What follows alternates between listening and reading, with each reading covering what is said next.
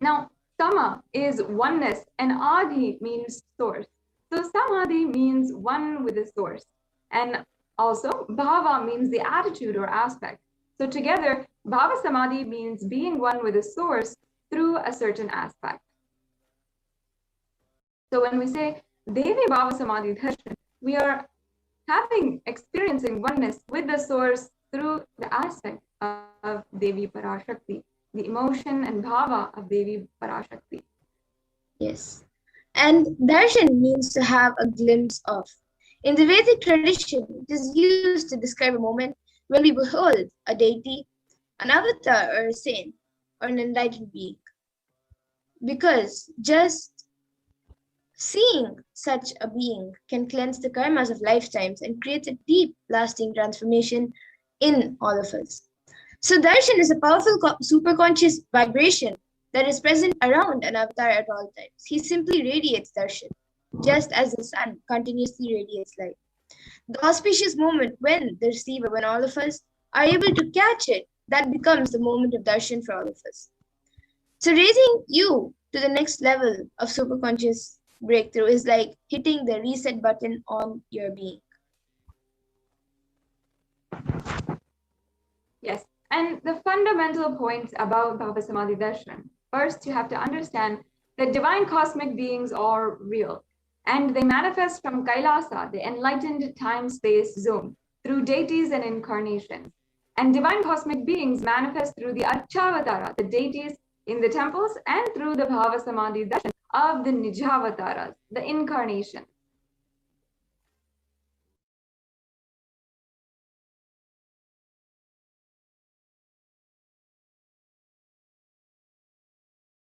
And the Bhava Samadhi Darshan is the science of the Nijavatar manifesting Paramashiva, the consciousness.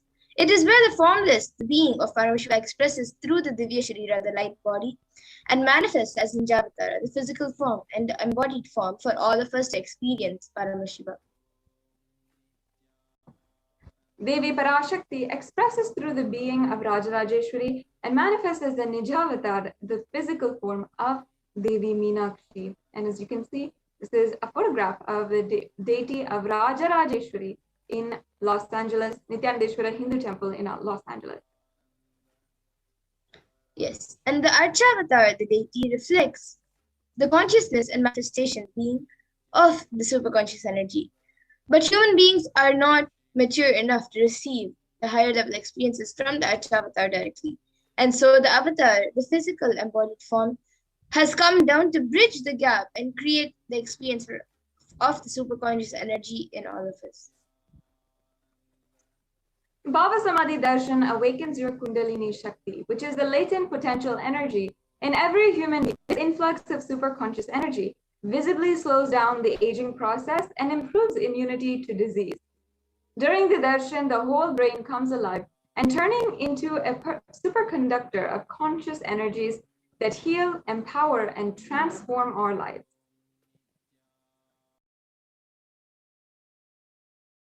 And during the Bhava Samadhi Darshan, our neurons mirror that of the avatar.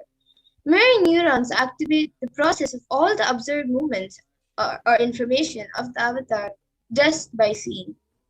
That is, the entire body can silently and without moving receive what is happening somewhere else. Through the process of direct observation, experiencing superconscious energy radiated by the avatar. Now, a glimpse of what are Akashic readings. Akashic readings, as you might have guessed, is not a prediction. It is a reading from cosmic archives. Beyond space, creation and destruction happen simultaneously. And in the dimension of time starts the past, present, and future. Because Akashic records are stored in Akasha, the space dimension, there is no past, no present, and there is no future. That is why what you call as happened, happening, yet to happen, are all clearly recorded. Now, let us be introduced to the very being who has made all of this great science of superconsciousness available for us, the Supreme Pontiff of Hinduism. Yes, Mama Dura, please go ahead. Yes, so the supreme point of Hinduism, Jagat Guru Mahasannidhanam, His Divine Holiness, Bhagavan Nityananda Parameshwar, is the reviver of the macrocosmic, ancient, enlightened Hindu civilization nation. The supreme point of Hinduism is the thousand-year incarnation of Paramashiva, as per Hinduism recognized by his predecessors, who are enlightened masters and adepts. The supreme point of Hinduism has made the science of power manifestation, yoga, and temple-based activities a lifestyle for humanity.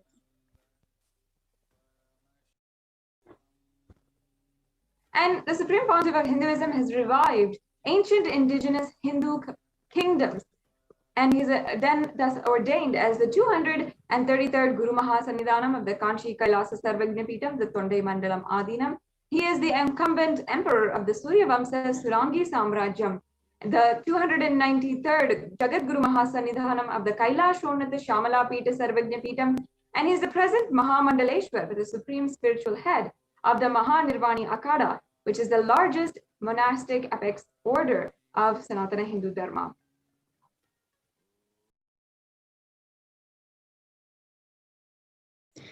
And the supreme point of Hinduism is also the thousand-year Acharya Mahamandaleshwar, the head of all spiritual leaders of the Atal Akada, the ancient apex body of Hinduism, and is also the present 23rd Guru Mahasannidhanam of Dharmamukti Swargapuram Adinam, and is elected as the supreme point of Hinduism by a congregation of over 1,000 Hindu leaders.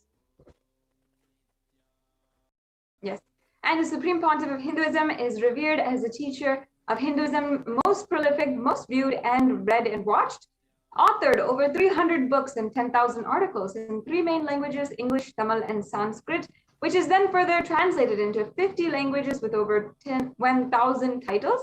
Over 20 million copies of books and articles have been sold, read, and downloaded. Over 10,000 hours of discourses are available for each and every one of you on either YouTube or on nityanandapedia.org.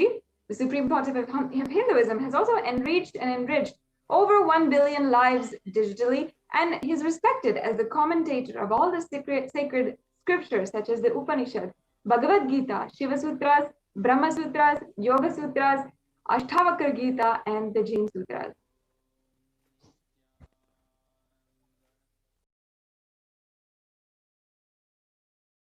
The supreme point of Hinduism is also honored as the leader of Hinduism, the most awarded, internationally recognized leader. He has also revived the more than 108 ancient Hindu sampradayas, including the Rudrakanyas and Rudras, Rishis and Rishikas, Bhairavas and Bhairavis, and Sannyas, and is also the establisher of the largest Hindu university, the Kailasas Nityananda Hindu University, in the world with satellite campuses in 150 countries. The Supreme Point of Hinduism is also the establisher of 1,000+ Kailasa enlightened ecosystems, and the founder and reviver of over 107 Peethas, and the collector of the largest Hindu library with over 1 million books, 1 million Pali scriptures, and 20 million digital books. Yes, so this brings us to a conclusion for the introduction of today's program. And next we have one of the most exciting segments of today's program, the power demonstration, which Ma Madhura will be leading after a very quick break.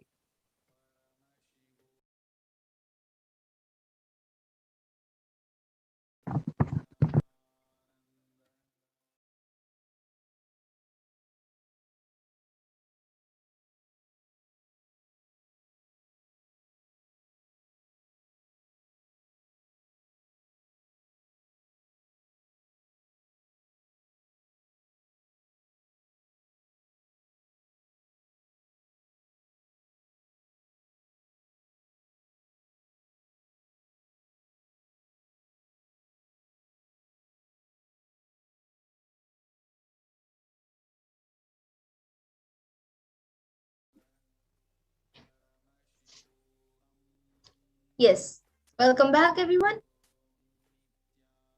And now we all just saw who is the Supreme Point of Hinduism, what is the Bhava Samadhi Darshan, and what benefits we're going to get from this program. So now we will be moving on to the next segment, an exciting segment, which we will be seeing the live demonstration of the extraordinary powers of Paramashiva.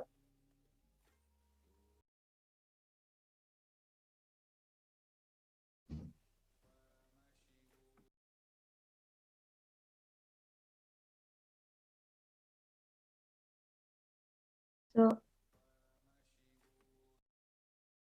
the Bharasans, Nityananda Yogis, the initiated disciples of Supreme Pontiff of Hinduism, will now be demonstrating the powers of third eye and sharing with all the experiences and results of the extraordinary manifestation of divine powers awakened in us through the Diksha initiation.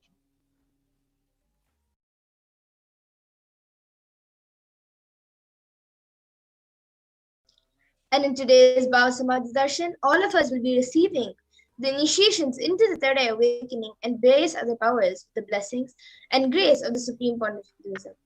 We will be manifesting the following powers of third eye, which is seeing with the eyes blindfolded.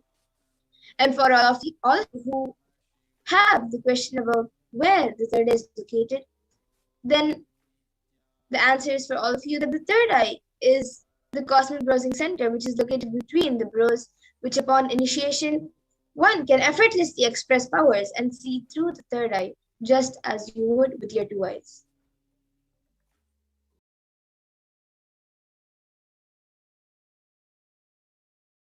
So, what are Shaktis?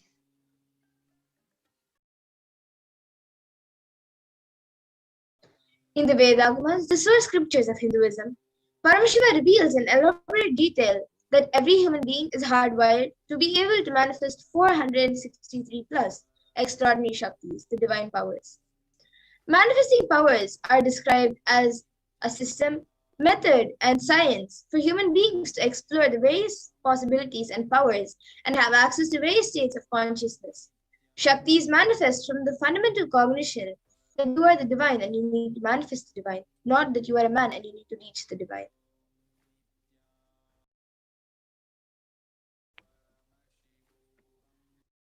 So now we will understand a few differences between the Shaktis and Siddhis. Shakti is expression from the space of enlightenment. Shakti is expressed from the space of enlightenment as a side effect of feeling connection with the divine and high integrity with the master, Guru. Shaktis are source of enlightenment, whereas Siddhis are on the path of enlightenment and are powers that manifest from the tapas and penance of enlightenment.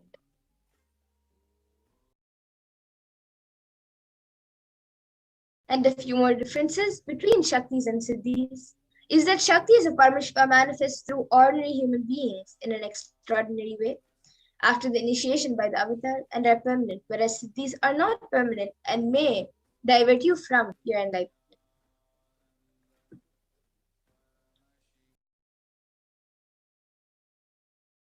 The source of Shaktis, who is Paramashiva, is the primordial divinity in Hinduism, the ultimate reality and cause which is self-effulgent, Swayam Prakasha, all-pervading, unchanging, beyond time, space, form, and causality. So the fundamental base of Avyakta, the unmanifest, and Vyakta, the manifest existence, Paramashiva performs the Panchakritya, the 5 cosmic acts of Shrishti, creation, Sthiti, the sovereign rulership and maintenance, Samhara, the rejuvenation, Prabhava, pulling out of pollution, and Anugraha, liberating grace for all living entities.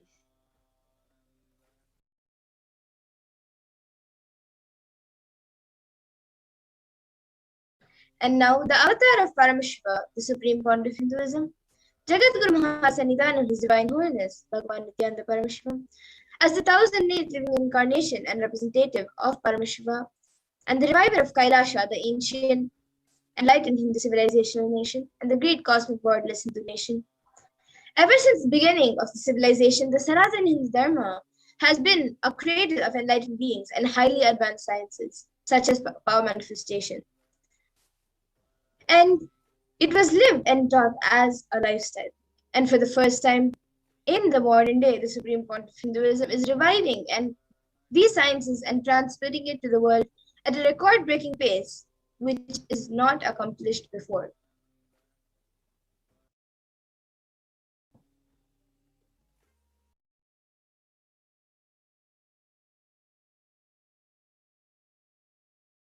So the Guru Parampara, The knowledge and science of manifesting these Shaktis are passed down from one generation to the next through Diksha, initiation, by the enlightened gurus.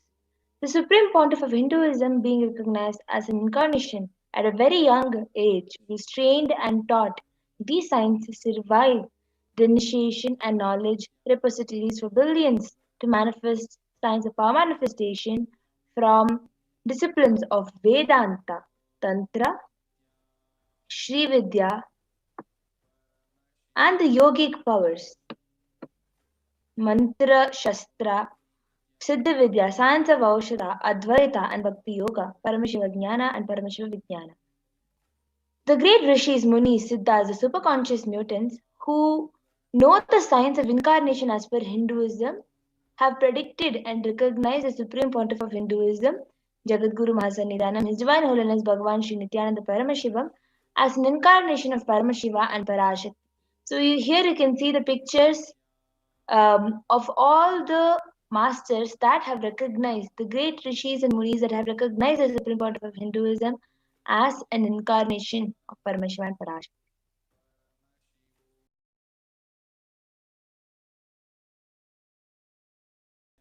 So now we will be seeing how we can awaken these divine Shaktis in us.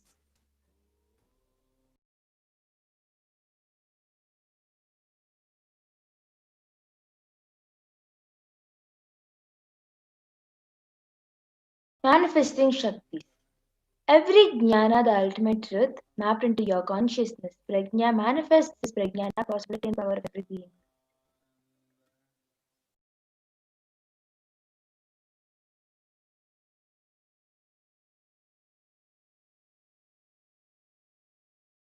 Yes, we can go ahead.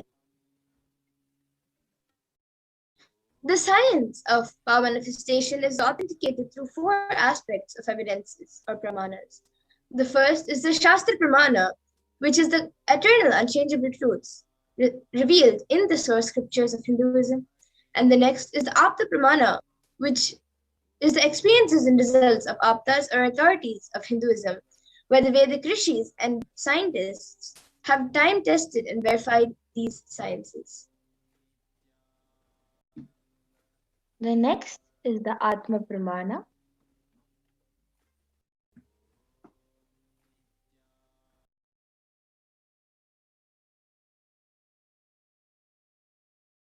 Or the account of Supreme Pontiff of Hinduism, Bhagavan Nityananda Paramashivam, this millennium's avatar's personal experience of our manifestation. And the Pratyaksha Pramana, or the empirical evidence from observation and scientific experimentations.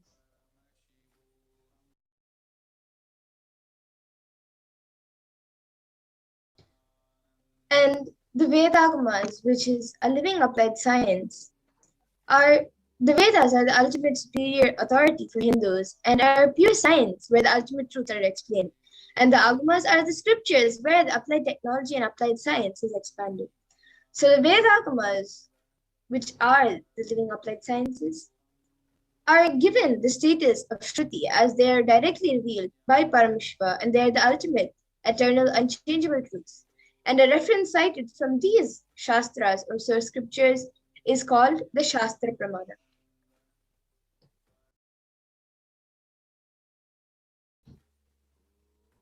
Let us get ready to witness a very unique and exciting demonstration of the power of third eye after knowing the pramanas for the power.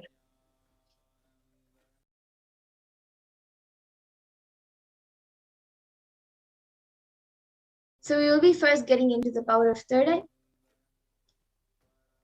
The Shastra Pramana for the power of third eye reading is from the Vijnana Bhairava Tantra. Kapalantarmanonyasya tishtanmilitalochanaha kramena manasodadyat lakshye lakshyamuttamam.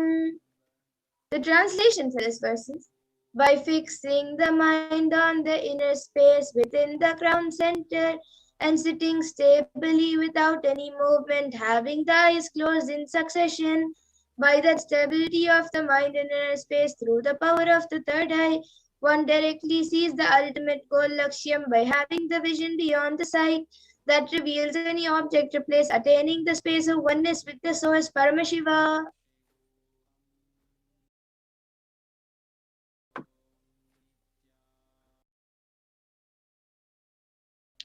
Apta Pramana. The Apta Pramana, where Krishna initiates Arjuna into the power of third eye. Natu maam shakyase drashtum manenaiva svachakshushā divyam dadami te chakshuhu pashyame yogamaishwaram. Bhagavan Krishna says to Arjuna, but you cannot see my cosmic form with these physical eyes of yours. Therefore, I grant you divine third eye vision. Behold my cosmic opulence. In the Hindu Purana Bhagavad Gita, Bhagavan Krishna initiates Arjuna into the power of third eye to behold Krishna's Vishwarupa Darshan, the vision of his cosmic form. The 11th chapter of Bhagavad Gita, which contains the description of Bhagavan Krishna's cosmic form, is completely narrated by Arjuna as he sees Bhagavan Krishna through the third eye.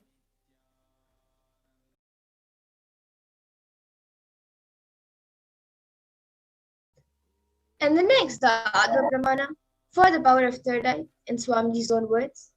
The first experience is that I was able to see everything around me, above me, the whole 360 degree, 10 directions below me, everything. I realized not only I was able to see, I was able to feel, experience all of that as well.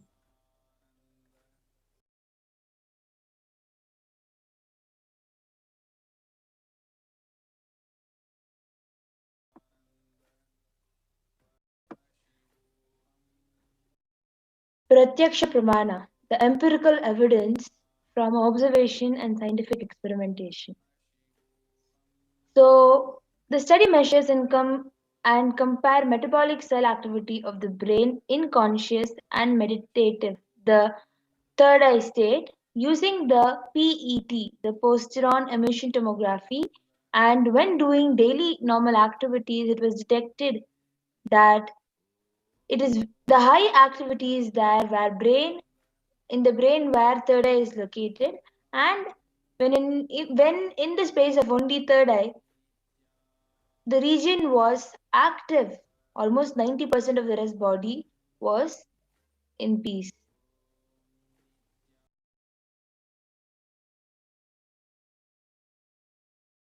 And now we will be witnessing the live demonstration, the Sakshi Pramana, for the power of third eye.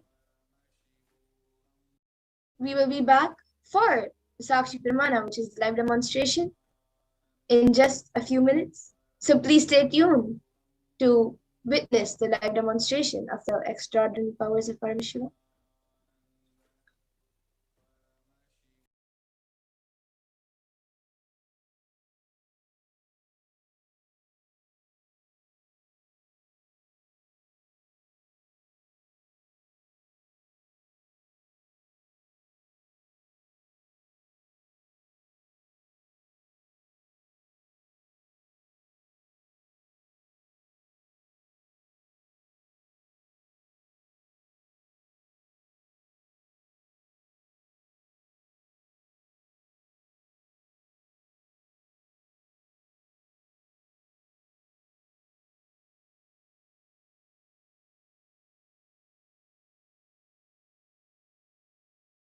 Shivoham Om Nityananda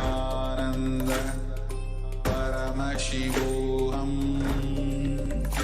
Om Nityananda Paramashivoham Om Nityananda Paramashivoham Nityananda Paramashivoham Om Nityananda Paramashivoham Om Nityananda Paramashivoham Om Nityananda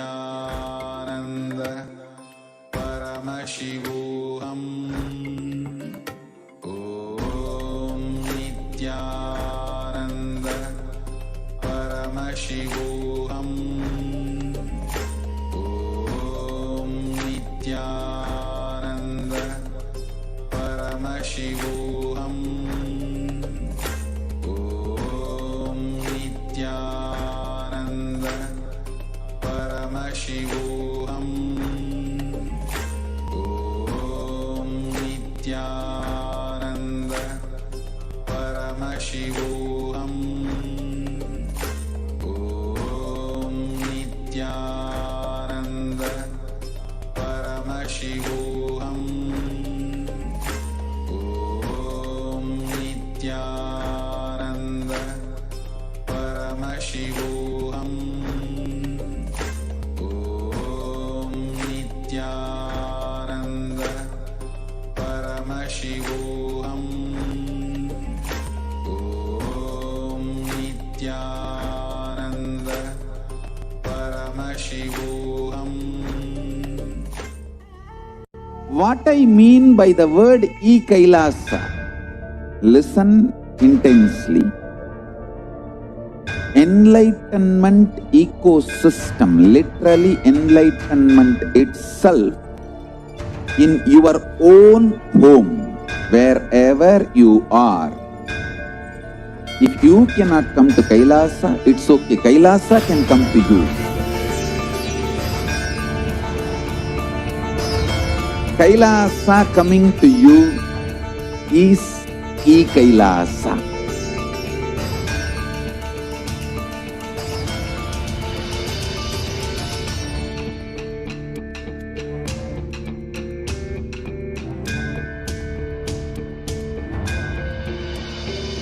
I will revive Hinduism. I am a Hindu revivalist, not by any revolution, but by evolution.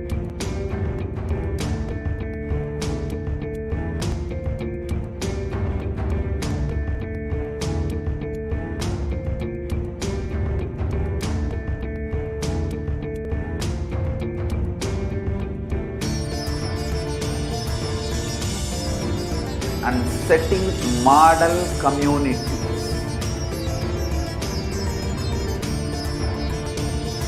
Kailasas, enlightenment ecosystems, Sarvanya Pitas all over the world.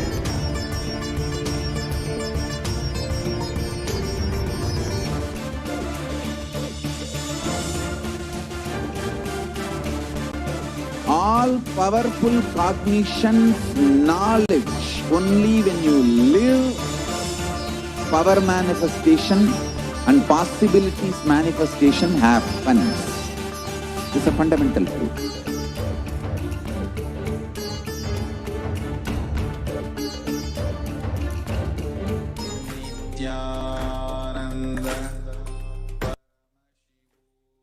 Yes, Nityananda, everyone.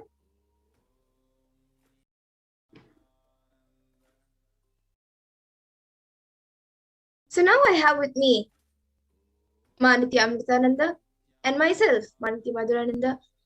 And today I will be doing the Power of Third Eye reading. So I will be using this eye band, which is certified by ophthalmologists. So this is a thick black plastic sheet in the front, opaque plastic sheet in the front. And behind that we have thick black sponge, which will not let any light enter anywhere around. And in these two holes, my eyes will be going into. So now Ma Amrita will be putting on this eye band for me.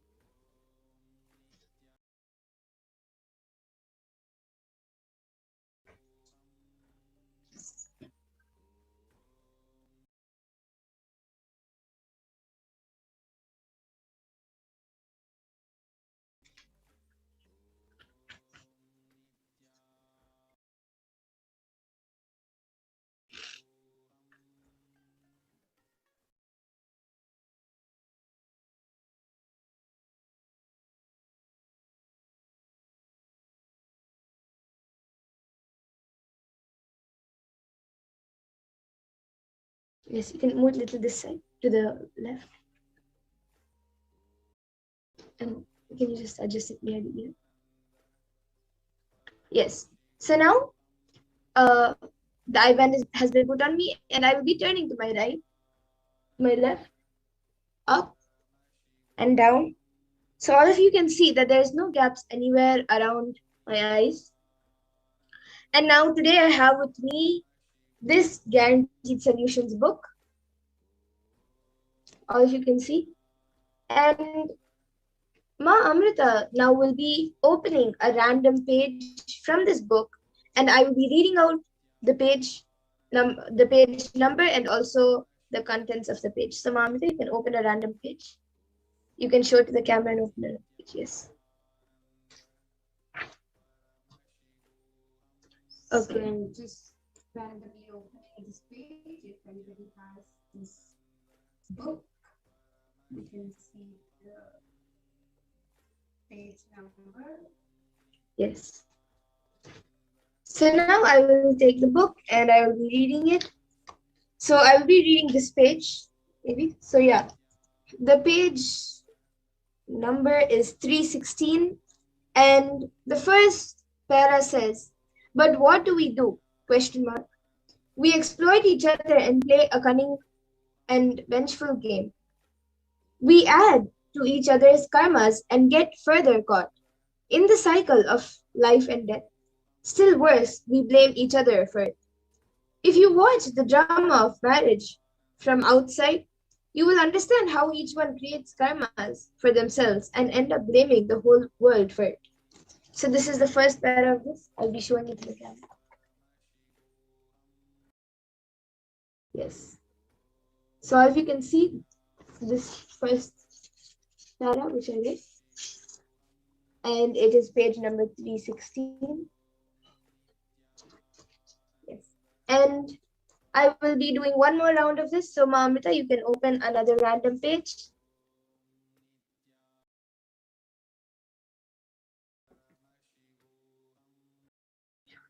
You can show it in the camera. Yes. So this is the page that's open. And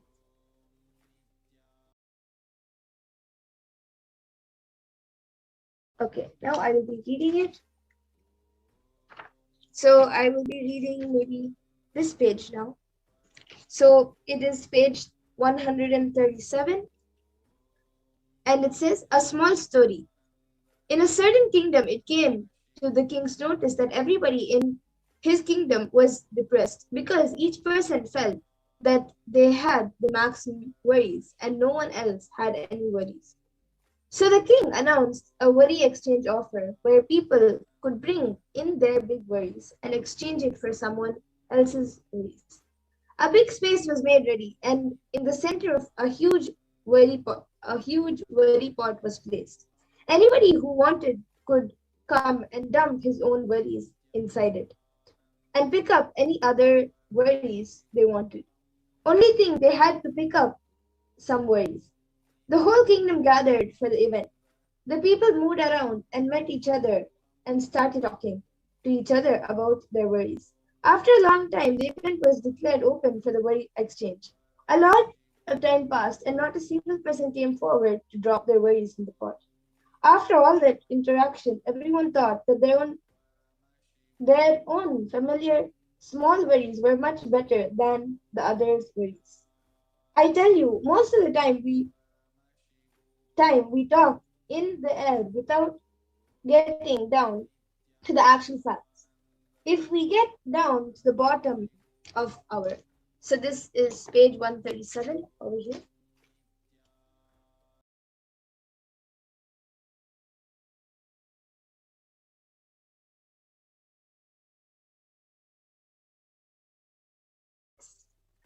And now, with this, Amrita will be removing my eye band, and we will be showing the eye band to you.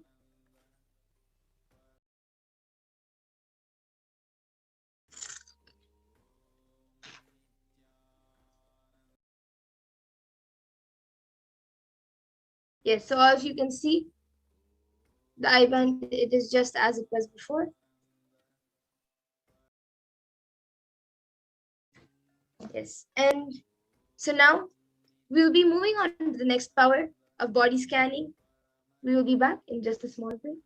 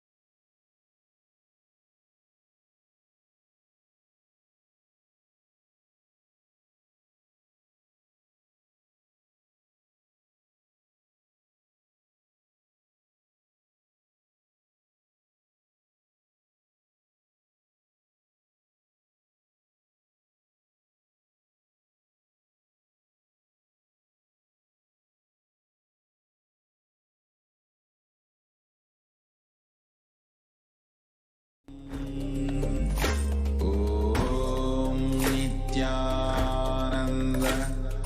परमशिवोऽहम्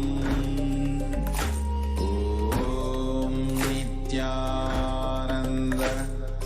परमशिवोऽहम् ॐ नित्यानन्द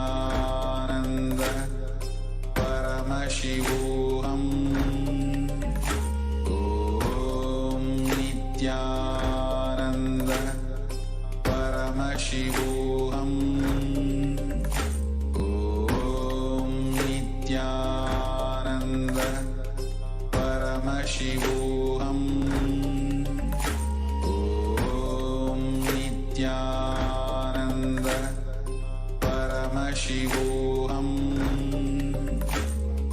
ॐ Nityanand Yes, now we will be getting into the power of body scanning.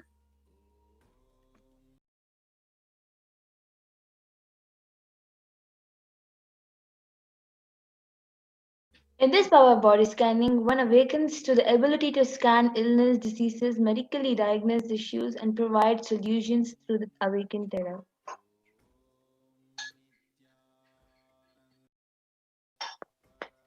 So the Shastra Pramana for the power of body scanning is from the Vijnana Bhairava Tantra. Swadehe jagato vapi sukshma sukshmatarani cha tattvani yani nilayam vyatvante vyajyate para. Bhagavan Parameshwara says, cognize deeply that from the subtle to the subtlest consecutive principles of your whole body, Swadeha, or the whole universe, simultaneously consist of the essential reality. They are being absorbed in their source cause Parameshwara. By the experience of such restful awareness, one becomes complete from all thoughts, and the ultimate universal divine power, Paradevi Adi Shakti, is revealed, and the supreme power manifestation happens.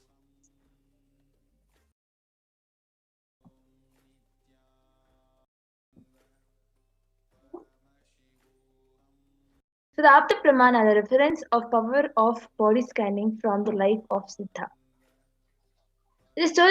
The incident from Terayar, where Terayar was a Siddha and one of the prominent disciples of Agatyar. One day, a man suffering from severe headache comes to Agatyar for healing.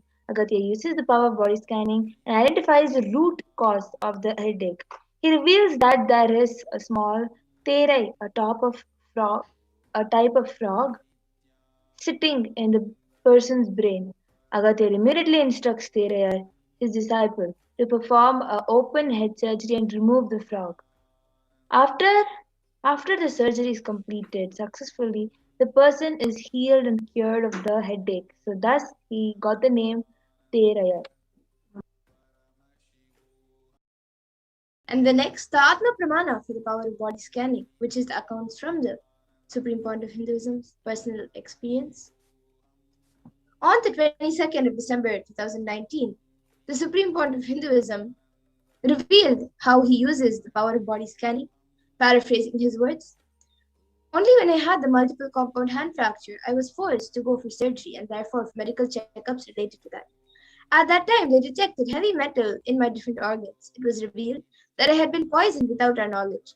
I immediately used diagnostic methods instead of medical facilities to study the body condition due to the poisoning. Through body scanning, I found out what the problems, imbalances had happened and where balances had to be done. I used allopathy as a second opinion to verify my findings.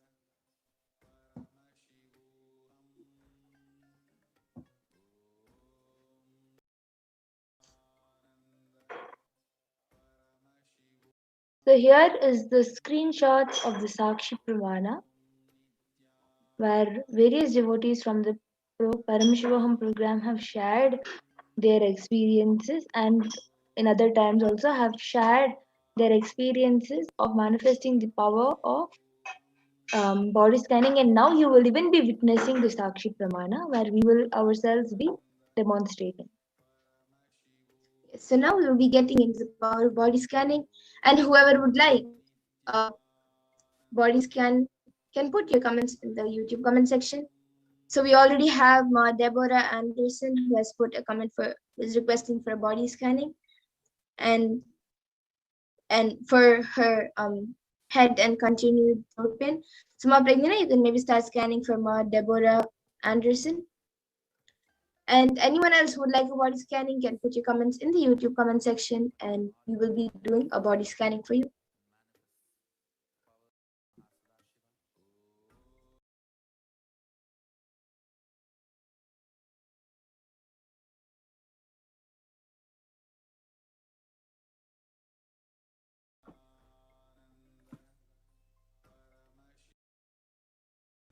So I was able to see that you need to have more water and have lots of pepper in your food, ma'am. You should, for your throat pain, I was able to see that you should have lots of pepper in your food, and you can have some hot lemon water with some pepper and sugar in it.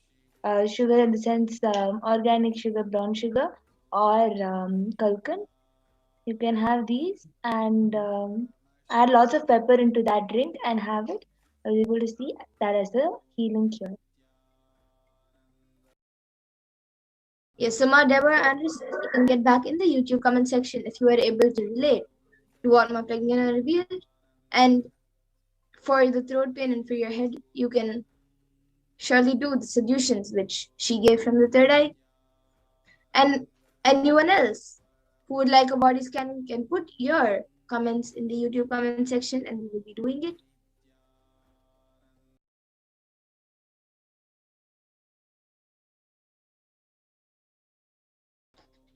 And in the meantime, Ma Pragnana, maybe you can share how you are able to see when you do the body scanning. How does the manifestation appear to you? How does it come to you?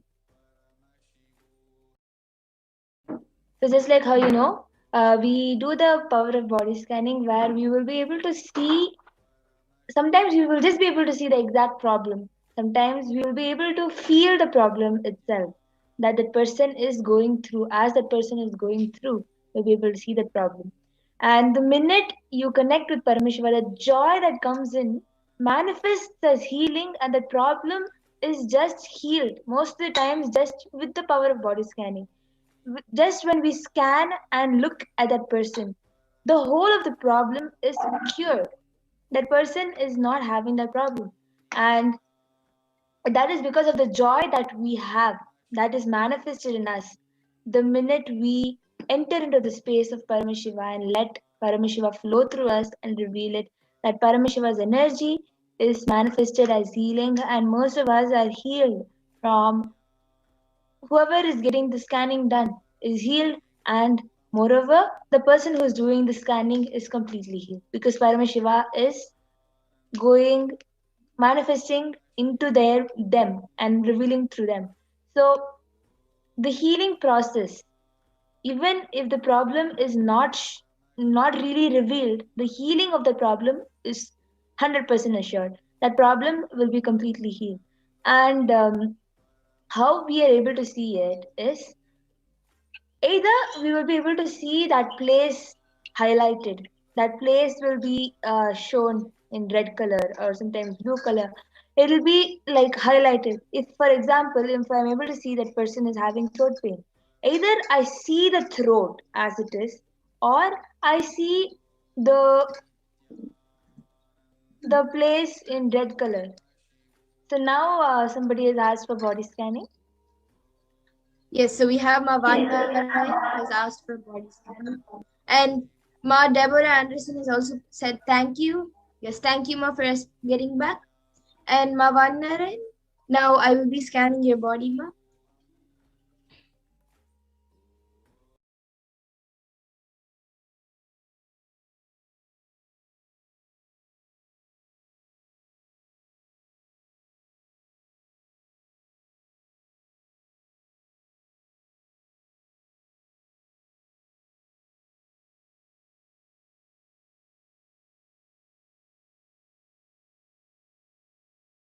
Yes, Master Ma Vanya, I was able to see that for you in your back,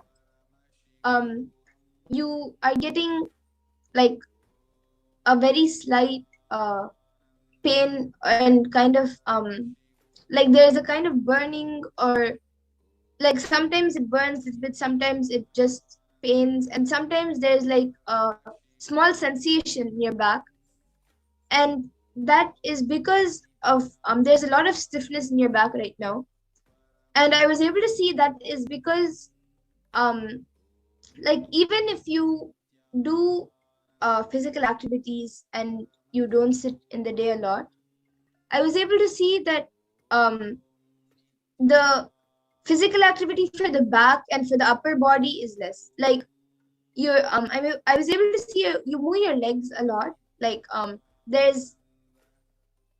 there's always some other thing like either walking or something going there's some movement in the legs.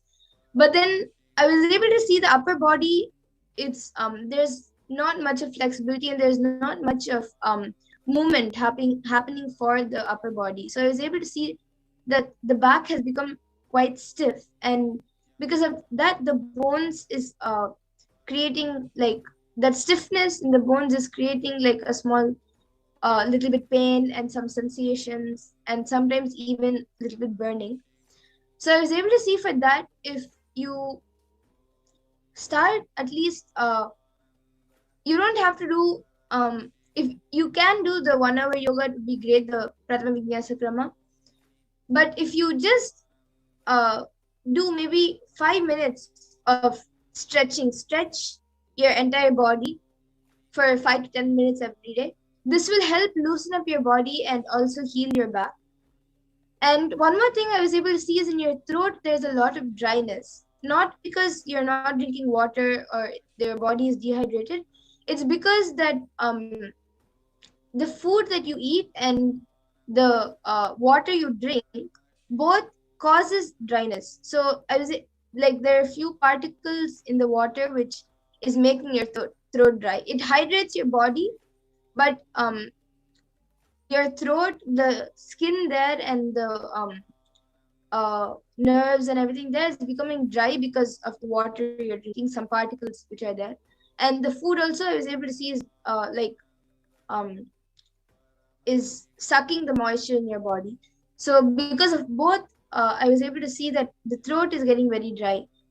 So I was able to see for that, for the water you drink, if you're able to boil it and drink, boil it before you drink. You can boil it and then you can cool it down in the fridge or anywhere. Or if you want, you can even drink it hot. But just drink more boiled water. And the food you eat, before you eat, do first make sure that it is offered to Swamiji. You can offer it as Naivedyam. And then after that, just make sure you do the Brahmarpanam mantra before you eat, and this will purify the food and make sure that the food doesn't suck the moisture from your body. So this is what I was able to see.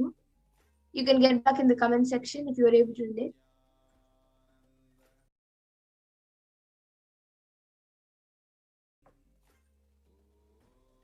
Yes, and now I also see GB, who has asked for a body scanning. Her Jayendra Baral. Okay, so Ma Pragnana, you can maybe do a quick body scanning for Jayendra Baral before we conclude the power manifestation segment. Yes.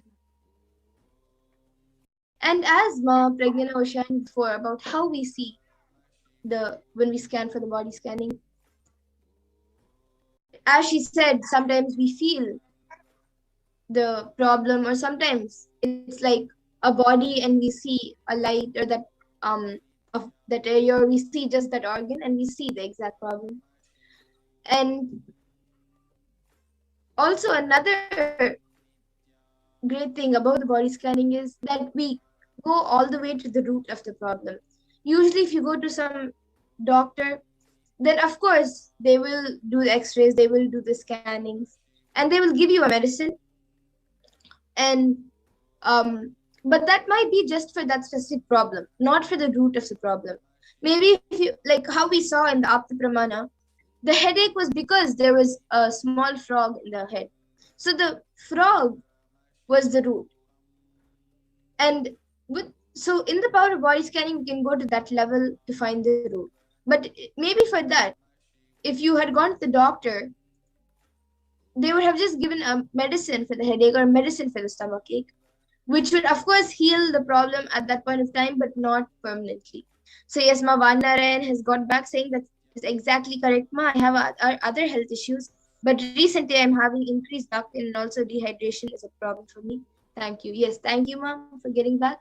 And yes, Ma Pragnana, you can share for Jayendra Baralaya. Yes, ma'am. So I was able to see that you're facing stones being formed in kidney. I was able to see something being formed in your kidneys, which you have to take care immediately, ma'am. So, and also I was able to see you need to consume lots of water and hydrate yourself. Yes, so Jnanendra Baralay, you can get back in the comment section if you were able to relate. And with this, we come to the conclusion of today's power manifestation segment. So for everyone else who would like a body scanning, all of you are always welcome to come again at 2 a.m. IST and 4 p.m. IST, where we will again be having this power manifestation segment and the PARASHAKTI Akashic readings. So with this, I thank all of you for joining us, and please stay tuned for the further segments and for the PARASHAKTI Akashic readings. Thank you, Nityananda. Thank you, Nityananda.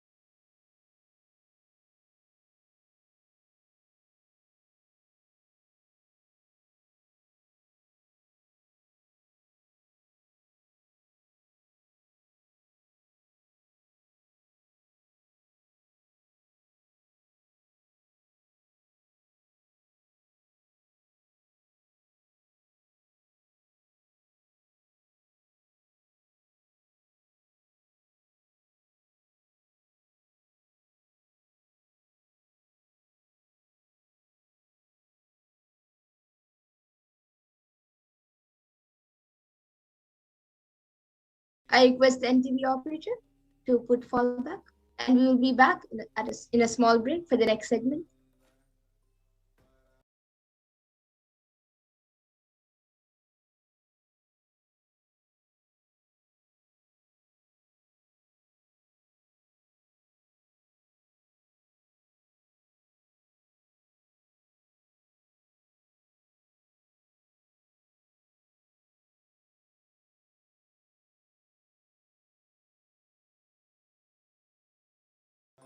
परमशिवोऽहम् ॐ नित्यानन्द परमशिवोऽहम्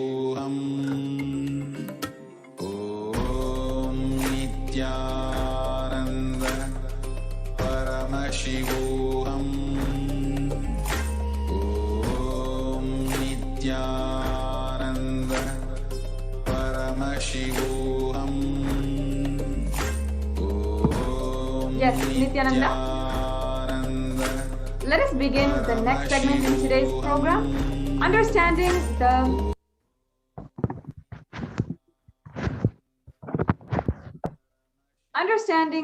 the introduction to who is Devi PARASHAKTI, and also the introduction to the Akashic reading.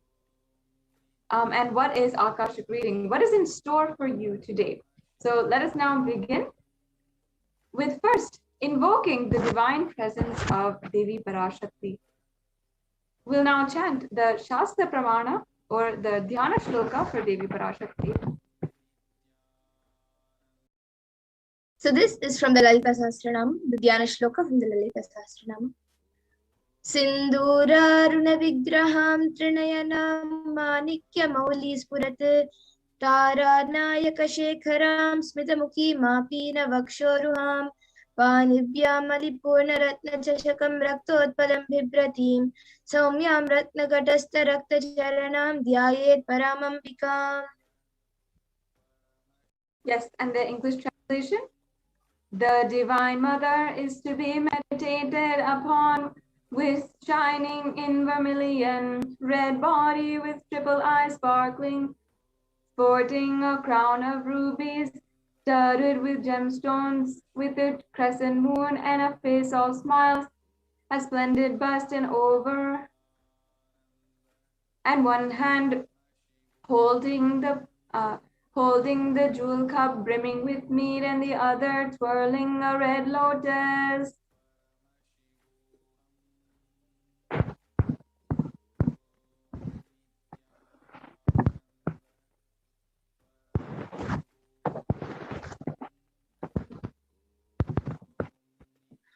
Arunam karunam tarangatakshim datapashankusha pushpabalachapam animadibhiravritam ayukaihi rahamitye vibhavaye bhavani. I meditate on the great Empress. She is red in color and her eyes are full of compassion. She holds the noose, the bow, and the flowery arrow in her hands. She is surrounded on all sides by powers such as Anima, and she is the self within me.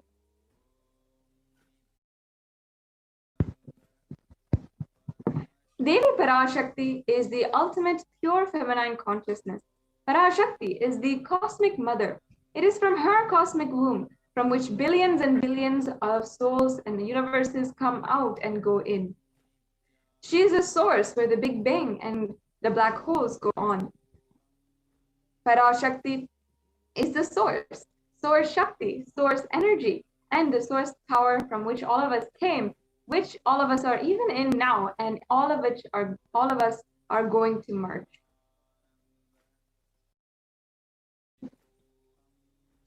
And out of her extreme love and compassion, PARASHAKTI herself is manifesting through the embodied form as the Nijavatara of the Supreme Pontiff of Hinduism, Jagat Guru Mahasannidhanam, His Divine Holiness Bhagavan Nityananda Parameshivam, gracing us, answering all our questions, attending to our prayers, giving boons, healing us, revealing our past, present, and future, and delivering profound spiritual truths, and ultimately giving us the experience of Paramashivoham itself.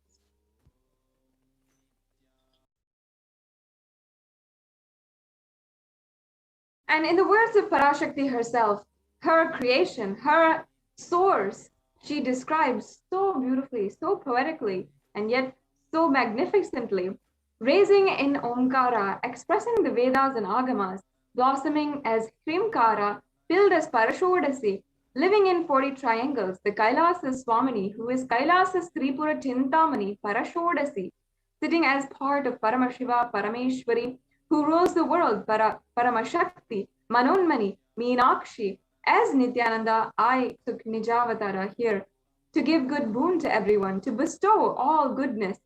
Hiranya Garbha Swarumpani, Brahmanda Yoni, Savitri, Navayavana, Shami, Chandramouli, Uma Parvati, Samrajya Lakshmi, Parameshwari, I came down as Nijavatara with great compassion. I am blessing. Listen, people, to do good to all of you. I took the form of Nijavatara and came down as Nityananda.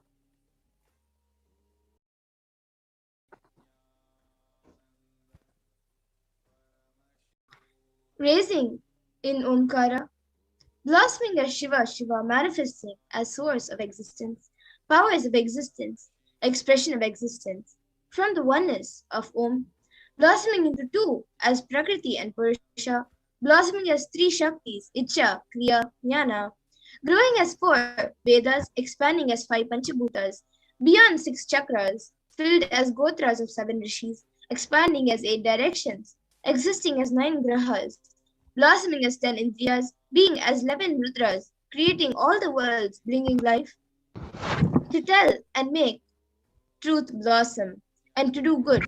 Parashodasi Meenakshi in the form of Nityananda, I came to bless every one of you. Now let us understand how to receive Devi Parashakti. Understand that once Devi Parashakti appears and the curtain opens for the darshan of Devi Parashakti, literally you are seeing Paramashiva and Parashakti at that moment. The Supreme Pontiff of Hinduism says she is there in your screen. So always receive her very traditionally. And in the Hindu tradition, there is a very special offering that we do. It's very special, but at the same time, very simple. It's called the Dakshina. And it is just an offering of 2 betel leaf, 1 banana leaf, 1 betel nut, and a coin. And the coin can be any currency and any rate. It can be just 1 cent or 1 penny. And after 100 days, you'll have $1 to offer to Devi Parashakti. No matter what, it is okay. And you just have to start the offering, start the process of this very simple yet extremely valuable offering to Devi Parashakti. The next slide, please. And you can offer that to Devi after the darshan is over. You can do namaskar and eat the bananas, the betel leaf, and the betel nut, and take it as prasadam immediately. And the coins, you can collect it and send it to the LA temple.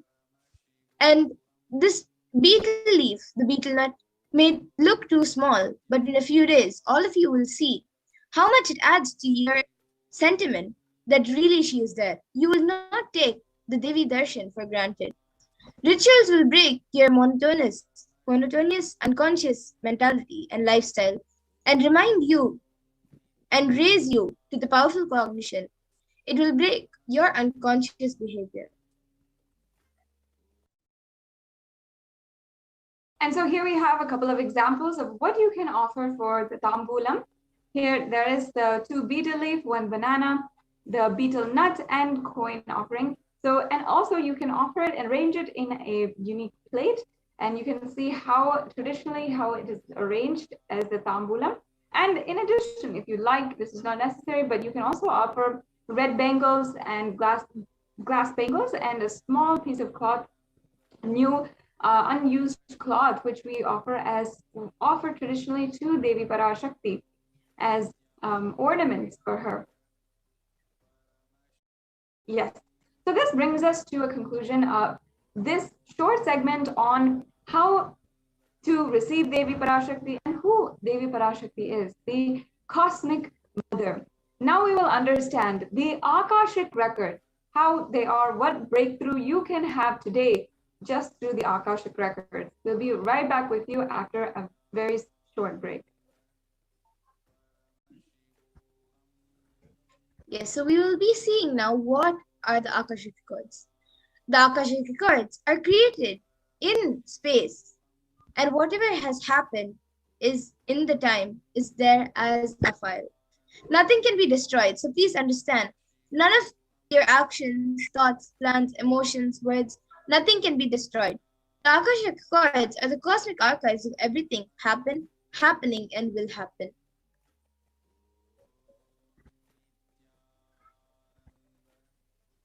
And the Akashic records are a verbal, visual, 5-dimensional document Whatever is happening is continuously getting recorded. All the information you collected from all your births is in your DNA. And you can access some of them just to understand and not to waste time doing the same thing again and again.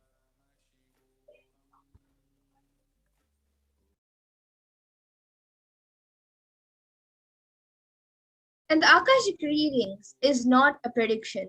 It is a readings from the cosmic archives. There is no such thing as past, present, and future beyond space where the creation and destruction happen simultaneously. In this dimension of time starts the past, present, and future. But in the Akashic records, there is no past, no present, and no future. That is why what you call as happened, happening, and yet to happen are already clearly recorded.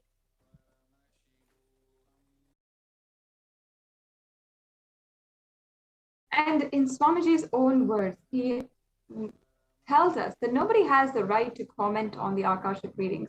Nobody has the right to manipulate or interpret these comments or interpret the readings or give any judgments or suggestions on themselves. The Akashic readings are complete onto themselves, and they're for anyone who wants to live the truths of Sanatana Hindu Dharma, live the cosmic truth, and live in a space of Jivan Mukti, living enlightenment. And it does not need any other spiritual process or special practice other than listening to the great readings again and again. When you listen to these great readings, naturally your negative logic is penetrated and these great truths settle into you and you live the space of enlightenment.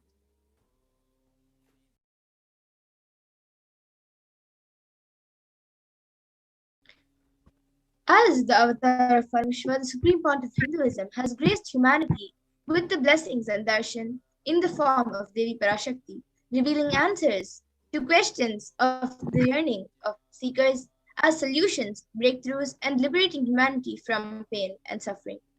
Any answer given by Devi Parashakti is not just an answer, but it is a karmic breakthrough for the receiver, for all of us. And The Shastra Pramana. Yes, ma'am, go ahead. The Shastra Pramana for the power of Akashic reading is from the Vijnana Bhairava Tantra, Dharana 61 and Sutra 84. Akasham vimalam pashyan kritva drishtim nirantaram stabdatma tatkshanat devi Bhairavam vapurapnuyat.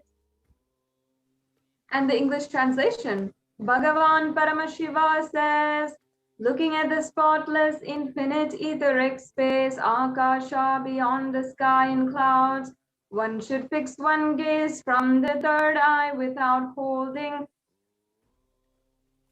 blinking continuously, and make the body and inner space steady and motionless. In that very moment, O Devi, one attains the nature and powers of infinite space, Bhairava.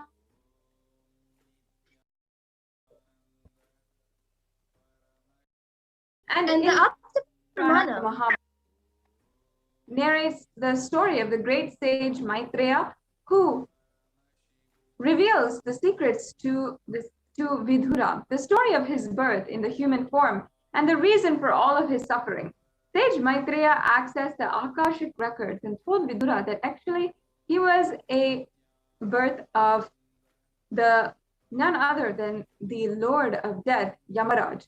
And he was to play the part of a so-called Shudra for 100 years because he was cursed by Manduka Muni.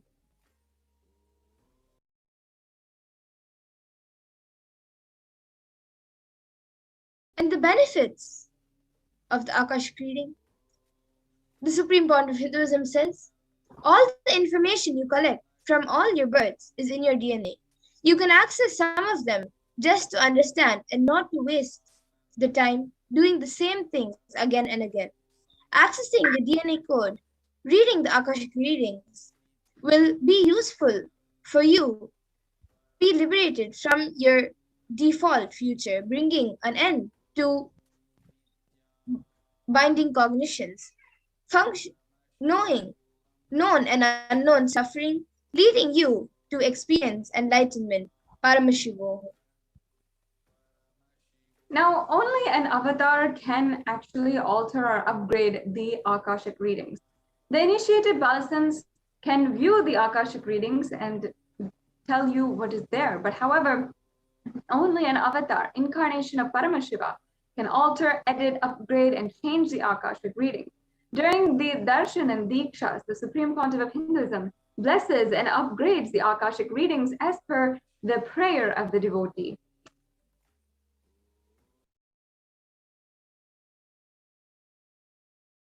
So what can you ask in the Akashic readings? The most accurate and unbiased answers to any question about your life, destiny, purpose, or any everyday part of your life. Or be spiritually healed of physical and emotional problems with just a look or a word. Understand the reasons behind your life's happenings. Receive blessings to fulfill your right desires. And get the clarity to redesign your future. So these are the few things which you can ask in the Akashic readings. Yes, so now this brings us to a conclusion to this segment for today on the Akashic reading and what they really are, what you'll be able to benefit and transform during these Akashic readings that will be happening. Now, we'll be taking a very quick break and then moving on to the next segment of today's program.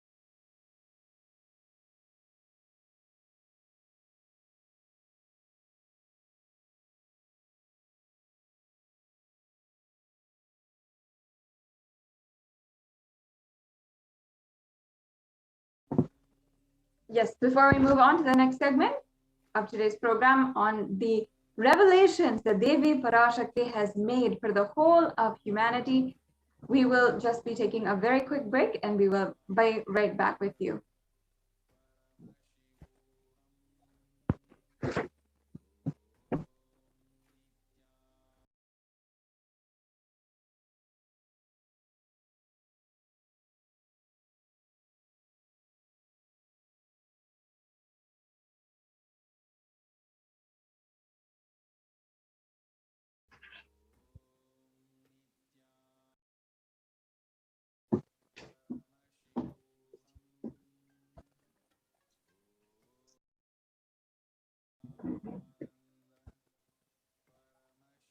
Yes, I request the NTV operator to project the fallback.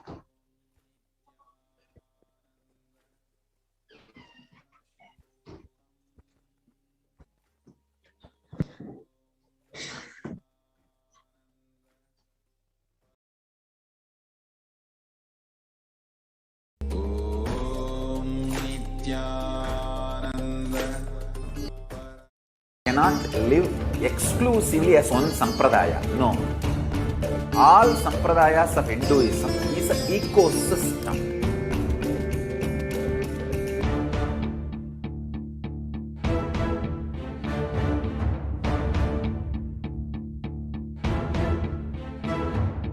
So don't keep quiet thinking that if one sampradaya is attacked, only that sampradaya is going to be affected. All of us are ecosystem.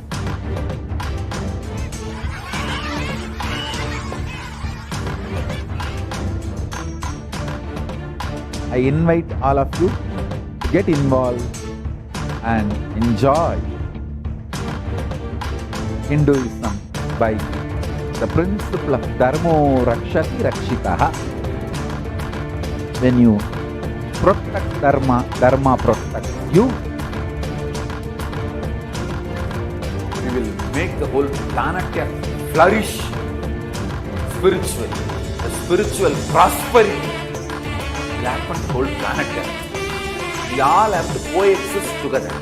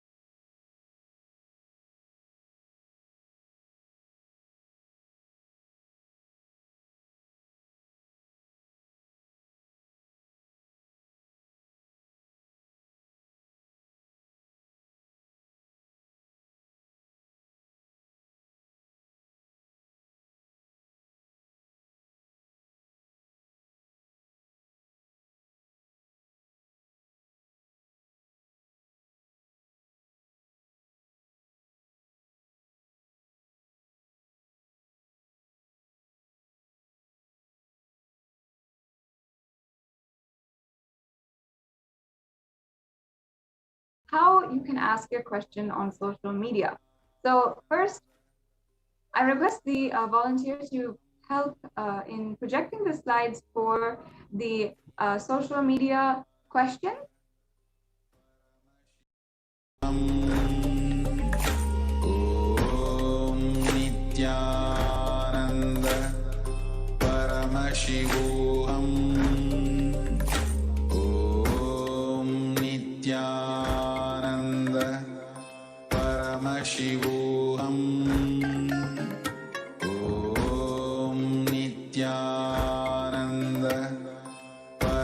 Shivoham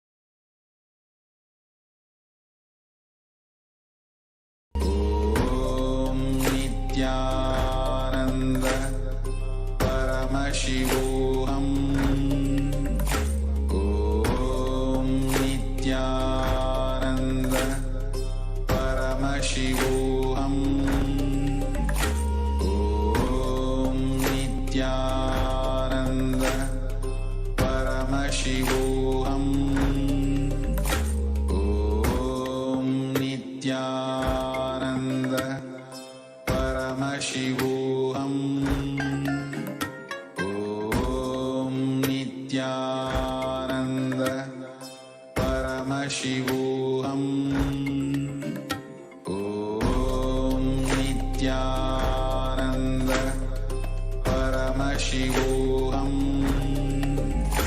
Om Nityanand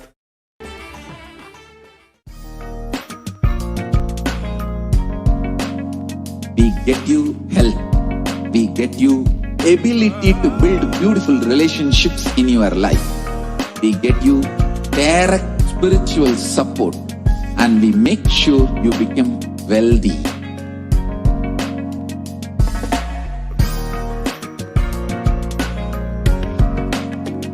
We won't stop giving you just good life. We will literally not stop till you live enlightened life. Manifesting the state of Paramashiva, space of Paramashiva, powers of Paramashiva, being of Paramashiva.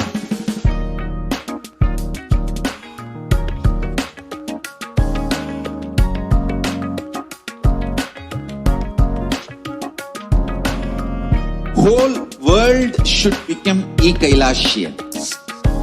I want the whole world to know Hindus have something great to contribute to the world.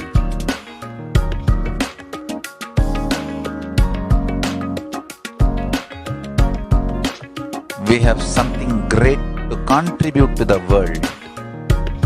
Let us do that.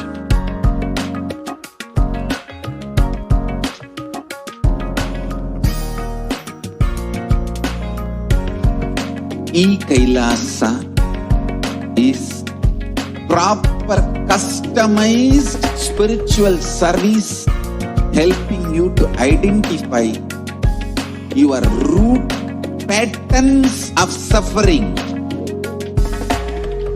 We have perfected the science of helping every individual from every cultural, religious, nationality background.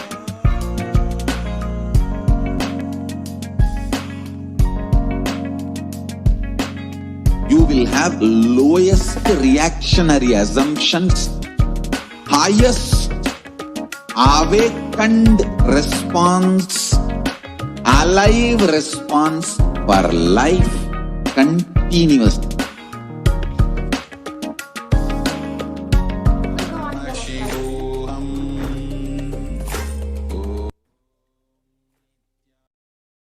Yeah, we can go on to the next slide. Yes. So now today we're going to be understanding the revelations from Devi PARASHAKTI on the neem leaf. So first, listen intensely. You have to apply turmeric in your forehead, intake flowers of neem in your inner tongue, be in the unclutched state in your heart, have anthil soil in your lower abdomen, onion in your heels as a protection, and go to sleep every day. You will be established in the Nirvikalpa state and be in the state of Turiya. Parameshwari, I am blessing you all. Only this is the sweet way to get rid of diseases, sufferings, ailments, karmas, mental stress, depression of this pralaya. All people listen. Life without any hardship will happen. I am giving you the completion of enlightenment and Paramashiva Padam. Let you live in Nityananda and stability. Always I will be with you and protect you. Don't worry.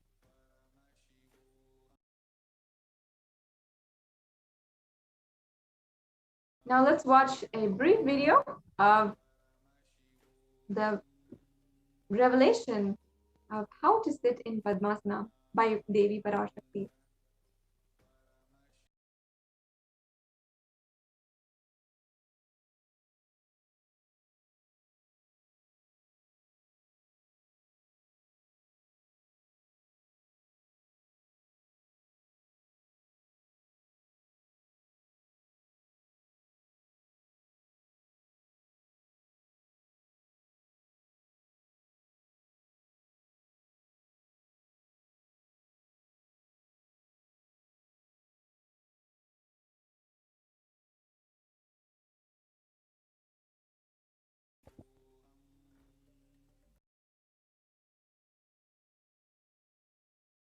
Yes, the next slide, please.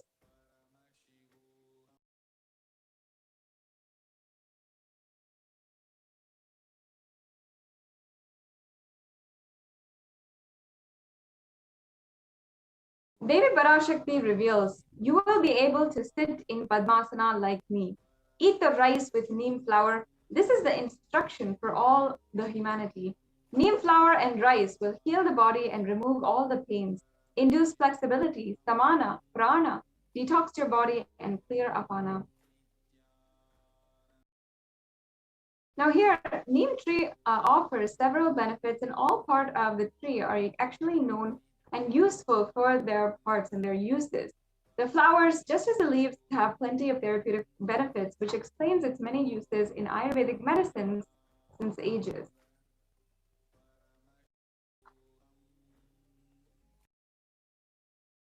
The neem flower is very much known to be extremely beneficial for your digestive health. So it helps improve all the digestive health, and it's mainly used in a dry powdered form for cooking. It can be used in its fried, boiled, dried, or roasted forms in the rice dishes and in sauces for therapeutic purposes as well.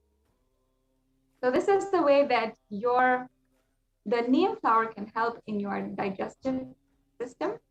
And the neem flower is also helpful in weight loss. Neem flowers are extremely effective in losing fat, mostly from the belly area. And the flower is known for its potent properties, which help in fat breakdown.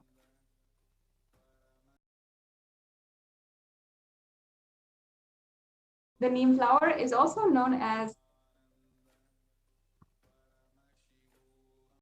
also known for helping the liver health. Dried flowers can be powdered and consumed, and every morning mixed in a glass of warm water. It helps in cleansing the liver and removes unwanted toxins from the body. It is good for your liver health as it acts as a purifier.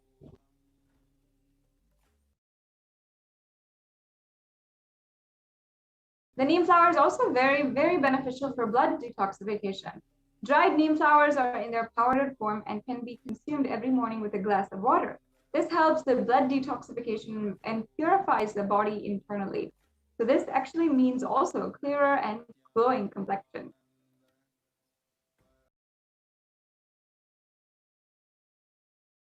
Also, consuming the neem flowers on a regular basis helps in improving metabolism. It improves blood circulation, and it is good for immunity and offers great positivity. Neem flowers are also used in treatment of belching, nausea, anorexia, and intestinal worms. Ayurveda says that its leaves are magical for the eyes and beneficial for treating headaches and skin.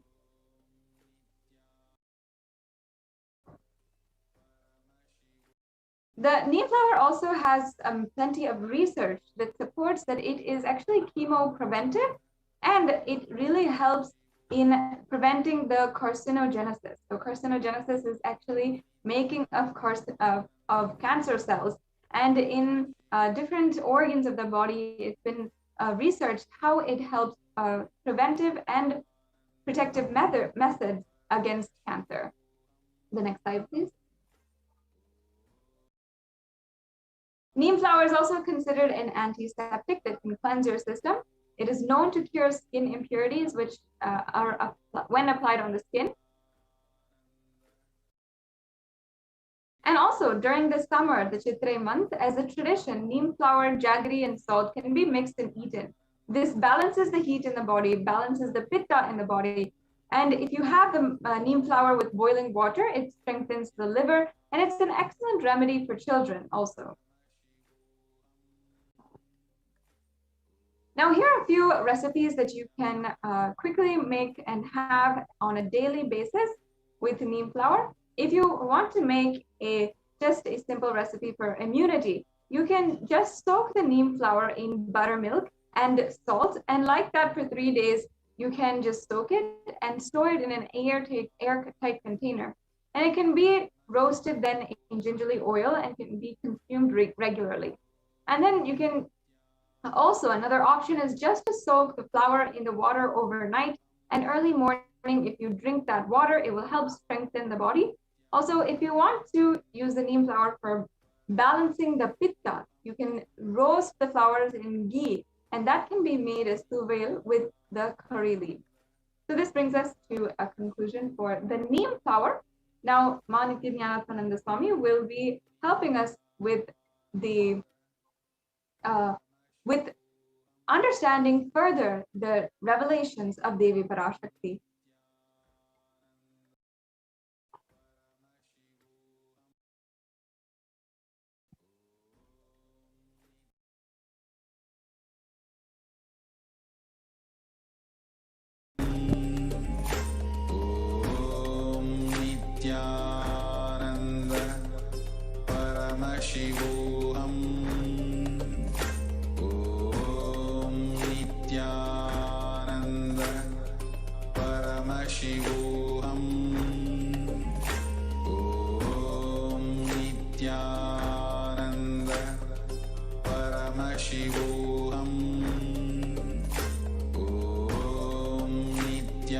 And welcome back, everyone.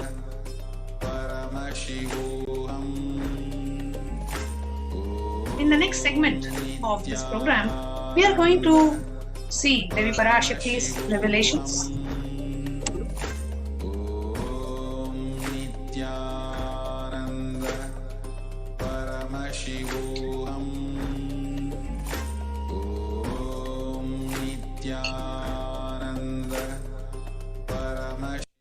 In the next segment of the program, we are going to see Devi PARASHAKTI's revelations on the sacred secret of Hindu birth. What is the sacred secret of Hindu birth and what Devi PARASHAKTI has revealed is what we are going to see.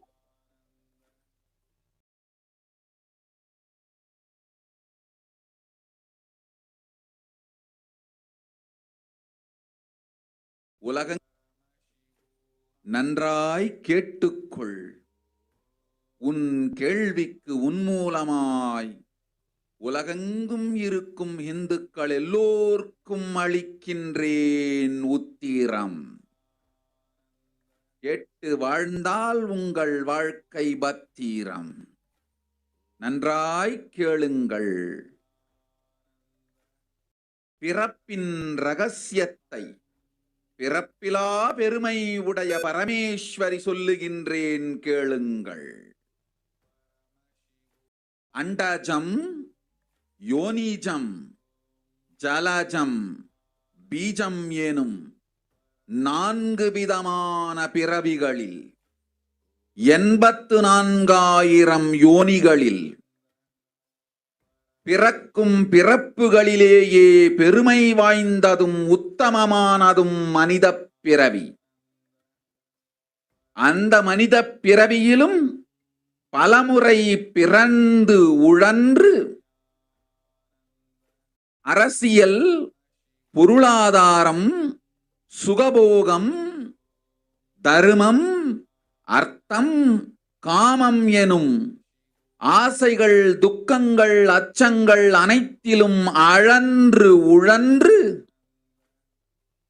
இனி வேண்டாம் இப்பிறவி, வேண்டுவது மோட்சமே என்று முடிவெடுத்தோர்க்கு மட்டுமே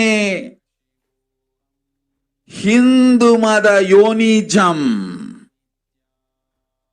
ஹிந்து பெற்றோர்க்கு பிறந்திடும் சனாதன ஹிந்து தர்ம யோனிஜம்.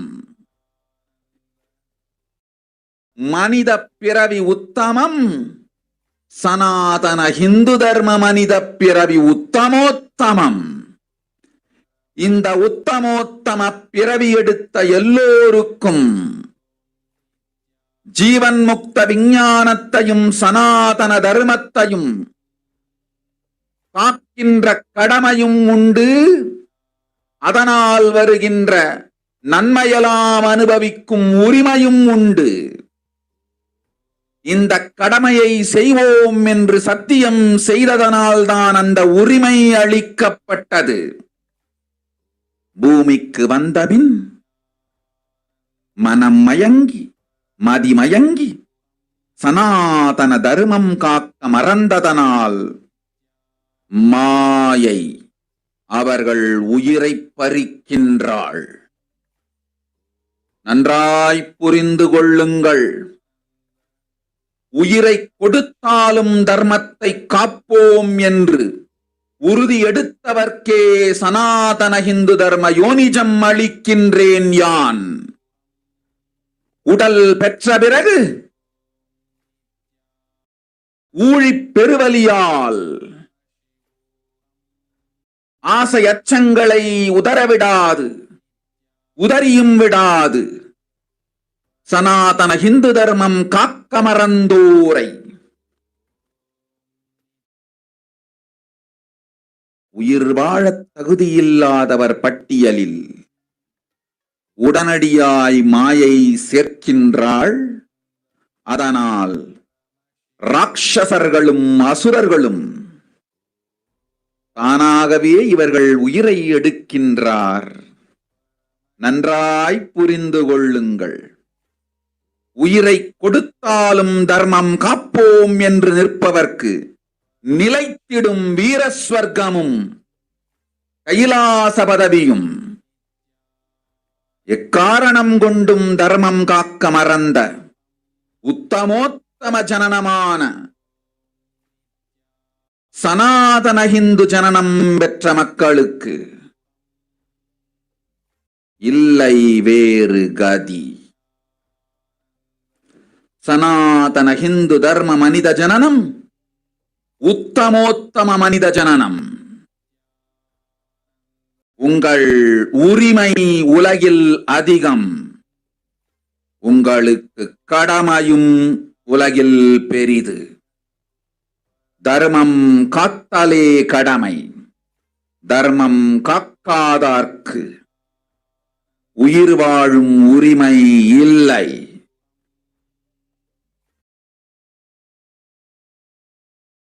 நன்றாய் புரிந்து கொள்ளுங்கள்.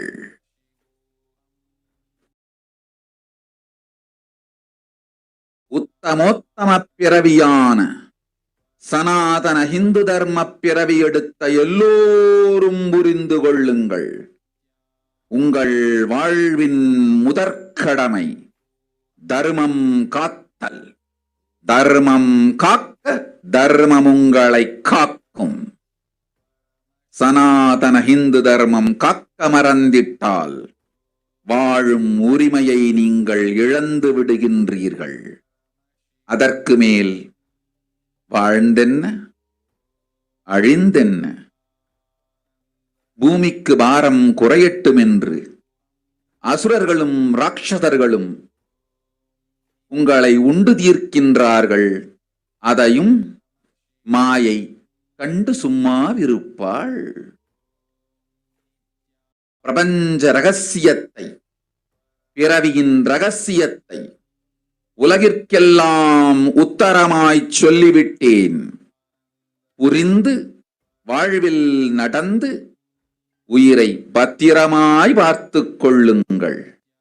அன்னை சொல்லும் அருள் சத்தியம் இது. ஓம் ஓம் ஓம்.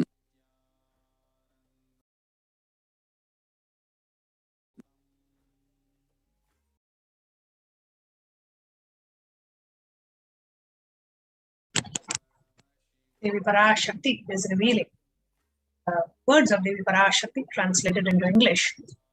Listen. Andajam, Yonijam, Chalajam, Bijam. Like this. In 4 types of births, in 84 lakh yonis, which is 8.4 million yonis, in all these births, the most greatest of birth of all is the human birth. Even in that human birth, being born and toiled many times, and after getting burnt and toiled in politics and finance and luxuries and dharma, artha, kama, and those who decide of not wanting this birth, wanting only moksha, only those will have Hindu Dharma Yonijam, the Sanatana Hindu Dharma Yonijam of being born to Hindu parents. Hindu birth is Uttam, best. Sanatana Hindu Dharma human birth is Uttamottama, the best of the best. Everyone who took this Uttamottama birth has the responsibility of protecting the signs of living enlightenment and Sanatana Hindu Dharma. And also, they have the rights of experiencing its benefits. The right was given to them because of the commitment given by them to do this responsibility. After coming to Bhuloka, by getting mentally deluded and forgetting the dharma of protecting Sanatana Hindu Dharma, Maya, she is taking away all their soul. Understand carefully. I am giving the Sanatana Hindu Dharma Yonijam only for those who gave the commitment of protecting Sanatana Dharma even by giving their life. After getting the body, because of the painful deluge, not dropping fear and greed, for those who forget to protect Sanatana Hindu Dharma, Maya, she will immediately add them all to the list of those who are not worthy of living. Therefore, Rakshasas and Asuras are automatically taking away their life. Understand properly. For those who stand that even by giving their life, they will protect Dharma, will permanently have Veera Swarga and Kailasa Padavi. For any reason, people forget to protect Dharma, having the Uttamottama birth of Sanatana Hindu birth. There is no other way for them. Sanatana Hindu Dharma human birth is Uttamottama human birth. The rights in this world are immense, and also your responsibility in this world is large. Protecting Dharma is a responsibility. Those who do not protect Dharma, they do not have the right to live. Understand properly. All those who took this Uttamottama birth, which is Sanatana Hindu Dharma birth, all of you understand. The first responsibility of your life is protecting Dharma. If you protect Dharma, Dharma will protect you.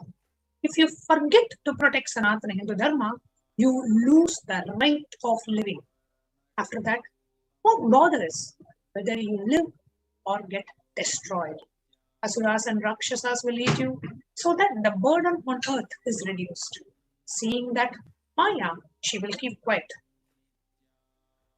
So now let us understand what is really the responsibility of Hindus.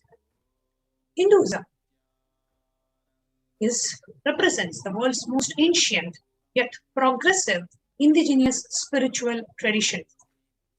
It is an open framework model of civilization that stands for global peace, vegetarianism, non-violence, yoga, worship of nature, temple-based living, manifesting spiritual powers, and inherent divinity of every being. The Hindu nations are ecosystems where more and more enlightened beings could be produced, so that enlightenment civilization could be kept alive and its greatest gifts shared with the world. The reference of Hindu nations from Hindu scriptures. Let us take a look at how the great enlightenment nations, enlightened civilizational nations existed. The ideal Hindu nation was at the time of Bhagavan Rama, who is an incarnation of Bhagavan Mahavishnu on the planet Earth. The reference from Valmiki Ramayana, the Yuddha Kanda, the chapter 128, verse 99 to 101 says how Rama ruled the nation. At the time of Bhagavan Rama's rule, there were no widows to lament, nor there was any danger from wild animals, nor fear born of diseases. The world was bereft of thieves and robberies. No one felt worthless, nor did old people perform obsequies concerning youngsters. Every creature felt pleased. Everyone was intent on virtue. Turning their eyes towards Rama alone, the creatures did not kill one another. So I just want to take a moment and want to bring the attention of all our viewers to this aspect. What defines a nation? Number one, there is no danger, there is no fear, nobody felt worthless. Means even their mental state, how people felt about themselves was the responsibility taken by the Hindu rulers. Every creature felt pleased, the happiness of the people inside. Everyone was intent on virtue. So how the citizens are living in the country, how many of them are living with integrity, authenticity, responsibility, enriching. And finally, no creature, there was absolutely non-violence. The creatures did not kill one another. Those are the beautiful aspects of the enlightened civilizational nation. And Rama's rule, also at that time, people survived for thousands of years with thousands of progeny, all free of illnesses and grief. The trees that were bearing flowers and fruits, the trees there were bearing flowers and fruits regularly without any injury by pests and insects. The clouds were raining in time and the wind was delightful to the touch. Every caste was performing their own duties. satisfied with their own work and bereft of any greed. People were intent on virtue and lived without telling lies. All people were endowed with excellent characteristics. All were engaged in virtue. So here again, when we look at the characteristics of a nation, it talks about the longevity of the people. It talks about how people lived with their progeny. It talks about people living free of illnesses and grief. And it talks about even the happiness index of trees, happiness index of the nature. So people are completely in tune with the nature. The trees were bearing flowers and the wind was delightful to the touch, and everybody doing their own assigned duties without any greed and without any jealousy. All these are traits of a great Hindu nation. Today, unfortunately, the world is running behind money, and the country is, the superpowers today are measured by their purchasing power parity, are measured by their currency value, not based on the happiness index of the people, not based on how much the people and the country is in tune with nature, not based on the mental health of people. In some of the most developed countries in the world, people are the most depressed. So much of psychological sicknesses and mental illnesses is happening, though the country is considered today one of the superpowers. So, however, in the case of Hindu nations, the non-violence, the happiness of the people, the peace, the bliss of the people, how they were following their virtue, how they are following the dharma, all these are the qualities of the Hindu nation. And the ruler, the king, took the responsibility to ensure that the entire kingdom was in complete tune with the nature. And this was not just a one-off example of how Bhagavan Rama ruled the Ayodhya, Koshala kingdom. Now let us look at an example from Mahabharata, a reference from Mahabharata to the kingdom of the great king Yudhishthira. At the time of Yudhishthira's rule, there was granted rains to fulfill all wants. The world became free of all disease. There was no hunger or thirst anywhere. There was no mental suffering. Those without livelihood were given livelihood. There was abundance all around. There was no worldly worries left for anyone, and there was no cause for fear either. Happiness on earth was in fact even greater than in the heavens. This is how beautiful the Hindu civilization and nations were, and we as Hindus live in those civilizations. Excuse me. We live in those civilizations, and this is exactly what the Supreme Pontiff of Hinduism is today reviving as Kailasa. Not only looking at the economic power of the country, but also looking at the happiness index, the mental happiness of the people, abundance everywhere, no thirst, complete non-violence, completely in tune with the nature. That is exactly what the Hindu nation today, that Supreme Pontiff of Hinduism, is reviving on the planet Earth. Now, Hindu nations had so much. The whole Hinduism is based on contribution, contribution, contribution, contribution. We had so much to contribute in the world in every field: enlightenment, health, medicine, arts, science, technology, aviation, dance, music, clothes, social, political, judicial, legal system. Hinduism had so much to contribute to the world. But the question that comes up is, how come these enlightened civilizational nations, which were completely non-violence based, how were they destroyed? The destruction happened in three phases. The phase one was the destruction of the Hindu civilization during the Islamic invasions, which happened between 800 to 1700 AD. And then 200 years of colonial rule, the phase two by the British, from 1700 to 1947 AD. And then the third phase is after the independence of India, during the secular rule of India from 1947 till date. So the phase one of Islamic invasions, the physical destruction of Hindu civilization.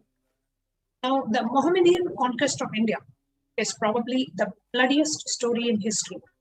The Islamic historians and scholars have recorded with great glee and pride the slaughters of Hindus, forced conversions, abduction of Hindu women and children to slave markets, destruction of temples carried out by warriors of Islam during 800 to 1700 AD. Millions of Hindus were converted to Islam by sword during this period. Millions more were raped and dismembered.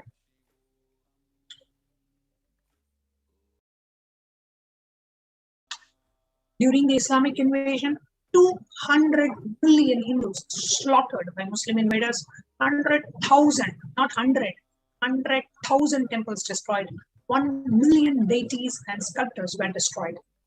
And just describing how the Islamic brutal attacks were, in the words of Kanhadade Prabhanda in 1456 AD, he says, the conquering armies burned villages, devastated the land, plundered people's wealth, took Brahmins and children and women of all classes captive, flagged with thongs of rawhide, carrying them in prison with them, and converted the prisoners into bequesters. As we move on to the second phase of the destruction of the Hindu civilization, the first was physical destruction by the Islam. The second phase was economic and psychological destruction of the Hindu civilization by the British. In the words of Bill Durrett, who was the celebrated historian commenting on the British rule in India, he says, I have seen great people starving to death before my eyes. I am convinced that this exhaustion and starvation are due not as their beneficiaries claim to overpopulation and superstition, but to the social and criminal exploitation of one nation by another in all of recorded history. The British Empire used all possible means to destroy the Hindu civil and cultural institutions in order to delegitimize and demoralize the indigenous people of India so that they would become slaves in their own homeland. The strategies used by the British: number one, discriminatory laws to instill feelings of racial inferiority. Number two, engineered famines to starve natives into submission. Number three, annexed Hindu kingdoms to undermine the native. Number four, mistranslated Hindu scriptures to instill anti-Hindu narratives. Number five, destroyed indigenous group education system. Number six, destroyed local industries and forced importation of British goods. And number seven, banned Indians from owning or producing firearms. In the words of Shashi Tharoor, the member of the Parliament, Indian Parliament, he says, the British came to one of the richest countries of the world, and over 200 years of exploitation, looting and destruction reduced it to a poster child of a third world poverty. And they call India as a poor nation today after looting $45 trillion from the Vedic civilization. Over 200 years, 45 million Hindus dead due to famines and poverty imposed by British policies and reprisal killings, and 680 Hindu kingdoms served by the British Raj. And it didn't stop just with the independence of India.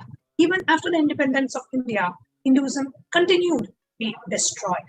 From 1947 till present, the Crown faces British attitudes and policies towards Hindus. In the words of the first Prime Minister of India, what a disgusting and savage people we are. Politics, progress, socialism, communism, science, what are they before this?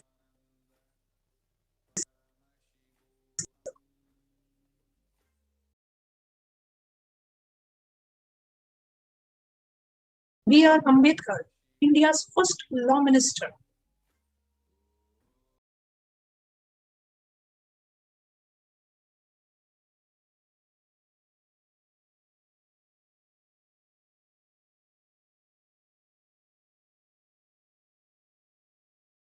In the words of Ambedkar, India's first law minister and principal architect of the Indian Constitution, if Hindu Raj means a Hindu nation does become a fact, it will no doubt be the greatest calamity for this country. No matter what the Hindus say, Hinduism is a menace to liberty, equality, and fraternity. It is incompatible with democracy. Hindu Raj must be prevented at any cost. It is in the hands of these people that the independence happened.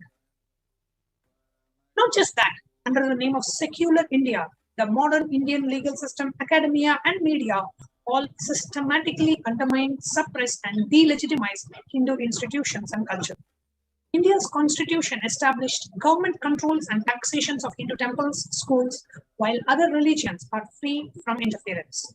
Article 26 to 30 of the Indian Constitution discriminate openly against Hindus by giving special rights and benefits to non-Hindus. Hindu kingdoms and self-governance was abolished. Anti-superstition laws were passed just to criminalize Hindu practices. The mainstream Indian academics describe Hindus as sexist, racist, backwards, and oppression. And the negative media portrayals of Hindus in Bollywood and in TV. Not just that, the media narratives, whether it is in Bollywood or in mainstream media or in newspapers, articles, TVs, movies, everywhere, Hinduism is being portrayed, and such anti-Hindu narratives are spread through every possible means, leading to the psychological warfare where, without even we realizing, we are being inserted ideas, anti-Hindu narratives are being inserted into us. So really, how do we revive these Hindu nations? This is exactly in the words of Supreme Court of Hinduism. During the time of Mahabharata, we had 56 countries, 200 states, 1700 samasthanas, provinces, 1000 sampradayas. In all 56, we Hindus are persecuted. Now we have lost all the 56. The last one to fall was Nepal. I am the collective voice of all persecuted Hindus. I will revive and rebuild the Hindu nation built on Vedagamic principles as a refuge for all practicing and aspiring Hindus, a safe haven for all persecuted Hindus. So Kailasa is a nation for reviving this life of the whole lifestyle of an enlightened civilization and all the great things it has to offer to the world, bringing legitimacy to all the offerings of Sanatana Hindu Dharma and sharing it with the world is the purpose of Kailasa. Now, what can we do to become a part of Kailasa and take responsibility? What can we do as Hindus to take responsibility? Now, if we are experiencing success in our life, it is because of Hinduism, it is because of these Hindu values. It is the responsibility of the Hindus to revive this enlightened civilization again and again and give all the gifts of enlightened civilization to humanity. And it is only in that commitment we even took Hindu birth. Now, what can we as Hindus do? We invite all the Hindus born, living, practicing, those sympathetic towards Hinduism, curious towards Hinduism, come and join Kailasa. Be a part of this great grand revival of Sanatana Hindu Dharma. So we invite each and every one of you to be a part of this great revival. Join Kailasa. If you are not yet a part, or if you are not yet an e-citizen of Kailasa, you can go to join.kailasa.org to become a part of this great revival. Let us get back to the responsibilism and the commitment we gave before just with Hindu birth as revealed by Devi PARASHAKTI herself. So we invite each and every one of you to come, please come and be a part of this huge, great, grand revival of the enlightened civilization by the Supreme Court of Hinduism, Jagadguru Mahasannidanam, His Divine Holiness, Bhagavan Nityananda Parameshiva.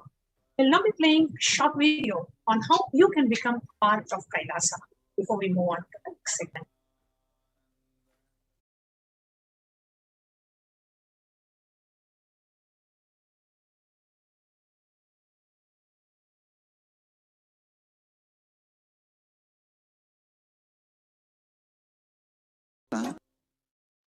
Is enlightenment ecosystem, literally enlightenment itself in your own home, wherever you are. Proper customized spiritual service helping you to complete with your life negativity. Withdrawal from life, self-hatred, self-denial, self-doubt, so much of tiredness, laziness, we can support you, aligning your diet, your attitude, your aptitude, your understanding about life. We can help you with everything.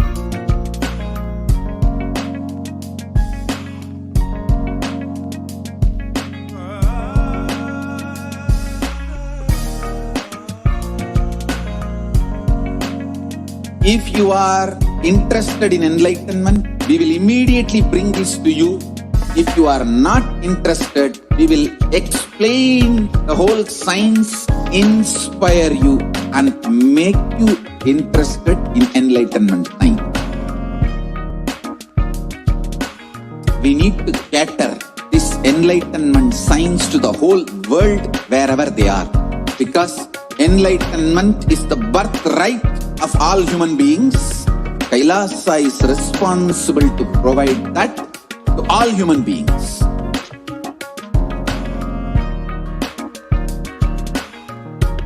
Kailasa is the totality of the knowledge I received from my gurus and practice manifested in my life, perfected by teaching millions of people from all cultures, time zones, backgrounds, genders, nationality, race, from every creed.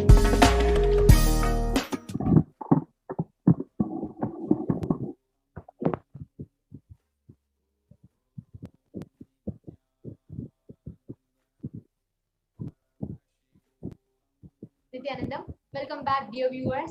And today, so far, we've all enjoyed the Devi PARASHAKTI Akashic reading, learning an introduction to who is Devi PARASHAKTI, seeing some of the profound revelations of Devi PARASHAKTI, which has manifested as a beautiful reality in the lives of people. Humanity, every passing day, is witnessing the happenings, the manifestations of each and every revelation of Devi PARASHAKTI. And the more and more we get to enjoy, the more and more we realize the authenticity, the power of experiencing the cosmic mother in our lives, the strength, what it means to have an avatar in our life. And each passing day adds more and more miracles in our lives. So let's get started into the next segment of the session. This is one of the most important and very profound segments where we will understand. So far, we learned about Devi's revelations, how it happened and manifests, etc. But this is a segment where we actually see how can you benefit the most when Devi PARASHAKTI is manifesting. When the Supreme Pontiff is giving the darshan, how can you connect to Devi PARASHAKTI?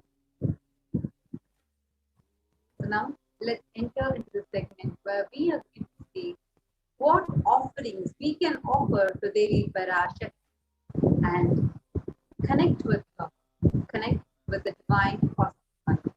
I request the slide to be protected.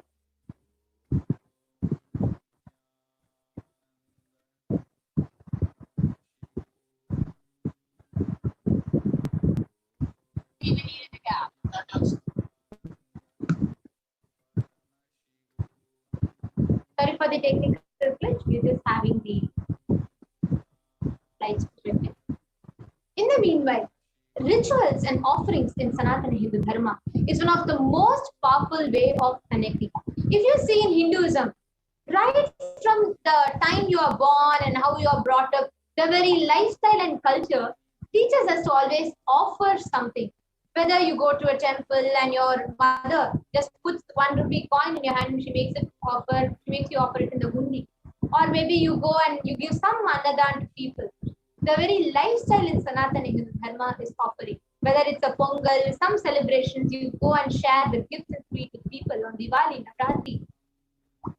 The lifestyle in Sanatana Hindu Dharma is in such a way it is designed to enhance, to awaken one person's capability of receiving the divine. And we are going to be seeing into the different offerings that you can offer, and most of these are made of gold. Now, gold by itself is a very significant element, highly positive, like anybody who wears gold will radiate positivity, and that itself will radiate positivity by also for many fatal diseases. We use gold. We actually give gold as medicine instead. Like this, the benefits of gold is just enormous.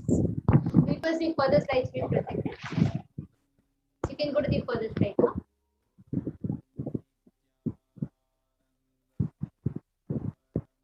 go to the furthest. The offering. The Dhyana Shloka of Devi Parashakti. Induni bhaveda karavasmi nayanam syat pankajavara bhaya japakshara sayuktam angahima bhushana vichitra vasanam syat tungamakutojjala manonmani swarupam. This is the Dhyana mantra of Devi Manonmani in the Moolagama. Moon-like face holding the Vedas on one hand, fire in the eyes with lotus flowers gracing and blessing hand, and one hand with Japamala. She is beautifully decorated with jeweled ornaments in wonderful clothes and shining big crown. Her name is Manonmani.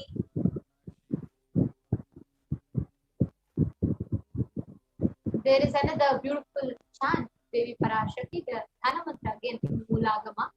Dhyaye devim trinetran shashini bhavadana vedahastam dadhanam savye padmam varadam apare chabhayam chakshamalam divyairabharanai vibhutitanam brahmadi vibhujitam Devi meva manonmani pratidinam kamartadatrim shubham.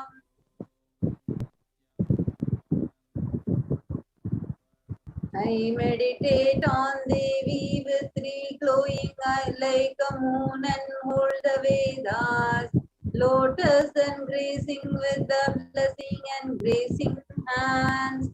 He is wearing beautiful ornaments and is worshipped by Brahma and many other gods. She showers auspicious boons for all of us every day.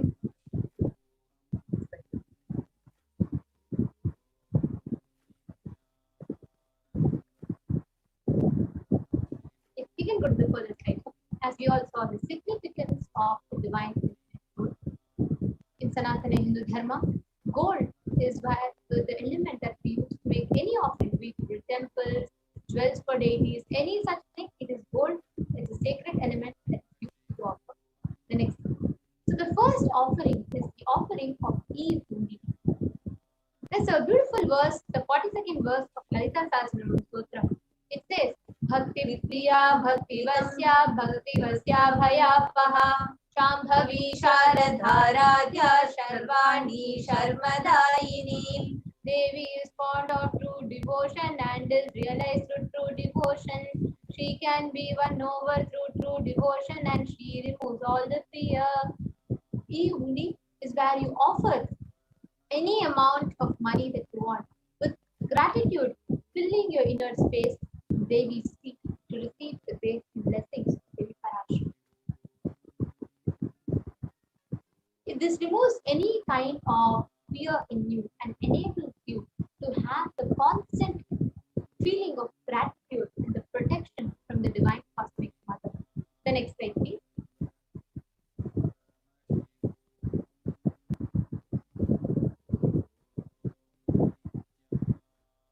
The next is the Sankalpa chanting. The Sankalpa chanting is a very beautiful offering where Sankalpa by itself means conscious resolution. Many of us might want, you might want to offer for your, you may want, one resolution is to, have proper business. You want your business to grow. You want your health to have a breakthrough. You want to get out of your addictions. You want to get married by some time. You want to have a child by some time. Each of us might have different prayer that you want to manifest. Now, when that prayer is chanted in a particular process in front of the deity, it becomes a resolution, a conscious resolution. When that same prayer is chanted with deity directly, which is energized by a Nicha Avatara, the incarnation himself, that becomes a conscious resolution. Your resolution is added, infused consciousness. The Sankalpa chanting is where for any benefit, any desire or boon or reality you want to manifest, the Sankalpa is being chanted, the resolution is taken. The next is Sahasranama, Swarna Sahasranama. The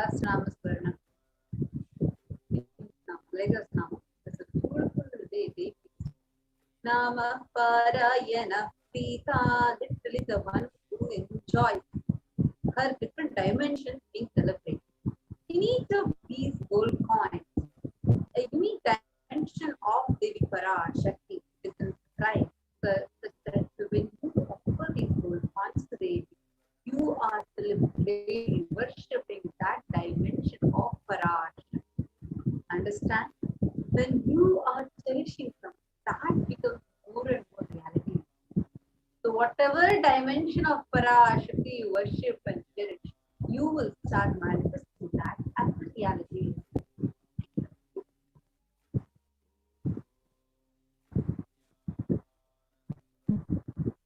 The next is the Mukta Anguti. There's a beautiful verse from Meenakshi Pancharatnam. Muktahara lasat kirita ruchiram purnendu vaktra prabham shinjannu purakinkini manidharam padma prabhavasturam sarvabhishta palapradam girisutam vanirama sevitam Meenakshi pranatosmi santatamaham karunyavarasidhim. I bow to the goddess Meenakshi, who's having the garland of pearls and the face shining like a full moon, who wears the anklets studded with gems and has small bells, who's shining like a splendor of the lotus garland, who grants all the wishes and the daughter of mountains, served by Vani and Rama. I bow down to Mother Meenakshi, who's the ocean of compassion. I remain ever bowing to Mother Meenakshi, the ocean of compassion. It's a very beautiful verse from the Meenakshi Pancharatnam, where the Mukta Anguti, the finger ring made of pearls, is offered. When you offer the finger ring that is made of pearls, especially for any business endeavors or any fear that you have in business endeavors, success, Devi showers her love, compassion to you so that you can experience success in your business endeavors.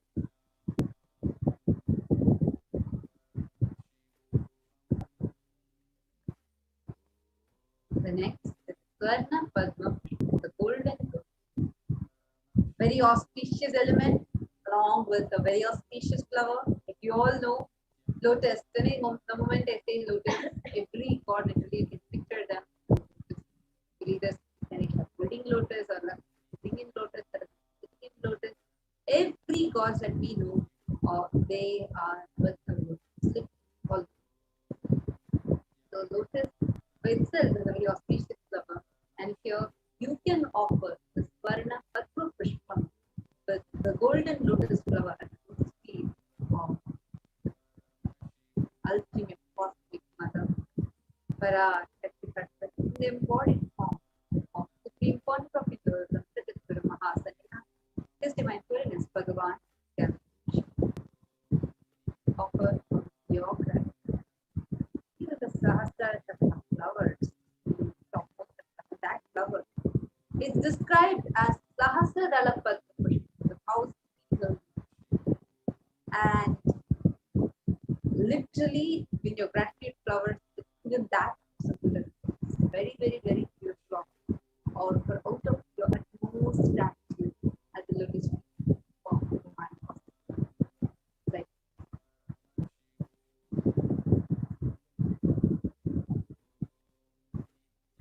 Nakaditi Sanchanna Namajanna Kamoguna Paradvaya Prabhajana Parasaroruha. You whose brightness from the toenail destroys the darkness of ignorance. From the pines of devotees, prostrate at your feet.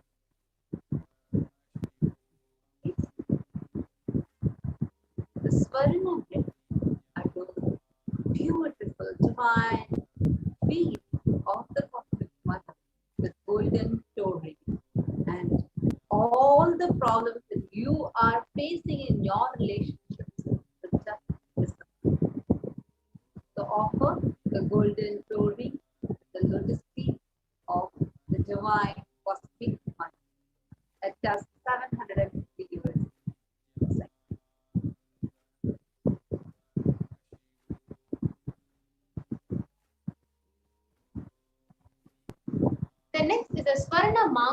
Actually, Mang Tika is the hairline jewelry. Now, if you see, there's a beautiful verse, Sudha Surabhi Varshini, means it says the one who's making the nectar flow from the Sahasrara. Actually, if you see the Sahasrara, it's called the 1,000-petal lotus, which when blossoms, the nectar overflows in that. The Mangtika represents the nectar flowing from Sahasrara chakra, which is fully open. And like a disciple of Paramashiva is said to be like, when a disciple attains enlightenment, it's said that the full Sahasrara chakra opens and the nectar overflows. Devi PARASHAKTI, offering of this Swarna Mangtika, actually it enables you to receive the blessings of achieving the blissful state of overflowing gratitude in the space of complete completion. Any kind of unfulfillment in your life, it can even be your relationships, your health, education, career, any kind of unfulfillment you have, even the minutest of it, offer the Swarna Mangtika. So just like how Devi is overflowing with joy, bliss, and love and compassion, in your life too, that same dimension is awakened. The next slide.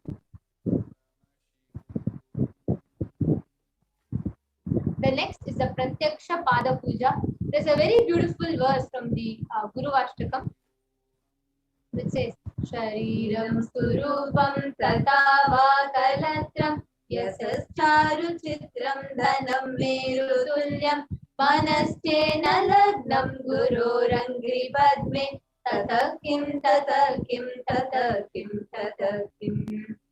It says that you can have good, handsome body, you can have a beautiful wife, you can have wisdom, knowledge, name, fame, you can have wealth as strong and as much as big as Mount Meru. But if you do not have the space to be able to sit at the feet of the Guru and experience gratitude, what use is all this? What use? What use? Bhagavan Adi Shankaracharya, a great enlightened master and an avatar, beautifully sings us about it. Offering, in Sanatana Dharma, one of the most profound thing a being can experience is to be able to sit at the Guru's feet, just sitting in Upanishad, experiencing the master, experiencing gratitude, overflowing, and just enjoying. Because master is only God, only scripture which is alive, which you can see, walk, and talk. Sitting at the feet of the master and offering the Pratyaksha Pada Puja is one of the most profound experience you can earn for yourself in your life. Because that enables you to taste what it means to have costless gratitude, what it means to have reasonless bliss, what it means to have ultimate joy and fulfillment happening without any reason, just by itself, your own existence just oozing out of you. This is one of the most profound and most beautiful offering, the Pratyaksha Pada Puja. This enables the Ejaman to be able to receive the blessings from the Supreme Pontiff of Universe and offer their gratitude, express their gratitude to the SPH, directly offering by offering the Pratyaksha Pada Puja at the lotus feet of the Supreme Pontiff of Universe. The next is the Vastra Seva. The Vastra Seva is where you offer to Devi PARASHAKTI, you offer clothes. So, like how you dress up, when your mother is there, when your mother comes, or when your relatives come, you go and dress. You like to see when you're fond of someone, like a small child or a doll or even someone you love, right? You will want to dress them up. You will want, you will want to give them something. The Vastra Seva is where you offer sari to Devi PARASHAKTI and you dress her up. Basically, you do the alankar to Devi PARASHAKTI. So you all can offer the Vastra Seva as well for $1,008. Now, we would like to take you all through the list of all the offerings, the summary of all the offerings that we have had so far, beginning from E-Hundi, the Sankalpa chanting, the conscious resolution that you take. Then the Sahasranama Swarna Kats. Then the next is the Swarna Pushpam, the offering of the golden lotus, the Swarna Padma Pushpa. Then the Swarna Mangtika, the Mukta Anghuti, the finger pearl ring. and then the Pratyaksha Pada Puja and the Vastra Seva. All of these are the offerings that you can make Devi PARASHAKTI to receive her blessing, to receive, experience the space of gratitude, bliss and joy overpouring in your life, filling you, fulfilling you, and taking you through that joy and bliss. Now, let us take a minute or two to actually visit these links. You all can open these links. We will be doing a detailed walkthrough as well to each and every one of you here as to how you can go and register yourself for a respective seva that you want to offer. So there are two links here if you all see.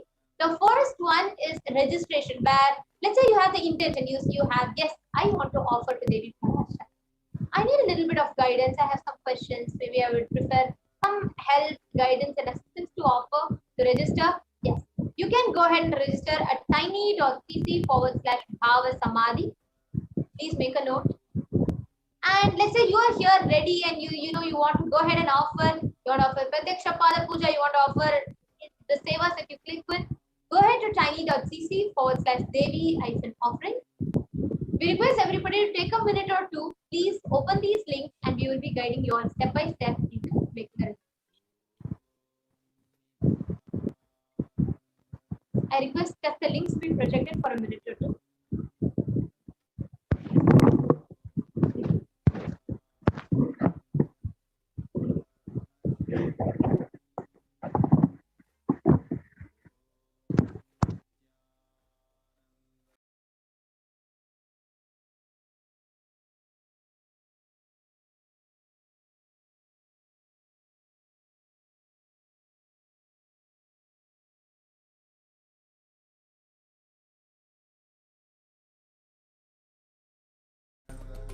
Paramashivoham Om Nityananda Paramashivoham Om Nityananda Paramashivoham Om Nityananda Paramashivoham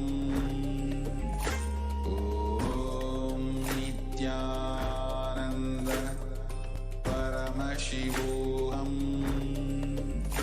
Om Nityananda Paramashivoham Om Nityananda Paramashivoham.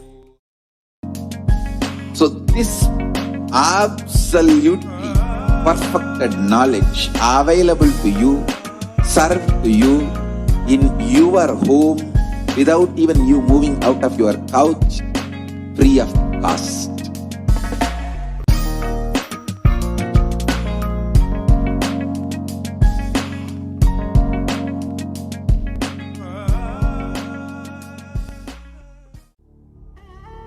What I mean by the word e-Kailasa, listen intensely.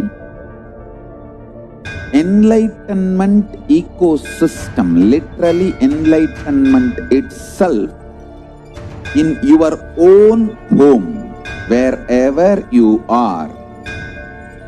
If you cannot come to Kailasa, it's okay. Kailasa can come to you. Kailasa coming to you is e-Kailasa.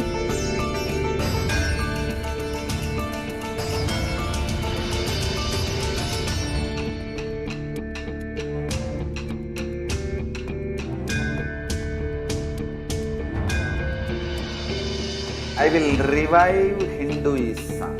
I am a Hindu revivalist, not by any revolution, but by evolution.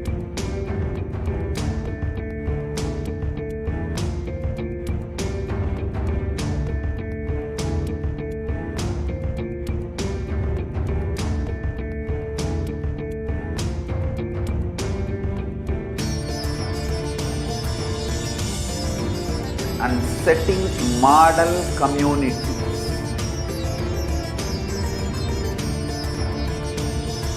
Kailasas, enlightenment ecosystems, Sarvanya Peethas all over the world.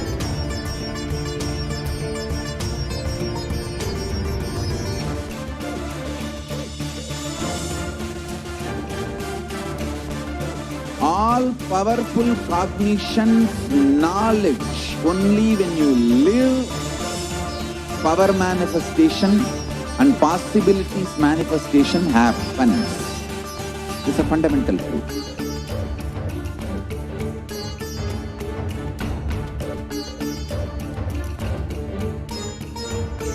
Hinduism cannot live exclusively as one sampradaya. No. All sampradayas of Hinduism is an ecosystem.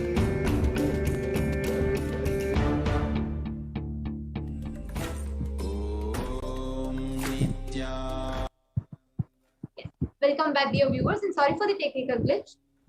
Now, let's all go through a step-by-step walkthrough. We'll be taking you all through a step-by-step walkthrough of how you can make the registration, how you can register for you to make an offering. So here is the first link, tiny.cc/Devi-offering. The moment you go to this, you can choose any sevas. Click on that button. You will be shown a drop-down list of the sevas that are there. So let's say you choose Pratyaksha Pada Puja as a seva that you want to offer. So you click and choose that, and you can offer. There's also an option for how many ever you want to offer. So you can click that number. Let's say you want to offer 2 people, you can put that there, and then you can click Add to Cart. And once you click the Add to Cart button, it will next lead you to the next section. Here it takes you to the bill. So it will show you the sum total. It will show you the, this is basically taking you to your cart. It shows all your purchases. If you have added multiple items to your cart, it will show all of them to you and the total bill. And once you are clear and you're sure, you can go ahead and hit the proceed to checkout button. So you can see the sum total price and everything. And once it's clear, you can go and hit the proceed to checkout button, and you can proceed to the checkout.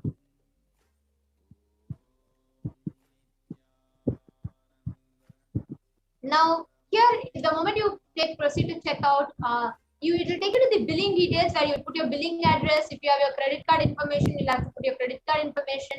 Whichever way you want to make the payment, you can fill them in, put the details, and please make sure you fill all the required fields. Without that, you'll not be able to complete the procedures. And towards the end, you will see, I agree to the terms and conditions. Please check that box, and then you can go ahead and place the order.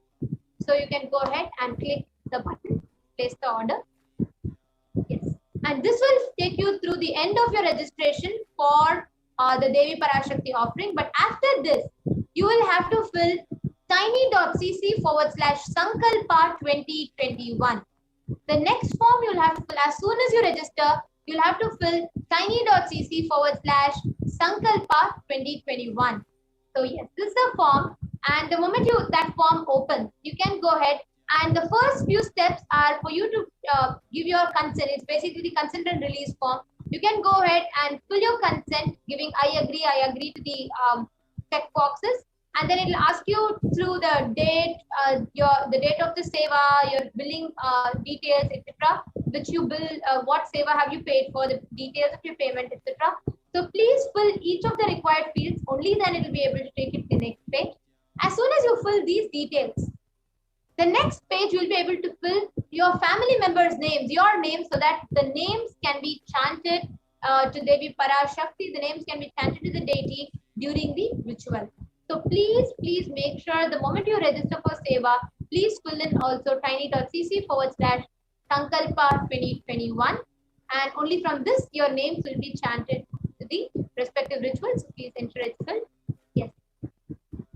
Now, the next one is, let's say you have, you're here, you're sitting in front, you want to do something, but you want to keep it simple and something exciting. We have a very, very easy, a very interesting way for each of you to make an offering. So here we have YouTube. So all the viewers that are watching us on YouTube, in 2 simple steps, you can express your gratitude. You can experience the blessings of Devi PARASHAKTI.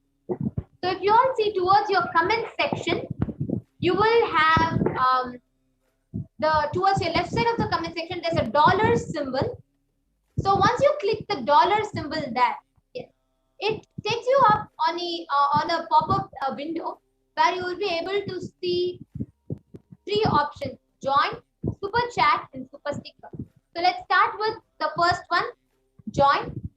So the join option enables you to join as a member of this channel, where you will be able to avail our premium courses, you will be able to avail our premium programs, and this will make all of them available to you and all those who are becoming a member, who are joining these channels. So you can have various options. So basically you're switching to a monthly subscription. So we have e-Kailashan bronze, e-Kailashan silver, e-Kailashan gold, e-Kailashan platinum, etc. So you can choose, as per your choice, you can choose for a monthly subscription. And based on whatever is your subscription, you can go ahead and click join. Now this will take you to another pop-up window where you will have to, this is a one-time entrance. So one time you have to just put the one-time entry of your credit card details. You have 2 options. You can choose PayPal or you can choose credit or debit card. Let's say you choose credit card. So then what you do is go ahead and fill the details of your card. If it is PayPal, you go ahead and link your Google account to the PayPal and you go ahead and fill and you will save it. So the moment you fill and you save it, you go ahead and save the settings. Anytime you want, you can click and offer. So it's just a one-click offering. So this you will have to do one time. It's a one-time entry. So the moment you fill this, you will be able to join a member. Let's say you want to offer it as a comment. You want to give a message, a special message. So the super chat is available for that. Super chat enables you to have a highlighted message posted in the comment section with your offering also there. So let's say you have a range from $1 to X number of dollars. You can choose any amount that you want to, and you can go ahead and buy and then click buy and send. It will again take you to the same pop-up window where you will again have the options of choosing your credit or debit card or choosing your PayPal. So this is again a one-time entry. So once you choose, it is easier for you, and you can go ahead and choose credit or debit card, or you can choose your PayPal and link your Gmail with the PayPal, or you can choose credit or debit card. And here, if you choose credit debit card, it takes you to the next pop-up window where you'll have to fill your billing address, your card details, etc., and you will have to save it. So this is the super chat. The next one, let's say now, you want to do it, but you want to do it a little creatively and a little bit more special way. So here's another option, super sticker. The super sticker is where we have many stickers which comes with a certain price tag, and you can choose what you want to offer, and you can express your gratitude by offering your gratitude in the form of a cute little sticker. So let's say we have multiple stickers here. We can choose any sticker. Yes. So let's say you're choosing this little cute sticker. You can go ahead and you can buy the sticker for the rate it is, and yes, you can go ahead and buy it. Here, if you see, it will take you to the same pop-up window again. It will give you the same options. You can choose your credit or debit card, or you can choose your PayPal, and you can link. If it's PayPal, you'll have to link your Gmail account to the PayPal, or if it's a credit or debit card, you'll have to enter the card details. Again, this is a one-time entry too. So the moment you choose, it will take you to that, and once you fill the details, that remains that's fixed. Yes. Yes. So now, for each and every one of us that are viewing this, let's all take a few minutes to go ahead and fill. I actually request the links to be projected, the registration link. And now each and every one of you, whether you want to offer the seva or whether you want to offer super chat or super sticker, take a minute or two to go ahead and register yourself and make these offerings. These are one of the most powerful ways for us to experience the blessings and grace of Devi PARASHAKTI. Yes. Let's take a minute or two to go ahead and register for the sevas. I request the link, the slide to be projected, just the slide to be projected for a few minutes.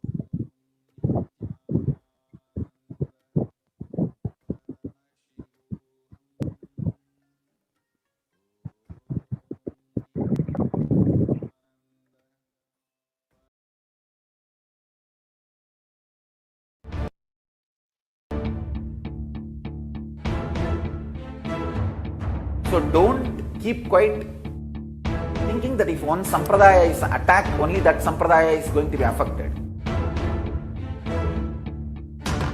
All of us are ecosystem.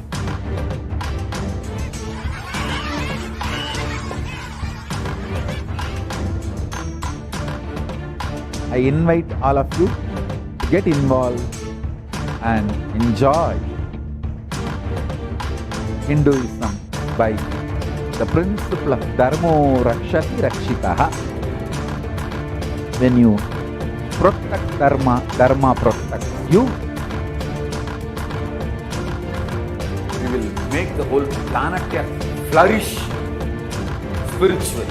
The spiritual prosperity will happen to the whole planet Earth. We all have to coexist together.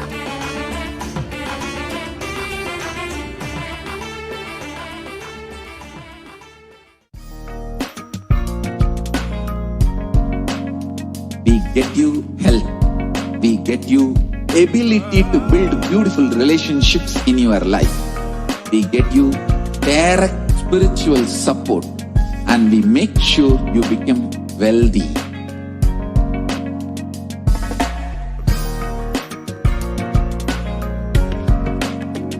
We won't stop giving you just good life. We will literally not stop till you live enlightened life. Manifesting the state of Paramashiva, space of Paramashiva, powers of Paramashiva, being of Paramashiva.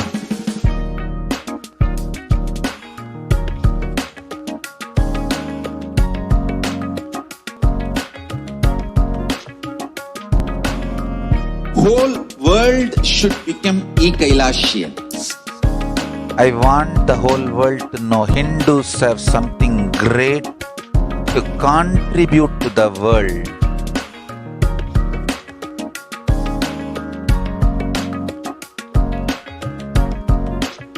We have something great to contribute to the world. Let us do that.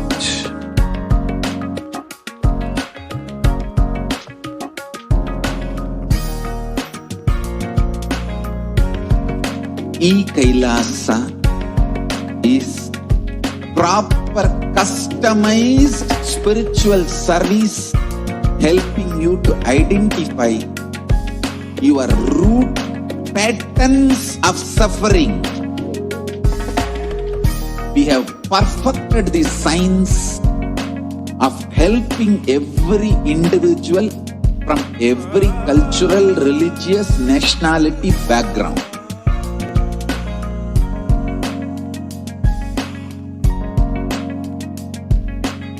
You will have lowest reactionary assumptions, highest awakened response, alive response for life continuously.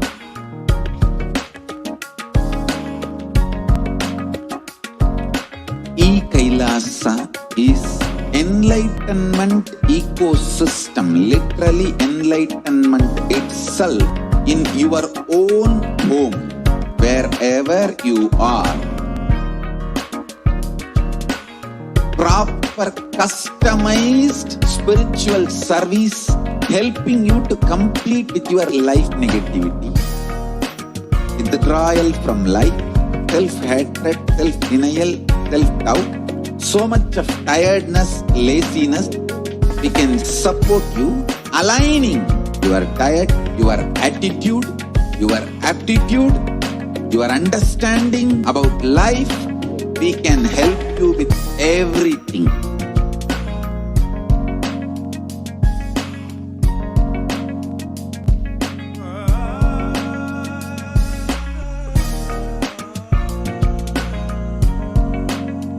If you are interested in enlightenment, we will immediately bring this to you. If you are not interested, we will explain the whole science, inspire you and make you interested in enlightenment time. We need to cater this enlightenment science to the whole world wherever they are, because enlightenment is the birthright of all human beings. Kailasa is responsible to provide that to all human beings.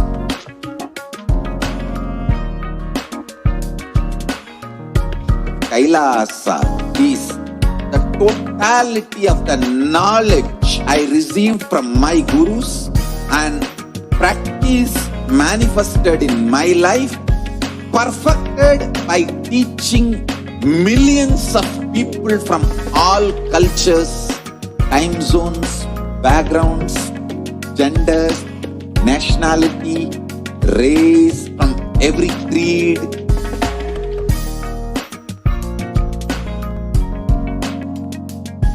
So this absolutely perfected knowledge available to you, served to you in your home without even you moving out of your couch, free of cost.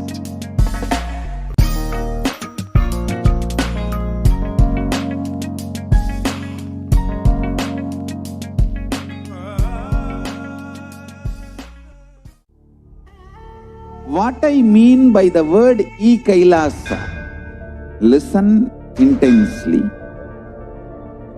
Enlightenment ecosystem, literally enlightenment itself, in your own home, wherever you are. If you cannot come to Kailasa, it's okay. Kailasa can come to you.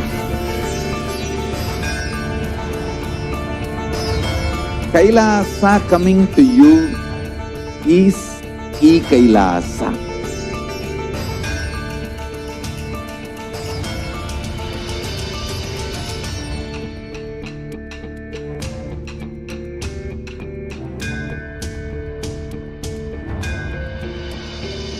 I will revive Hinduism.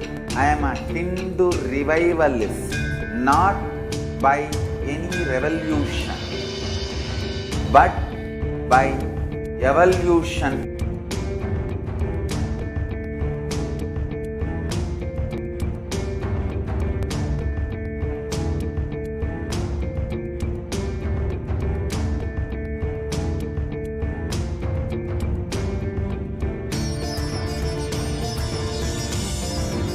And setting model communities.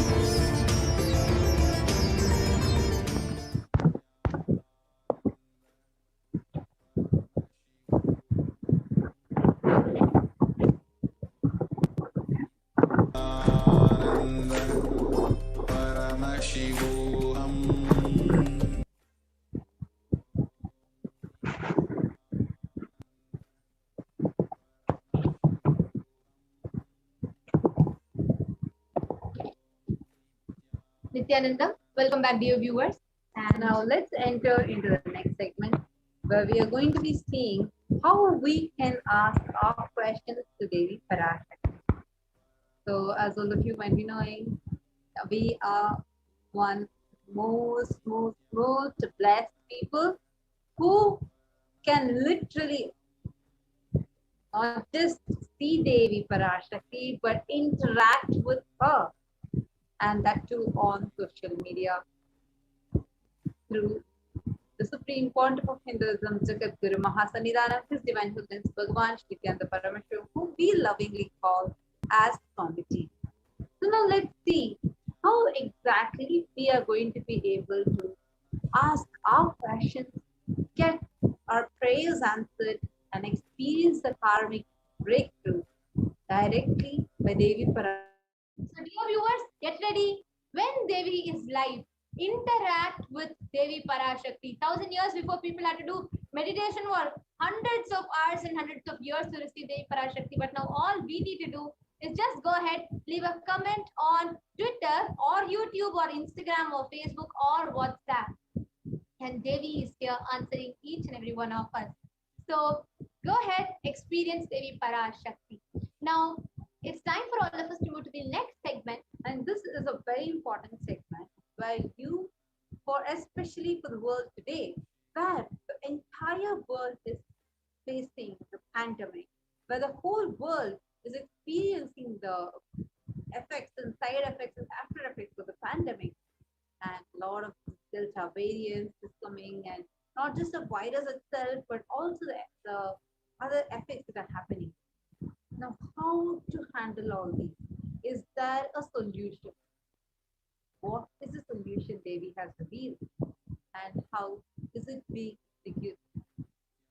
Stay tuned and watch as the admins of Adi Kailasa are coming and sharing with us the one and only solution for the entire world as unraveled by PARASHAKTI. So stay tuned and you will be listening from them, and you will also get to know how you can be a part. Thank you so much. Now let's move to the next segment after a short.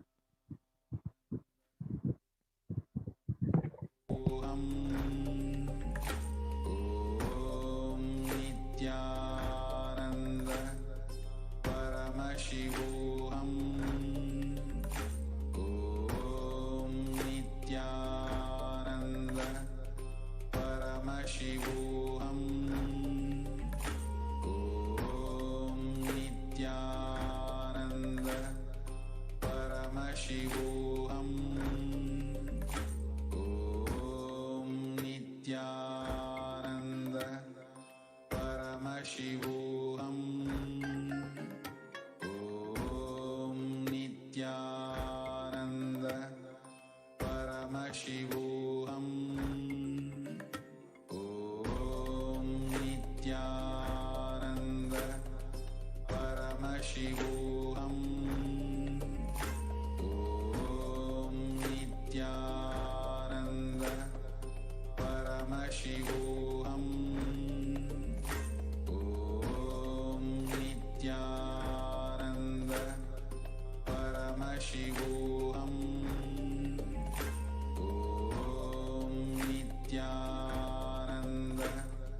Paramashivoham Om Nityananda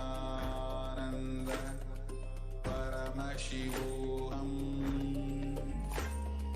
Om Nityananda enlightenment ecosystems, Sarvanya Peethas all over the world.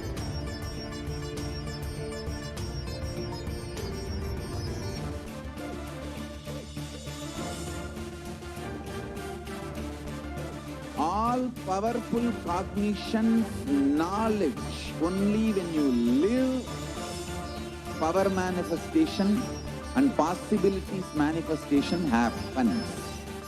It's a fundamental truth.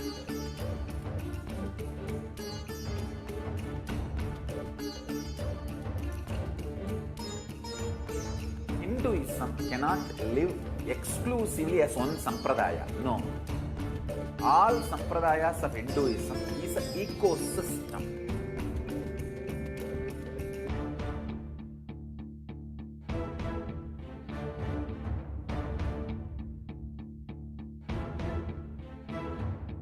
So don't keep quiet thinking that if one sampradaya is attacked, only that sampradaya is going to be affected. All of us are ecosystem.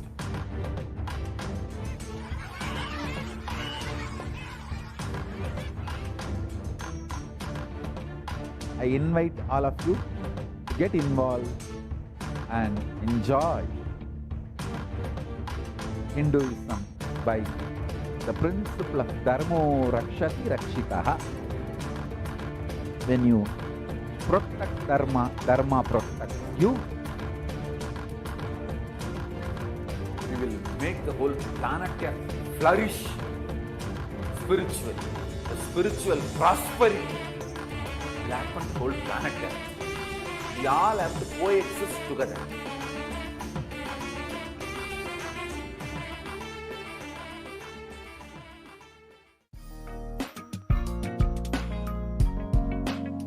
We get you health. We get you ability to build beautiful relationships in your life.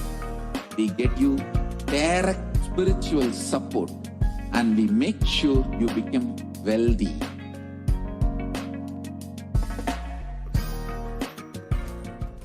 Paramashivoham Om Nityananda Paramashivoham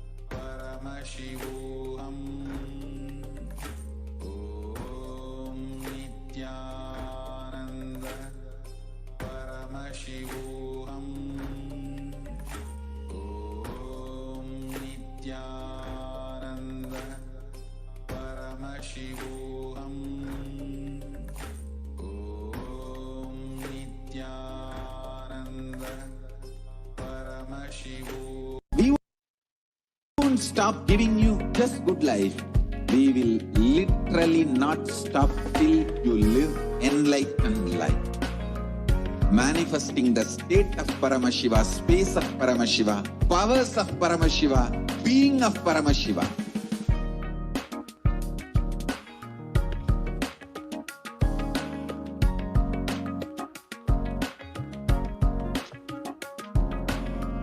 Whole world should become e-Kailashians. I want the whole world to know Hindus have something great to contribute to the world.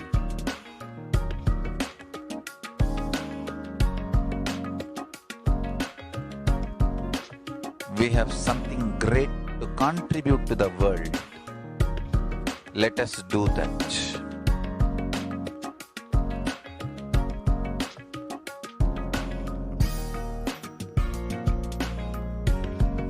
E-Kailasa is proper customized spiritual service helping you to identify your root patterns of suffering.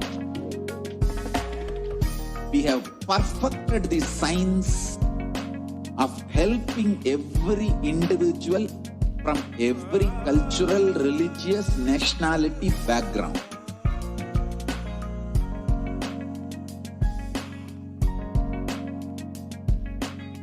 You will have lowest reactionary assumptions, highest awakened response, alive response for life continuously.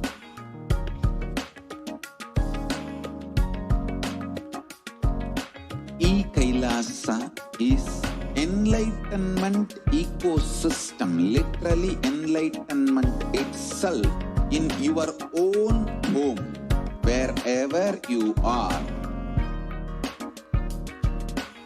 Proper customized spiritual service helping you to complete with your life negativity.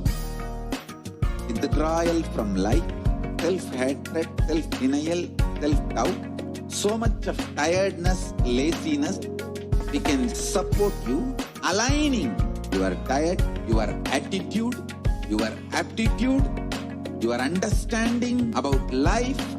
We can help you with everything.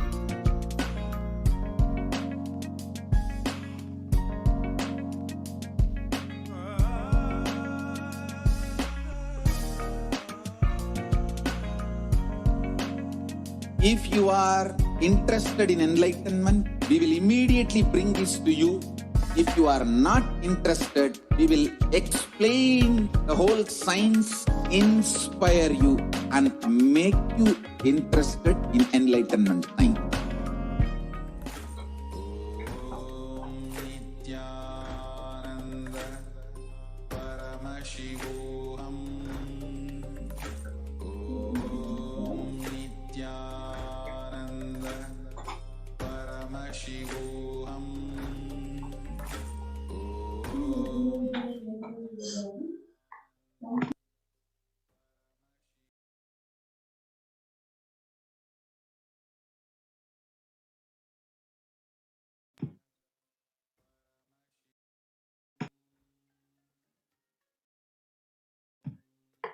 The next segment is the multi-layered quarantine care, COVID care protection centers at the de facto spiritual embassies of Kailasa. Now let us look at the stats today. COVID is creating a hunger catastrophe in India. The pandemic has led to the increase in global food insecurity, affecting vulnerable households in almost every country. It has exacerbated existing inequalities, pushing millions of people into vicious cycles of economic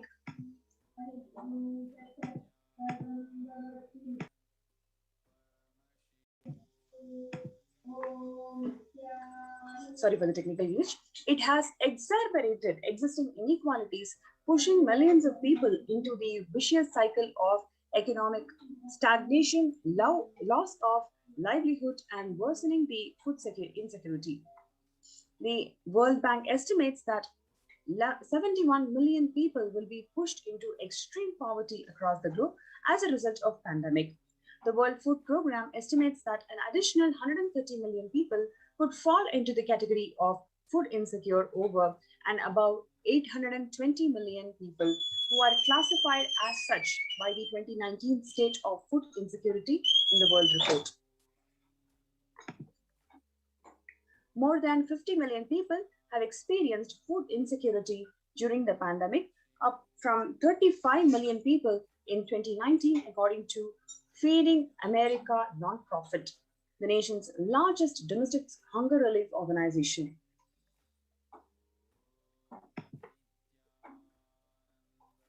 Child malnutrition and hunger skyrocket in Haiti as COVID-19 infections spike. At least 86,000 people, children especially, are at risk of developing severe acute child malnutrition this year in Haiti, according to sources connected to the World United Nations Children's Fund. The number of children projected to suffer from starvation this year has doubled as the impoverished nation continues to grapple with extraordinary political and social crisis exacerbated by the pandemic. The vulnerable groups, such as refugees, are paying the highest price in COVID-19 pandemic. We are seeing alarming trends that show that many refugees around the world are unable to pay for food or rent and are struggling to access healthcare and education. By price hikes in local markets and further displacement caused by the campfires have pushed many families further into food insecurity. During April and May, around 30,000 refugees in Cox's Bazar camps raised questions with concerns, with 63% of them seeking services, including urgent food relief and shelter. Just over one-third, 37% of them requested for health and medical care.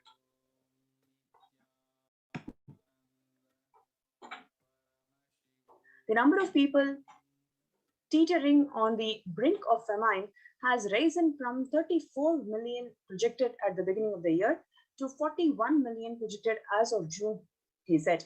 Without immediate emergency food assistance, they too face starvation, as the slightest shock will push them over the cliff into famine conditions.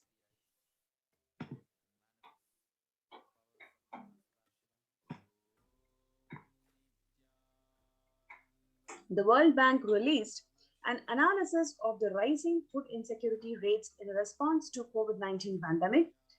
The report, released on May 20th, 2021, stated that COVID-19 impacts have led to the severe and widespread increases in global food insecurity, affecting vulnerable households in almost every country, with the impacts expected to continue through 2021 and 2022. It also states that the global food prices increased significantly by 38% since January.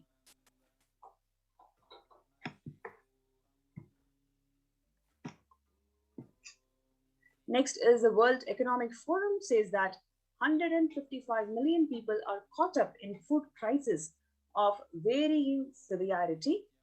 133,000 people in Burkina Faso, South Sudan, and Yemen are at most risk. 10 countries accounts to 2/3 of those facing acute hunger. The resilience of agri-food systems is being eroded by conflict, insecurity, and environmental trends. So what we have seen is the stark reality of the world, where you can literally see every section of the society is having the food insecurity issues.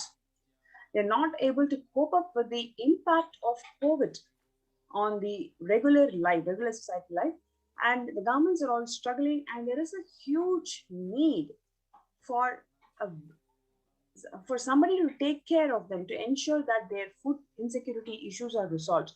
Now, this is what we are seeing in the world, but the Supreme Pontiff of Hinduism, Jagadguru Mahasannidhanam, His Divine Holiness Bhagavan Nityananda Paramashivam has foreseen this ahead of time. 2 years before, he has instructed the de facto spiritual embassies of Kailasa to procure food through food banks and ensure that the food insecurity issues are resolved. So to feel safe, you are welcome to join us in the COVID care protection centers. Register through the link below, which is kailasa.org/Kailasa Care. KAILASA.org/KAILASACARE. So let's take a few minutes for registering ourselves in the kailasa.org/Kailasa Care before we go to the next segment.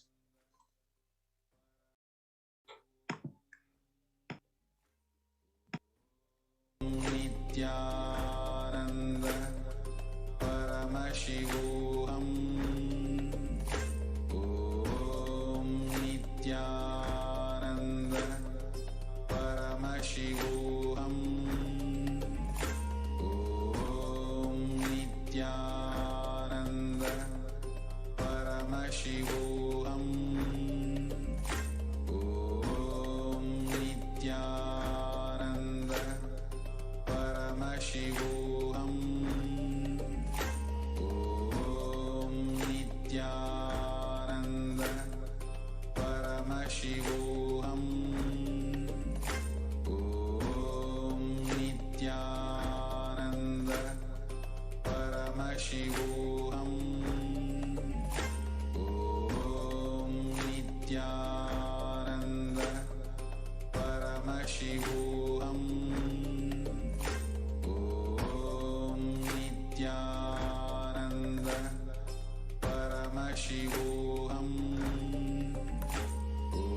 Om Nityananda Paramashivoham Om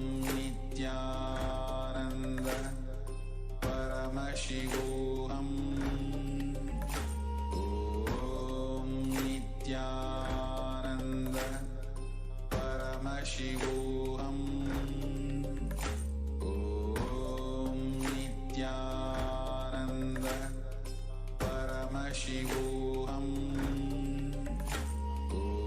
Om Nityananda Paramashivoham Om Nityananda Paramashivoham Om Nityananda Paramashivoham Om Nityananda Paramashivoham Scatter this enlightenment signs to the whole world wherever they are. Because enlightenment is the birthright of all human beings, Kailasa is responsible to provide that to all human beings.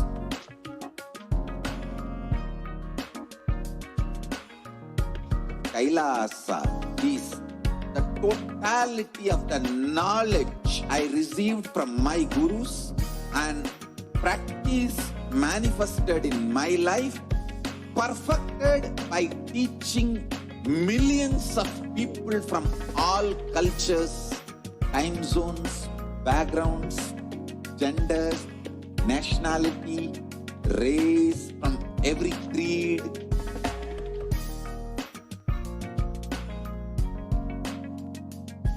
So this absolutely perfected knowledge available to you, served to you in your home without even you moving out of your couch, free of cost. Nityananda Paramashivoham Om Nityananda Paramashivoham Nityanandam, and welcome back. Nityananda Paramashivoham.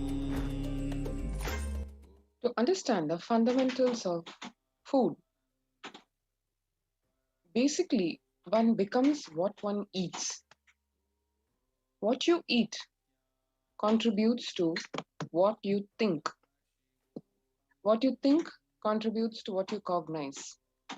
What you cognize contributes to who you are. So what you eat directly affects who you are, and that is why the Supreme Pontiff of Hinduism made the statement, you become what you eat. What is in your plate matters because that is going to become you. Violence-based food, which is derived from killing animals, and life-negative, chemical-based toxic food, both harm the system equally. Organic vegetarian food is not just for health. It gives one an inner space, physical system, and physiological flow to develop the highest psychology. To develop the highest psychology, not only your physical system, even your physiological flow needs to cooperate.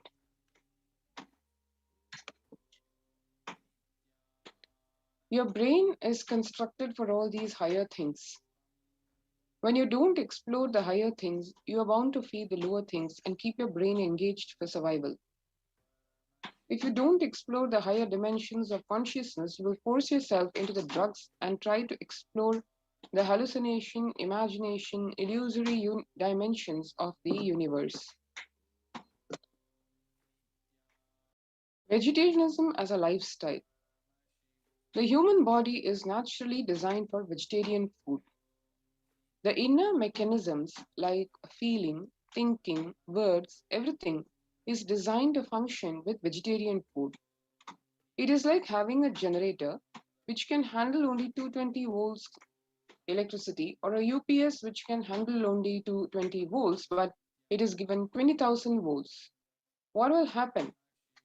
It will get fused. Same way, the food without anxiety, fear, depression, biomemories, if they are consumed by a person, the energy with which they think, the energy with which they utter words, the energy with which they act, the energy with which they feel, everything will be aligned to the natural source of energy. It will be aligned to nature, which is the inner potential energy. Based on these fundamental principles is what Kailasas Annalayas, provide organic vegetarian sattvic meal for all, with the aim of eliminating hunger from the face of this planet. Now, if we understand the picture of food and food distribution as it exists today, the developmental, social, economic, medical impacts of malnutrition and famine have a critical impact on the individual, familial, community, national, ultimately on the global level. With the ongoing COVID-19 pandemic triggering an alarming spike in food insecurity, the United Nations have given warnings of famines of biblical proportions. In 2020 alone, 690 million people were estimated to be pushed into food insecurity. The access and availability to organic food has become of utmost importance.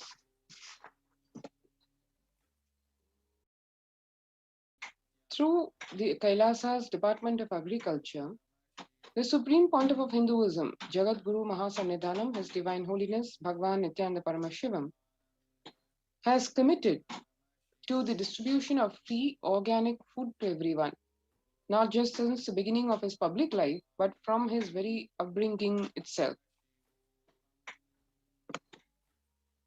Kailasas Annalayas, the food bank established all across the globe, distributes and serves free vegetarian organic food for people of all castes, creeds, religions, races, genders, social standings. In the global services under Kailasas Department of State include the Red Home, which is for providing relief work for natural and man-made calamities, working towards eliminating world hunger. One can see here the Supreme Pontiff of Hinduism personally organizing relief efforts and free organic food distribution for the Thane flood relief in Puducherry in India in 2012. We will revive the food supply system of Kailasa. Before you get hungry, food will be ready. Continuous Annadan. I'm not giving any fantasy, it has already become reality. This is what the Supreme Pontiff of Hinduism, Nityananda Paramashivam, said on 17 July 2019. From the sincere beginnings way back in 2002 in Bhagwan's public life, here we see the early days of Kailasa's spiritual mission, where the Supreme Pontiff of Hinduism is himself offering Annadan, providing a free organic vegetarian meal on the occasion of Kartikai Deepam in Tiruvannamalai in India. And then growing much later to 2013, a decade later, but with the same intensity, the same principle, where one can see over here in this picture, even with a fractured hand, the Supreme Pontiff of Hinduism, Bhagwan Nityananda Paramashivam, engaged in selfless work day and night, inspiring the peacekeepers of the Sovereign Order of Kailasa to engage in selfless service, leading the nation of Kailasa by example. In 2011, the Supreme Pontiff of Hinduism had a multiple compound fracture with a bone protruding out of the skin. Yet, in 2013, 2 years later, the steel implants that were fastened in 2011 were removed surgically, and the bones were just about healing after the surgery. And this picture is right after that surgery. 3rd Jan 2012, the Thane flood relief activities in Puducherry, where a child is blissfully receiving the Annadan, and the peacekeepers of Kailasa in Puducherry serving to one and all the hot, nutritious, organic, sattvic food. Day and night, as one can see, 24/7, the services are on. The kitchen fire never stopped, and the vehicles delivering the food distribution never stopped either. And on 9th September 2011, the Nityananda Annalaya inauguration in Tiruvannamalai. 25th November 2005, the Arogya Yoga Health Workshop held in Tamil Nadu. 12th December 2007, one can see a jam-packed hall for the Nityananda Spurna, the Life Bliss Level 2 program. The program being attended by thousands, an auditorium full, and during the mealtime, Annadan being offered by the Supreme Pontiff of Hinduism himself. 20th of September 2012, the same Nityananda Spurna meditation program workshop in Tiruvannamalai. Kartikai Deepam celebrations in Tiruvannamalai in 2012. The lakhs of people who do the Girivalam, or the circumambulation of the sacred Arunachala hill, taking a stop and visiting the Kailasa in Tiruvannamalai, the Arunachala Sarvajna Peetham, and Annadan being offered to one and all. 10th May 2017, the Inner Awakening Meditation Workshop in Tiruvannamalai, attended by people from all over the world, and the organic, sattvic, or vegetarian food being offered as part of the Annadan here. 10th April 2017, the Kalpataru Meditation Workshop in Tiruvannamalai. 5th May 2016, where one can see Bandara, or the spiritual feast for the respected spiritual leaders and the Hindu monks.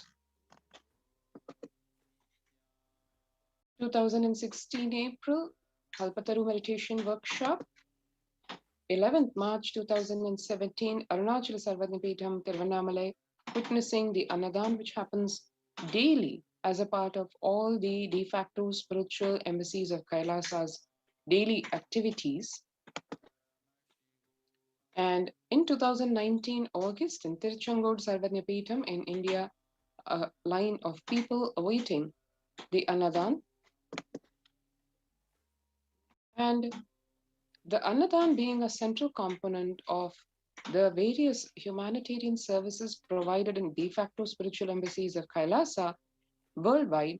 Annadan, one can see here, distributed during Guru Purnima in Kailasa in Houston. And 2016 December as a part of the Sadashivoham meditation workshop in Adi Kailasa.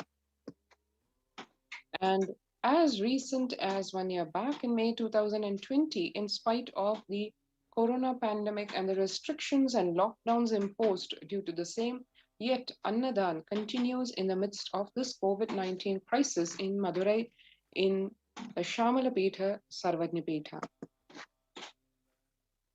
And what is really the necessity for the Annadan? Let us see in contrast to what existed in the colonial rule in India.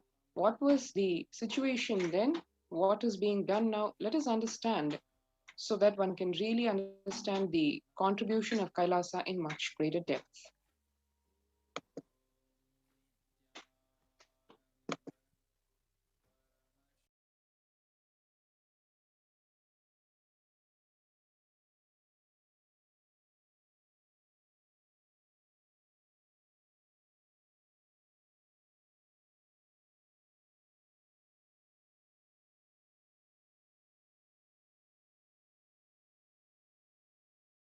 What I found in researching the Bengal famine was that Churchill did several things that greatly aggravated the death toll. India was being used extensively for the war effort. Indian resources, Indian soldiers, and Churchill repeatedly refused to acknowledge the fact that the extent to which India was used could lead to famine. Viceroy to India, Archibald Wavell, called the Bengal famine one of the greatest disasters to have befallen people under British rule, and said the reputational damage was incalculable. During one government discussion about famine relief, Secretary of State for India Leopold Amery recorded Mr. Churchill saying that any aid sent would be insufficient because Indians bred like rabbits.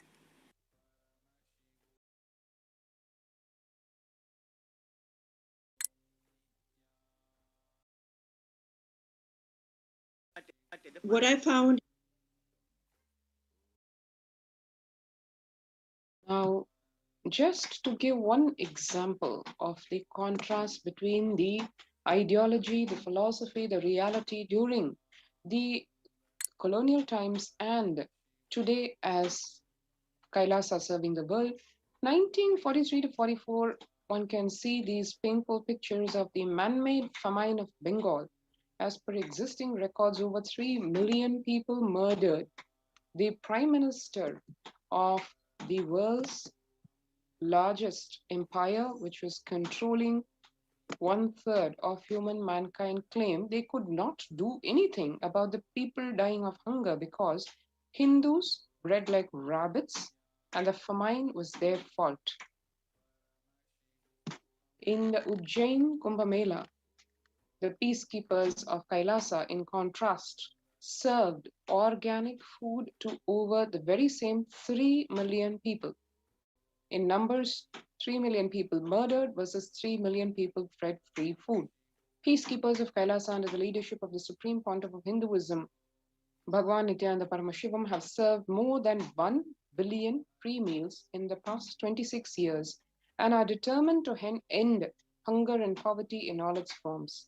Kailasa, with 200 peacekeepers at any given time, can deliver what even one of the biggest countries and colonial rulers could not deliver. Kailasa is not driven by fear or greed. It is an enlightenment-based nation driven by selfless service. The Veda-agamas, the source of the Hindu scriptures, declare Annam Bahukurvita, which means let us produce food in large quantities. Through the widespread distribution and promotion of free, healthy, organic food, Kailasa's global peacekeepers, led by the Supreme Pontiff of Hinduism, serve such that we may achieve food security, improve nutrition, and promote sustainable agriculture globally. Annadan is a vision to end poverty and hunger in all its forms. And that is one of the aspects of Kailasa's de facto spiritual embassies worldwide. To join the COVID Care Protection Center, register now through this link below, https://kailasa.org/kailasacare. So if you've not already registered, take a few seconds now to register for the same.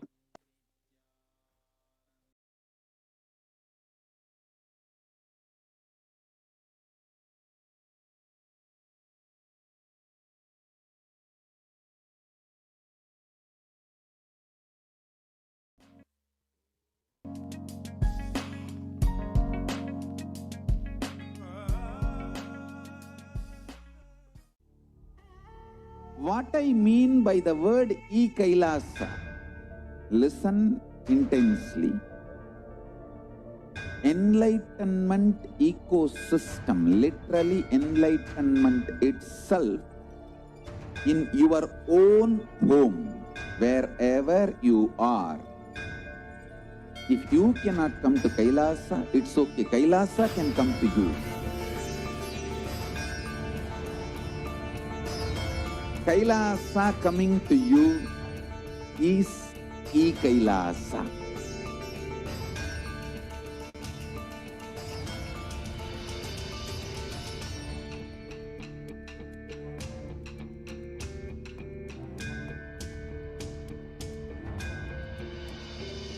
I will revive Hinduism.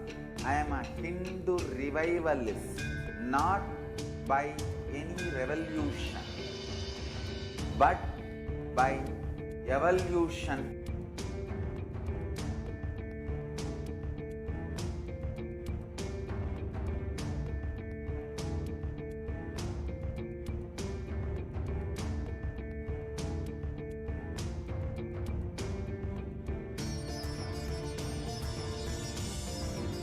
And setting model communities.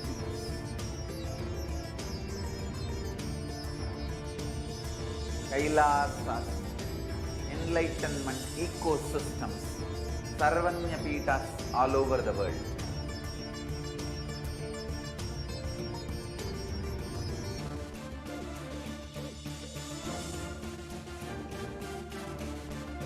All powerful cognition, knowledge, only when you live, power manifestation and possibilities manifestation happens. It's a fundamental truth.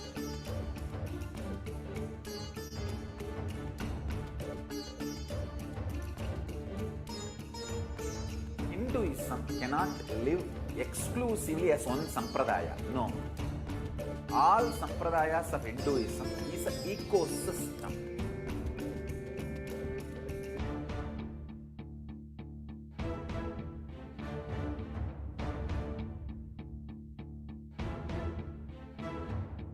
So don't keep quiet thinking that if one sampradaya is attacked, only that sampradaya is going to be affected. All of us are ecosystems.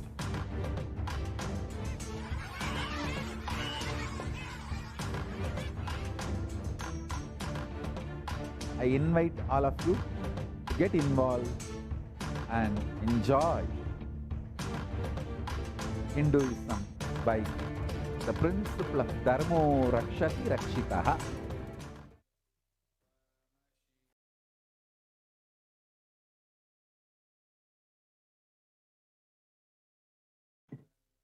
The next segment, we're going to look at the revelations to the world by Devi PARASHAKTI. The Supreme Pontiff of Hinduism, Jagadguru Mahasannidhana, His Divine Holiness Swamiji, manifesting as Devi PARASHAKTI, revealed that I came as Nijavatara. I am blessing you. Listen. People listen. To do good to all of you, I have taken the form of Nityananda and came down as Nijavatara. People of India, listen carefully. Time after time, Bharadam is Jnana Bhumi, where enlightened being comes. We cannot make Jnana Bhumi as infertile. Enlightened beings have to come. They have to live, it has to flower. Few hypocrites, because they are stuck in delusion, we cannot sacrifice the world. Cosmos cannot be destroyed. The ship I did to save the cosmos from being destroyed, that is called Adi Kailasa. The ship I did to protect beings from Pralaya is Adi Kailasa. Because of the conspiracy of Drohis and enemies' rule, the captain has to leave the ship. Before 12 years, knowing the great deluge that is going to happen, all the Aushadas, by this Guru Purnima, that Jnana Rasavadam, Navabhashana is going to flower. Allow people to come and take dip in the Navabhashana flower. People, whoever comes and dips in Vaidya Sarovar, they will not have the death, they will not have corona. Crores and crores of people will come in line. Every day they will come and dip in Ayandalingam.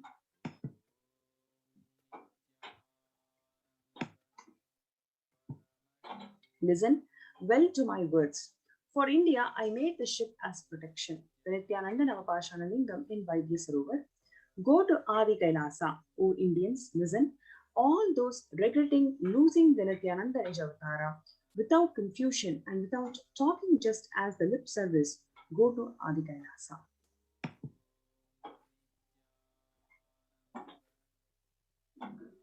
When the first world countries closed their borders during the massive global emergency, Kailasa has opened the doors to all without exception. The Supreme Pontiff of Hinduism, with his grace and compassion, opened his home to one and all unconditionally for us to get benefited and feel protected during this ongoing pandemic. A number of COVID care protection centers are opened across India, including Adi Kailasa in Bidadi, Salem Adinam, Tiruvannamalai Adinam, Rajapalayam Adinam, Puduvai Adinam, Pattanam Adinam, Siragapadi Adinam, Sripuram Adinam, Madurai Adinam, Avattipalayam Erode, Hosur Adinam, Baroda Adinam in Gujarat.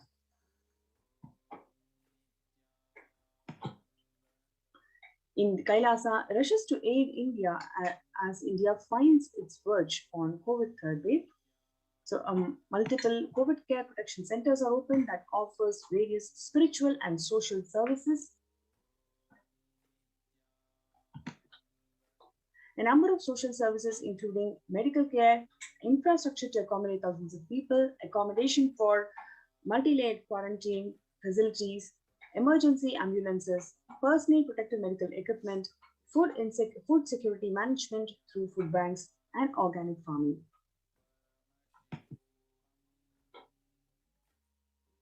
Join our COVID Care Protection Center with the link below, kailasa.org/kailasacare, KAILASA.org/KAILASACARE.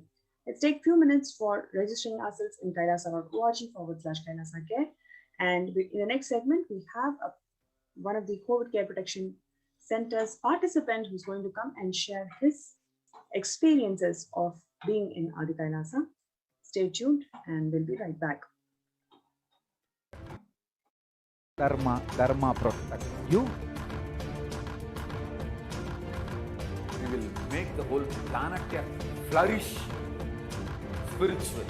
The spiritual prosperity will happen to the whole planet. We all have to coexist together.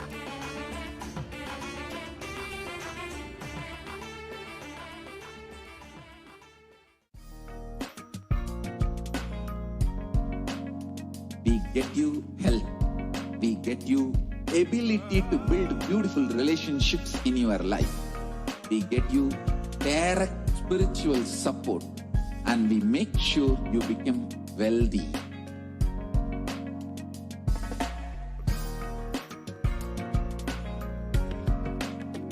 We won't stop giving you just good life.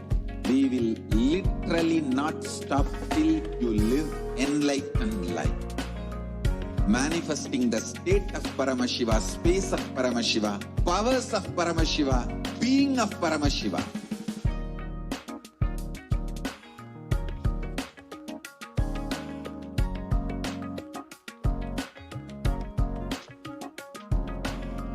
Whole world should become e-Kailashian. I want the whole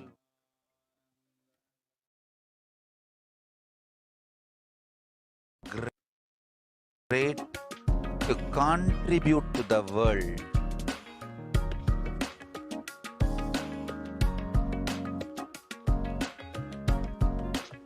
We have something great to contribute to the world.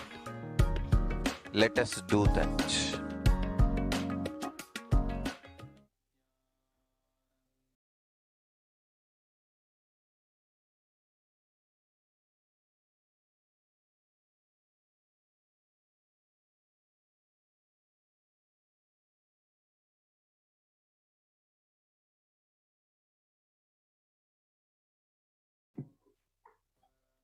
Welcome back.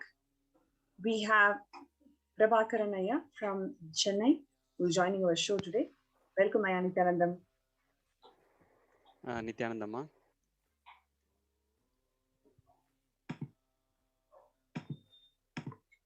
Yes, please share your experiences of how you became part of this COVID Care Protection Center, and what would you like to share to our viewers today? Sure, ma'am. So first of all, I would like to sincerely thank Swamiji for giving us this space where we can protect ourselves, not only me, my entire family, as well as my close relatives. So as Swamiji highlighted, right, as mentioned, so the very first thing we have to focus this year is that we have to save our life. So like if you take my responsibility as a son, as a father, as a brother, I have many people to take care. I need to ensure, they are staying safe. So during this pandemic, I was in Chennai and my parents were in Kanchipuram. Both the places, cases were increasing left and right. So I was thinking, how is that, I can handle this situation. So that is the exact time Swamiji announced this multi-level quarantine. So because of only multi-level quarantine, this is possible to save our life. So exactly Swamiji called out that time. So immediately we moved from Chennai and to Adi Kailash. So we are right now in Adi Kailash in multi-level quarantine, and we are staying extremely safe, ma. So that is the first thing I would like to tell everyone, that we are in Adi Kailash. It's been like more than 1.5 months now. We are completely staying safe, and people here, like, they are just, they did not even, think about Corona for last 1.5 months. They got into different activities. They are completely busy with other spiritual activities, completely away from Corona, completely away from what's happening in the society. Even if you ask me what is the count in Chennai, I cannot answer because I'm totally away from that Corona and then that Corona thinking. So that is the first one, ma. And then the stay here, right? I would definitely, I need to call that out, right? The stay is so amazing, and we have, along with me, multiple families are here, and we live as a joint family, and we get up in the morning, and everybody started aligning to the spiritual routine, right? It never happened in the outside Adinam. Whenever we come to Adinam, whenever into that spiritual routine, whereas once we move out, right, we will try our maximum to follow that spiritual routine. We do that for maybe for 1 week or 2 weeks. Definitely after that we will be dropping from that spiritual routine for sure. So I have been missing that spiritual routine after my IA, and once I'm back in Adinam now in Adi Kailash, I feel extremely happy that I'm enjoying my IA days again, because literally I started following the spiritual routine, doing yoga along with the group, doing puja along with the group, and then all the whatever service we do happily. So it's so amazing, so beautiful, ma. So it's living as a family, as a joint family. It's too extremely, you know, happy. I'm so again, thank you so much for Swamiji for, you know, giving this opportunity. So we are all here staying safe and then enjoying. We are not at all thinking about Corona. Wonderful, Laya. Wonderful. Thank you so much for sharing. I just wanted to ask you, like, what is the situation outside, and do you see a stark difference in how your workmates are handling the situation there, as well compared to how safe you're feeling here in Adi Kailash? Okay, so even right now, because I am continuing to do my office work from Adi Kailash, so I'm interacting with my team members. So their outside still cases are there. Their close relatives are, you know, their dependents are actually getting impacted. Every day I'm hearing that news from my, you know, of team members. So now people are actually focusing on, you know, taking vaccines. So that is a, you know, primary focus now in the society. See in Adi Kailash, right? So we are not even thinking about, you know, vaccine. We are not even thinking about Corona exists in the world. So we are completely away from that thought process at all. So, but outside, well, still people are, you know, continuously thinking about Corona, losing, you know, their close relatives and dependents, and then trying to, you know, hurry up in taking vaccines. So that is what is happening right now in the outside. Yeah, but like you rightly told, like when people are rushing towards vaccines, these vaccines are prone to secondary infections like white fungus, yellow fungus, and there are so many secondary infections that they are prone to. And unfortunately, the drugs that is required to treat these secondary infections are also not available. So that's the you know, sad part of it, because on one hand you want to protect yourself and you go for vaccine. From that vaccine, it leads to more diseases instead of protecting you and, you know, making you feel safe. Exactly, ma'am. Yes. So that is happening right now. Even, you know, in my, you know, my boss also used to ask me like every time, like, when are you going to take a vaccine? I said, I'm completely safe. I'm not planning to take a vaccine right now. So don't worry about me. I'm in a safer place. So don't worry about me. So he asked me a couple of times, and then I told where I'm staying and how Swamiji is protecting. After that, he did not follow up with me on vaccine, ma'am. It's wonderful. Yes, ma'am. And then I would like to, you know, reiterate on this spiritual routine, right? So I started following the spiritual routine in Adi Kailash, and then slowly my wife also aligned now, and now recently kids also started aligning now. So you know, just few minutes before I just finished my yoga, and then I'm just joining this show, ma. So today I was actually teaching kids for, you know, one of the, you know, asana where they were not able to perform. I was actually doing that. People are saying, why are you going? Where we have to do this asana? Please wait. I said, wait, we'll do that asana tomorrow. Stay on here. So that's how kids are enjoying. So I never seen my son, you know, getting up at 3:30 and then starting yoga at 4 o'clock. It never happened in Chennai. So I'm seeing it is happening literally here, and along with other kids, people are really enjoying. Well, actually, it's a very interesting thing what you're sharing here, because I remember in the initial days with Deepa, my wife, she mentioned the kids are there. I don't know how to do 4 o'clock yoga, and then we shared, no, it is possible here, and you can try only here. It's not anywhere else. And then now it has become a reality just in you know, few days time. So it's very nice to hear. Exactly, ma. Yeah. Now my son, like when he goes to sleep, like, Papa, so don't forget to wake me up tomorrow. Even if I refuse, please pull me out of the bed and then take me to yoga. So that is the, you know, the experience they are, you know, getting it now. Wonderful. Yeah. So yeah. And then one more thing I would like to call out during this stay here in Adi Kailash, medical team also I would like to, you know, sincerely thank them, because after we came here, like couple of weeks later, my daughter fell sick actually for 2. Immediately the attention, you know, I received from Adinam, it was too good, ma. So like we have doctors available in the, you know, ashram. They visited my room like in the morning and the evening. They took care of my kid like their own kid. Even I didn't give that much of attention when she fell sick. I was just focusing on my office work. But here doctors actually morning and then evening they visited. They took care of my daughter, and then they ensured, you know, she is getting all the necessary support to get out of that whatever the normal sickness. Yeah. So amazing, ma. So all the facilities, arrangements here, I'm completely free. I'm focusing on whatever next level of things I can do in my spiritual routine. So that is what I'm focusing. I'm not at all focusing on Corona and I need to protect it. So that is completely gone because we are in safer hands in Adi Kailash. Thank you so much, Ayada, for sharing. It was wonderful. Asha Swami, would you like to ask? You have anything to? Actually, I was listening to Aya.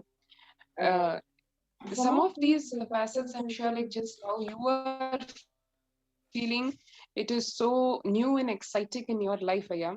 It is very interesting to hear from your side, from as somebody who has just about joined the Adinam, what impact the spiritual routine has on so many levels, because it is not just the health component, the physical health and the mental health component, but exactly like you shared, the feeling of fulfillment on all levels. As a parent, what you're feeling, and I'm sure what your wife is feeling, and the excitement that your son is feeling, I'm sure once now, like you were sharing, he's able to do, and how you are interacting with the what you referred multiple times as rightly as a giant family, and how it becomes how you are so excited about teaching the kids new asanas, and I'm sure they are equally excited to be learning, experimenting, and I'm sure they'll reach next levels, because that's what the enlightenment spiritual ecosystem is all about. So I feel that the sharing has gone more from the level of just a COVID care protection center to how life is being transformed, lifestyle is being transformed, and how it is really what Swamiji always has been telling, the Hindu way of living, whether the yoga that you did now, or I'm sure you're waiting to rush for the puja, and that's the next part of the spiritual routine. So how do you see others, like your the other people as a part of the COVID care protection center? How have you seen their responses?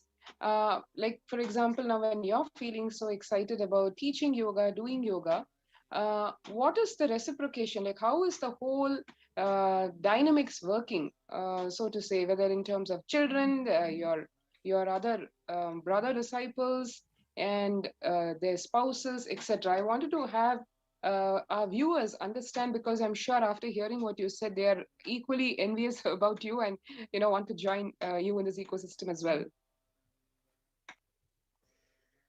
Yes, ma. So if you ask my brother, okay, so he never done yoga. Okay, so recently he started, but he is not able to do it on every day. But if you see, he is in the Adinam along with me. In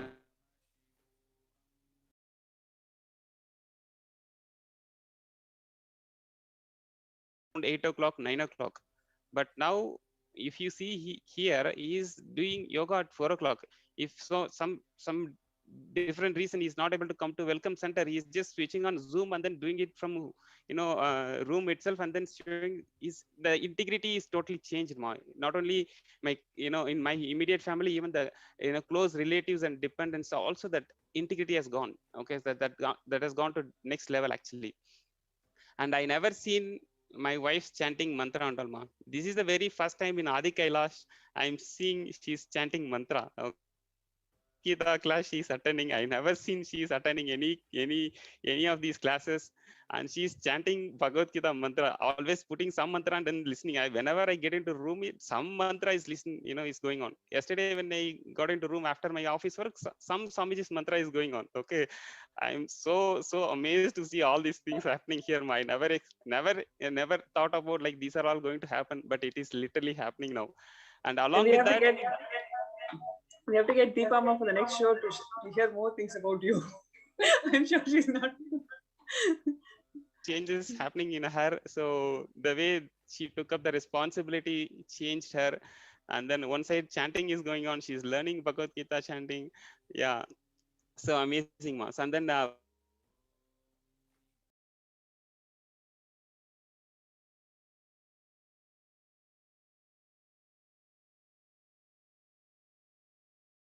different lifestyle,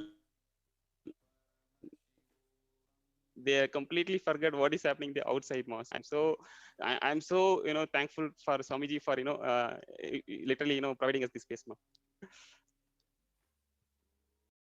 So beautiful, Aya. Actually, it's so nice. Just in few sentences, you conveyed the whole visualization. I'm sure your excitement is so infectious. All our viewers will be waiting, and I'm sure we're going to be seeing a lot more people joining you and us in this Adi Kailas Sarvajna Peetham COVID Care Protection Centers, and more people adding to this joint family, making it more blissful, more collectively integrated. Such a beautiful example of collective integrity where, what you really, like you said, never imagine can happen is happening. And because of no one individual's efforts, it's just pure power of collective integrity. It's so beautiful, Aya, you're sharing.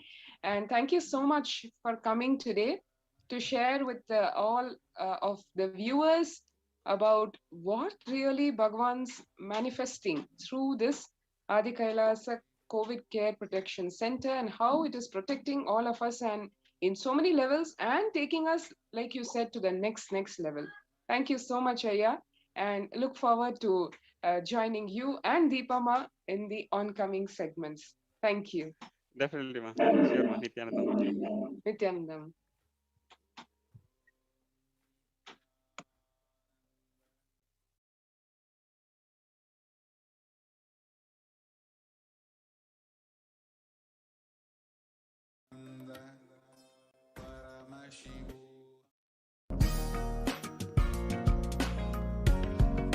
E-Kailasa is proper customized spiritual service helping you to identify your root patterns of suffering.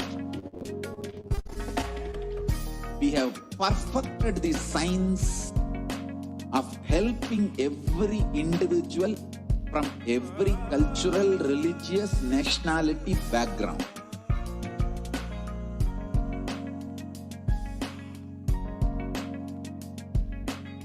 You will have lowest reactionary assumptions, highest awakened response, alive response for life continuously.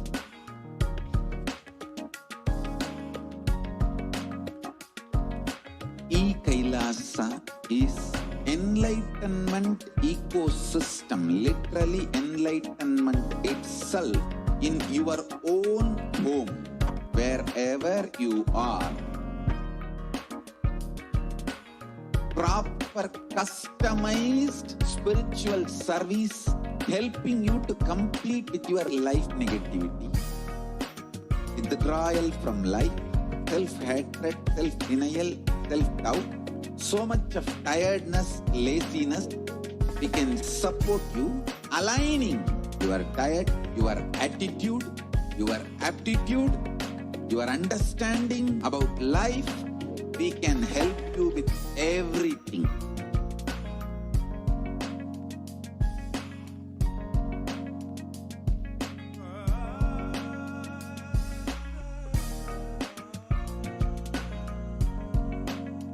If you are interested in enlightenment, we will immediately bring this to you.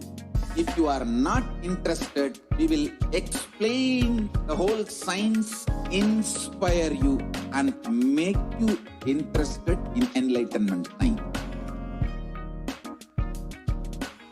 We need to cater this enlightenment science to the whole world wherever they are, because enlightenment is the birthright of all human beings.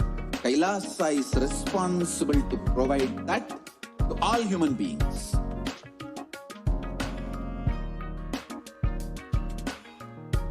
Kailasa is the totality of the knowledge I received from my gurus and practice manifested in my life, perfected by teaching millions of people from all cultures, time zones, backgrounds, genders, nationality, race, from every creed.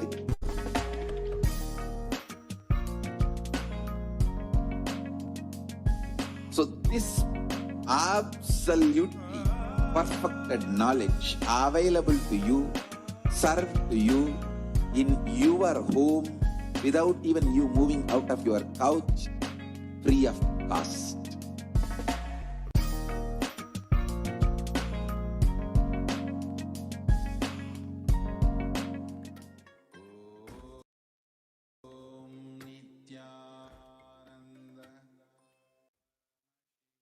Nityanandam, welcome back to all of the viewers who are joining us for today's Devi PARASHAKTI Akashic reading program. And now we are continuing this series of segments where we are speaking on, presenting, elaborating, and hearing the heartfelt sharings of survivors of the persecution against the Supreme Pontiff of Hinduism and the whole persecution against Kailasa. Over 1,000 years, Hindus have seen one of the most brutal persecutions in all of history itself, where more than 100 million temples, Hindu temples, are now lost entirely, and 500 million people had lost their lives. And we have seen so many different stories over the last couple of days on the different survivors who came forward, who were brave enough to come forward and speak about what they had been through, how they had seen in front of their eyes the anti-Hindu militant forces destroying Adinams, brutally victimizing women and children, and how all of us have seen what the Supreme Pontiff of Hinduism has had to undergo and had to sacrifice just in order to revive Kailasa, the ancient enlightened Hindu civilizational nation, for all of us Hindus, for all of us who enjoy the best of the best, enjoy Kailasa, enjoy the best of the sacred sentiments, the best of the great Hindu scriptures revived by the Supreme Pontiff of Hinduism, and the best of the avatars who is incarnated on planet Earth now, in this day and age, the Supreme Pontiff of Hinduism. What he has literally sacrificed for each and every one of us is the saga of the persecution against him by the anti-Hindu militant forces. Over the last few days, we have been focusing in on different topics as a part of this whole month of awareness on the Hindu persecution. July is the month declared for the Hindu Persecution Awareness Month, and appropriately, this is the month where we're also revering our gurus. On July 24th is Guru Purnima, and as the embodiment of Tyaga, of sacrifice, our gurus are to whom we owe the most for having brought us age to age, year to year, generation to generation, until now, delivering us at the feet of the Supreme Pontiff of Hinduism, the successor of the great Guru Parampara of Sanatana Hindu Dharma, and delivering and ensuring that Hinduism is surviving throughout the ages. We have seen over the last few days about heritage destruction and how this was one of the primary, foremost tactics to destroy the conscious sovereignty, the sovereignty of Hindu nations. We were at one point 56 deshas. We were at one point 56 nations across the world, from Afghanistan until Cambodia, and including Malaysia, Singapore, Indonesia, all of which still today have Hindus presiding inside of them, have Hindu culture, Hindu civilization, Hindu temples, Hindu ecosystems, but are dwindling very, very fast. In Malaysia, Pakistan, and Afghanistan, the attacks against Hindus are increasing every single day, are becoming more frequent, and the voice of Hindus is becoming less and less heard, because in each of these places, Hinduism is literally diminishing to the point of almost becoming extinct. Even in India, Hindus are not safe. And in all of the examples that we have seen today, we have seen how in India itself, the heritage, the temples, the adinams, the great constructions and infrastructure that was gifted to us by our ancestors is under crisis due to so many different forces that are trying to attack and trying to literally confiscate, loot, and leech the resources. We've seen so many different examples, how Somanath Temple was destroyed literally 17 times, how the icon of India, which is the Taj Mahal, was actually the Tejo Mahalaya. And what so many people are praising and seeing as the icon of India is actually one of the reminders for all Hindus of our destruction of one of the greatest Shiva temples that was built in history. And we keep on needing to see adinams, temples, really almost becoming ruins in front of us. We should not be under the illusion that Hinduism is okay, that our heritage is completely fine. Even if we may be the oldest and last surviving indigenous and primordial civilizations on planet Earth, still we are just a fraction of what we once was, of what we once were, living as an entire spanning Hindu civilization across 56 different nations. But today, we are 0 nations, absolutely 0. And that is why the Supreme Pontiff of Hinduism is reviving Kailasa, reviving the nation of Kailasa, the civilizational nation. Kailasa is a large, huge revival of Sanatana Hindu Dharma in at least one corner of the world where it can be left to survive, left while the whole world undergoes and is submerged under the darkness and ocean and sea of so much of corruption, disease, death, and suffering. Hinduism can, in its most authentic form, survive at least in one place on planet Earth and re-emerge on planet Earth as a complete, wholesome civilization as it once was. However, even in Kailasa, in the history of Kailasa as we are seeing it, and the attacks that have happened, it's been continuous, brutal, and exactly as in the Hindu Holocaust, we have seen so much of continuous, incessant, relentless attacks. In the same way, in a Supreme Pontiff of Hinduism, in the persecution against the Supreme Pontiff of Hinduism, the attacks are very much in the same way relentless, incessant, and absolutely horrendous. Today, we are going to be understanding and hearing the heartfelt sharings of the survivors of the attacks on one of the oldest adinams, Hindu kingdoms that exist on planet Earth, the Tonde Mandalam Adinam, or in the Kailasa Paramparagata, Kanchi Kailasa Sarvajnapita. This Adinam is actually one of the oldest Adinams that has scriptural references, even in the Arunachala Purana.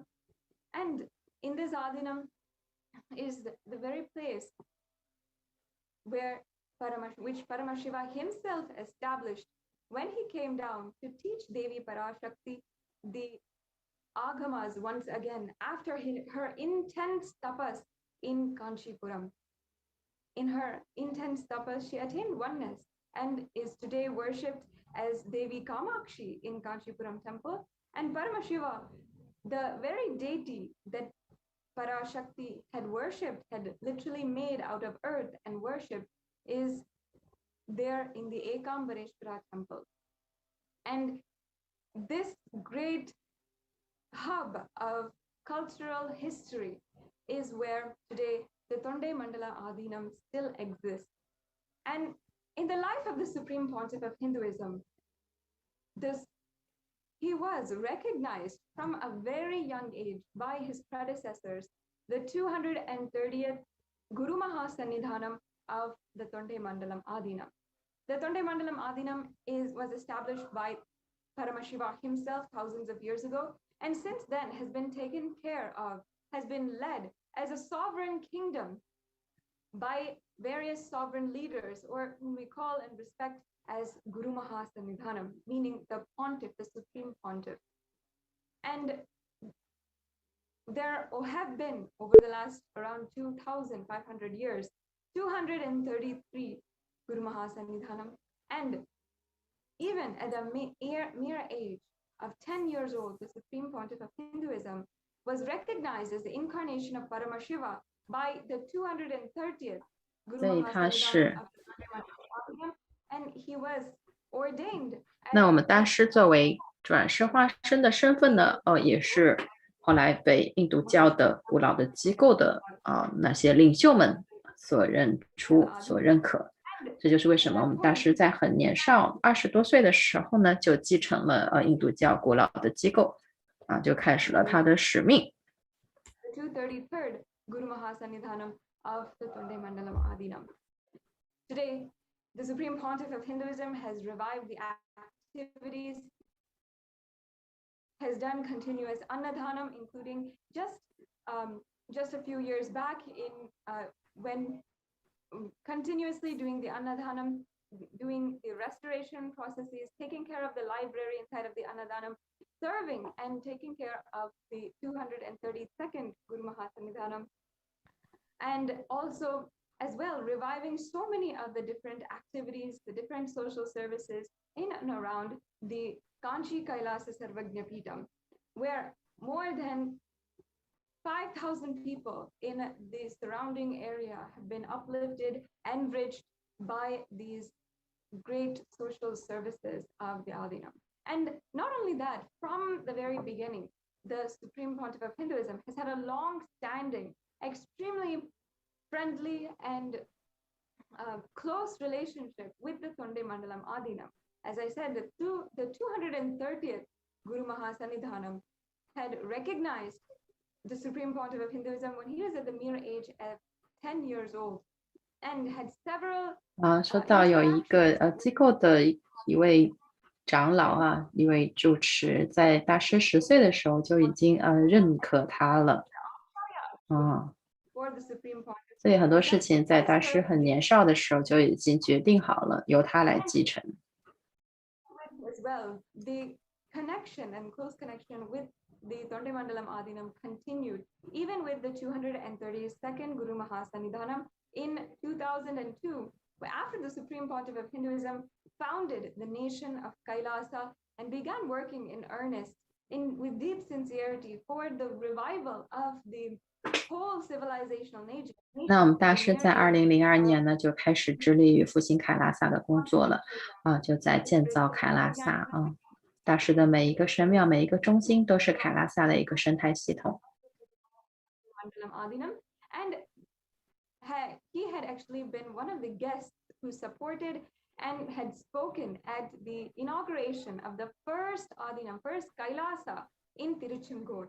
There's also many photographs of the 232nd Guru Mahasannidhanam repeatedly being invited, being an honored guest in the events and in the different activities, celebrations, and continuously giving his support on the side as a representative of the Tonde Mandalam Adinam, the Kanchi Kailasa Sarvagnya Peetham, and being in close relation and working together to revive the ancient Hindu kingdom, the Kailasa, the civilizational nation, with the Supreme Pontiff of Hinduism.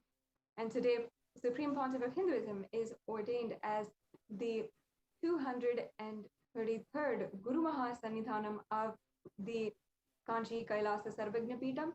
And as the 233rd Guru Mahasannidhanam, he has spearheaded the revival of so many different activities, so many different beautiful social, spiritual activities, including leading and conducting programs that are designed and revived from Hinduism by the Supreme Pontiff of Hinduism. and even conducting the Annadhan, and even visiting and working with the Tonde Mandalam Adhinam and reviving many other cultural activities in the Adhinam, reviving and maintaining the worship of the oldest deities, more than 3,000 years old, the deities in the Tonde Mandalam Adhinam, and ensuring that the surrounding community of more than 5,000 people is continuously enriched with different types of socio-spiritual services, including the 这是讲到大师的一个神庙，它里面有一座神像，已经有3000年的历史。那神庙附近的居民呢，大概有5000位的居民呢，不断的得到了神庙的庇佑，包括神庙中的法事啊，以及神庙本身的存在，都让周围5000名的村民得到了一个很好的庇佑，丰富了周围的村民。Where even despite having done so much of good, have literally revived the Tonde Mandalam Adhinam and having so much of grand vision of the Tonde Mandalam Adhinam being a fulcrum of the revival of Sanatana Hindu Dharma in Kanchipuram in its entirety. The Supreme Pontiff of Hinduism underwent so much of attack in Tonde Mandalam Adhinam, in the very premise and against the Adhinam itself. 那我们大师呢，就是在他自己的主神庙里面受到外界暴徒的袭击，他们直接冲进来打呀、砸呀、抢啊、侮辱啊，试图要谋杀大师都有的。那有几次是媒体还有现场直播的，规模很大。We even have sharings of some of two of the survivors of the most horrendous attacks I personally have ever heard of in the history of Kailasa. The most brutal attacks, a nearly fatal assassination attempt, and a hostage situation for more than 10 hours. These are the sharings that you are going to be hearing today.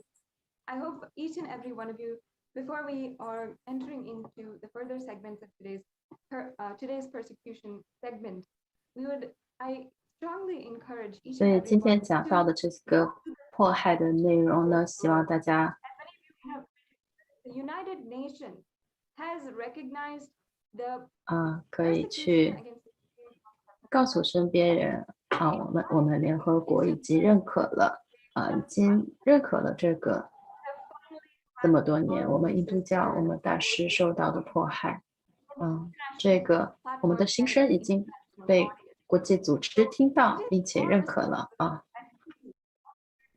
As many people know about this, are sharing this, and are sharing this worldwide with everyone you know.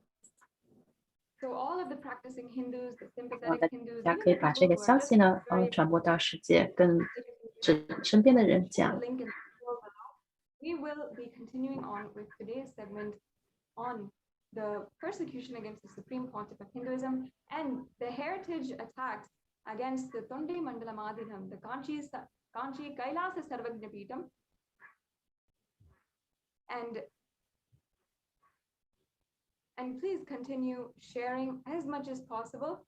We will be continuing on with the persecution against this heritage site, and we'll be right back with you in just a few minutes. 现在呢，我们就先讲到这里。那等一下回来呢，我们会进一步的再来报道印度教以及大师这些年受到的不公正的对待以及残酷的迫害。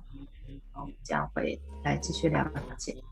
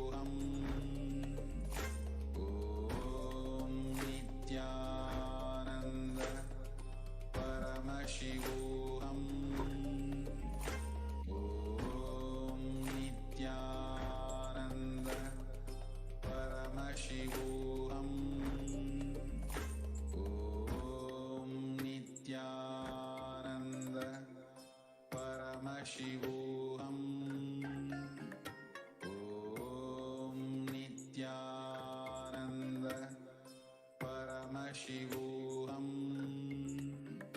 ॐ नित्यानन्द परमशिवोऽहम् ॐ Nityanand.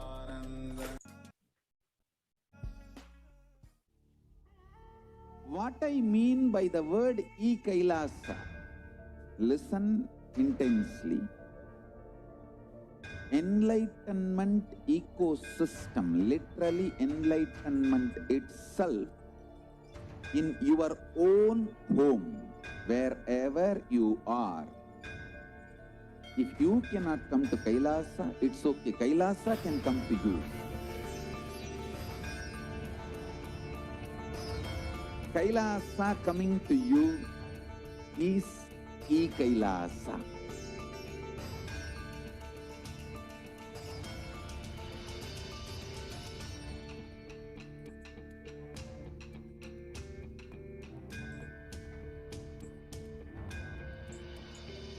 I will revive Hinduism.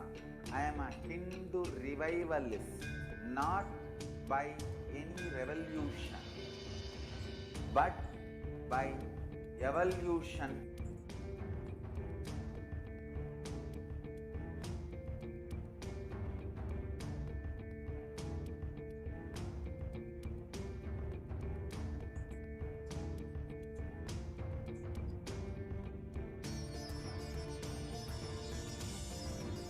And setting model communities.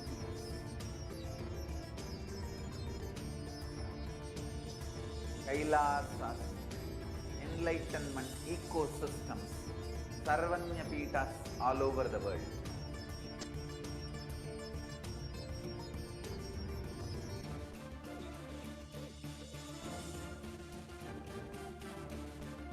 All powerful cognition, knowledge, only when you live, power manifestation and possibilities manifestation happens.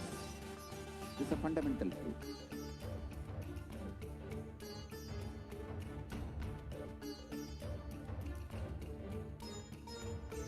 Hinduism cannot live exclusively as one sampradaya. No. All sampradayas of Hinduism is an ecosystem.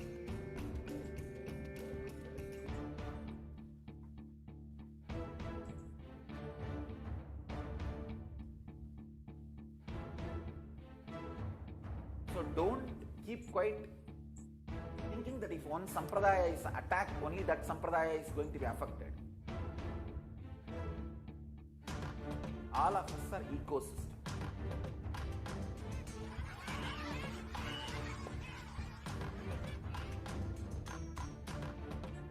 I invite all of you to get involved and enjoy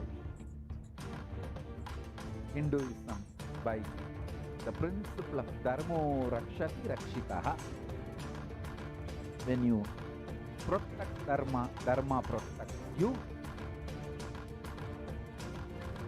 We will make the whole planet flourish spiritually. The spiritual prosperity will happen to the whole planet. We all have to coexist together.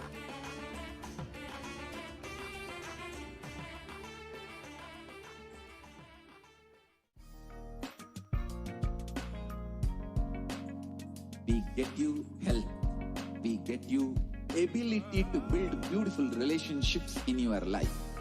We get you direct spiritual support, and we make sure you become wealthy.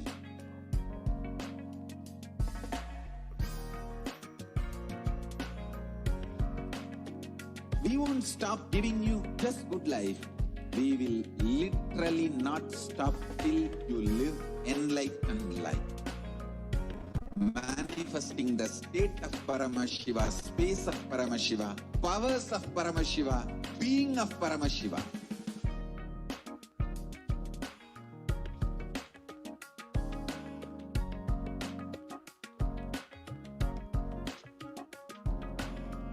Whole world should become e-Kailasians.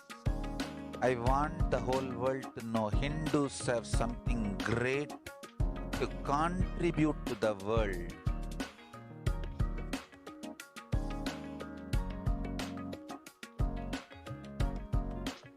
We have something great to contribute to the world. Let us do that.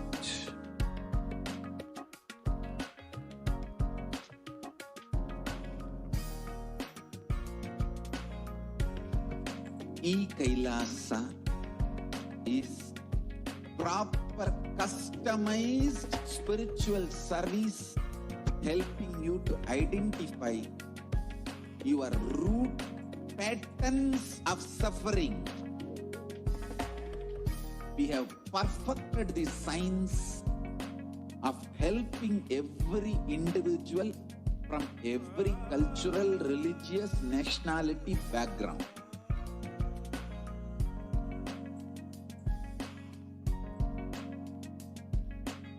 You will have lowest reactionary assumptions, highest awakened response, alive response for life continuously.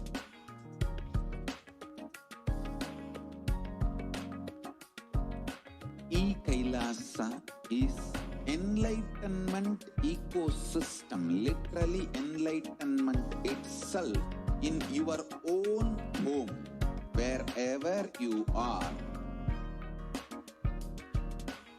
Proper customized spiritual service helping you to complete with your life negativity, withdrawal from life, self-hatred, self-denial, self-doubt, so much of tiredness, laziness.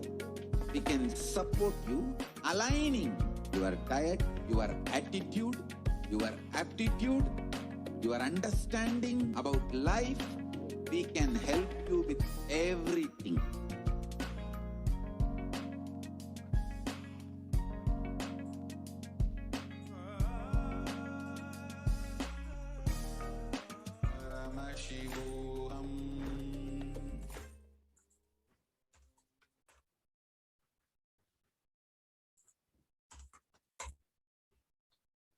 And welcome back, dear viewers. As a part of the Hindu Persecution Awareness Month, as Masala Shukriya was sharing, we are observing the Hindu Persecution Awareness Month in July 2021. And as a part of that, last 2 days we have been sharing the various attacks, the attacks on the various ancient enlightened systems. So about the enlightenment ecosystem, so about Adi Kailasha, and the Sarvanyapita ecosystem, we saw about Trishula system. And today we are going to share with you about the attacks on the Tondai Mandala Adina, which is one of the ancient enlightenment ecosystems by the Supreme Pontiff of Hinduism. And from a very young age, the Supreme Pontiff's family, actually the whole family and their ancestry belongs to the Tondai Mandala Adina. And from a very young age, 现在是要讲到大师管辖下的一个神庙啊，这个神庙呢是大师家族一直供奉的，关系很深的一个神庙。 From a very young age, and all of us would have heard that the Tondai Mandala Guru Maha Sanidana, Supreme Pontiff, was just about 2 to 3 years of age. He was the one who took Supreme Pontiff to the Kanchi seer and told the then Tondai Mandala Guru Maha Sanidana for the Supreme Pontiff to start observing the Chatur Masya. So just from the age of about 2 or 3, the Supreme Pontiff has been associated with the Tondai Mandala Adina, and we can even show you pictures of the first. 大师与这座神庙的关联呢，从2、3岁的时候就开始了，因为那时候大师已经被认出来是帕冉玛希瓦的转世化身了。 Inauguration of the first Kailasa that happened in the year 2001, Avati Palayam in Europe. And the association has been lifelong, and the Supreme Pontiff has visited and done a lot of services, contributions for the entire kingdom. Tondai Mandalam was actually an entire kingdom, and it was being revived. The whole enlightenment ecosystem was being revived. So it was and the anti-Hindu attack militants and the neo-Hindu elements are recognizing the long-term contributions that Supreme Pontiff had done to the Tondai Mandala Adinam, and knowing that the Supreme Pontiff was actually visiting the Tondai Mandala Adinam, they had planned an assassination attempt and the destruction of this ancient heritage property. And so what they had planned, knowing that the Supreme Pontiff was going to visit the Tondai Mandala Adinam in Kanchipuram in Tamil Nadu, they had planned an assassination attempt, which was a gas blast. And 那有一回呢， the entire 那大师呢，通常是在印度班加罗尔的神庙中，但是呢，有一次大师去现在话题中所说的这个神庙的时候呢，反印度教徒呢就得到了消息，于是呢就预谋要暗杀大师，预谋了一场袭击。 There, Sri Jnanapriyaya was actually, I request NTV operator to please project them. Sri Jnanapriyaya was there, and he actually there was a 那 delay. 现在呢，我们要请当时有见证这个事件的一位信众来跟我们阐述一下，具体发生了什么。 I now request invite Sri and Maniti Jnanapriyananda to share their experience of what really happened in the Tondai Mandala Adinam that day. 我们来听一下在那个神庙中发生了一些什么事情。 Yes, ma'am. I'm Sri Jnanapriyananda. 好，大家好。 We have been taking care of the Tondai Mandala Adinam for the past 2015 onwards. 那我们是那个神庙的管理员我们一直在神庙中做管理。 232. He was above 87 plus actually is. So here, just for our viewers, the pontiffs in the tradition, they are actually addressed by the number of the pontiff, like how we say the 14th Dalai Lama. Like that, the 232nd means the 232nd Guru Mahasannidhanam, the Supreme Pontiff of that kingdom. So the 232nd Guru Mahasannidhanam of the Tondai Mandala. Here you can actually see the Supreme Pontiff with the 232nd. 这个神庙呢叫做Tondai Mandala。Tondai Mandala 是这个我们现在话题中讲的这个神庙Tondai Mandala Adinam Tondai Mandala Adinam。那这两位呢一直都是在这个Tondai Mandala Adinam 上班的做管理的。 那我们大师呢是继承了这个机构，已经成为了第223代吧。Voluntarily and stay there in the ashram itself and take care of them. And we assist him. 自从2015年的时候呢，我们大师呢就已经参与了这个神庙的管理了那个时候呢掌管神庙的住持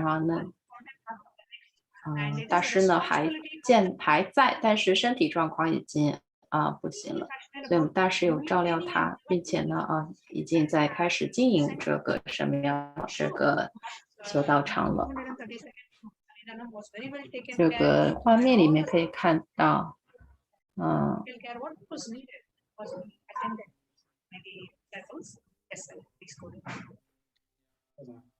So as we have been continuously taking care of Supreme. 可以看到上一届的大师呢传承人呢就是要求我们尼夏那达大师呢在他还在世的时候呢就开始管理参与管理。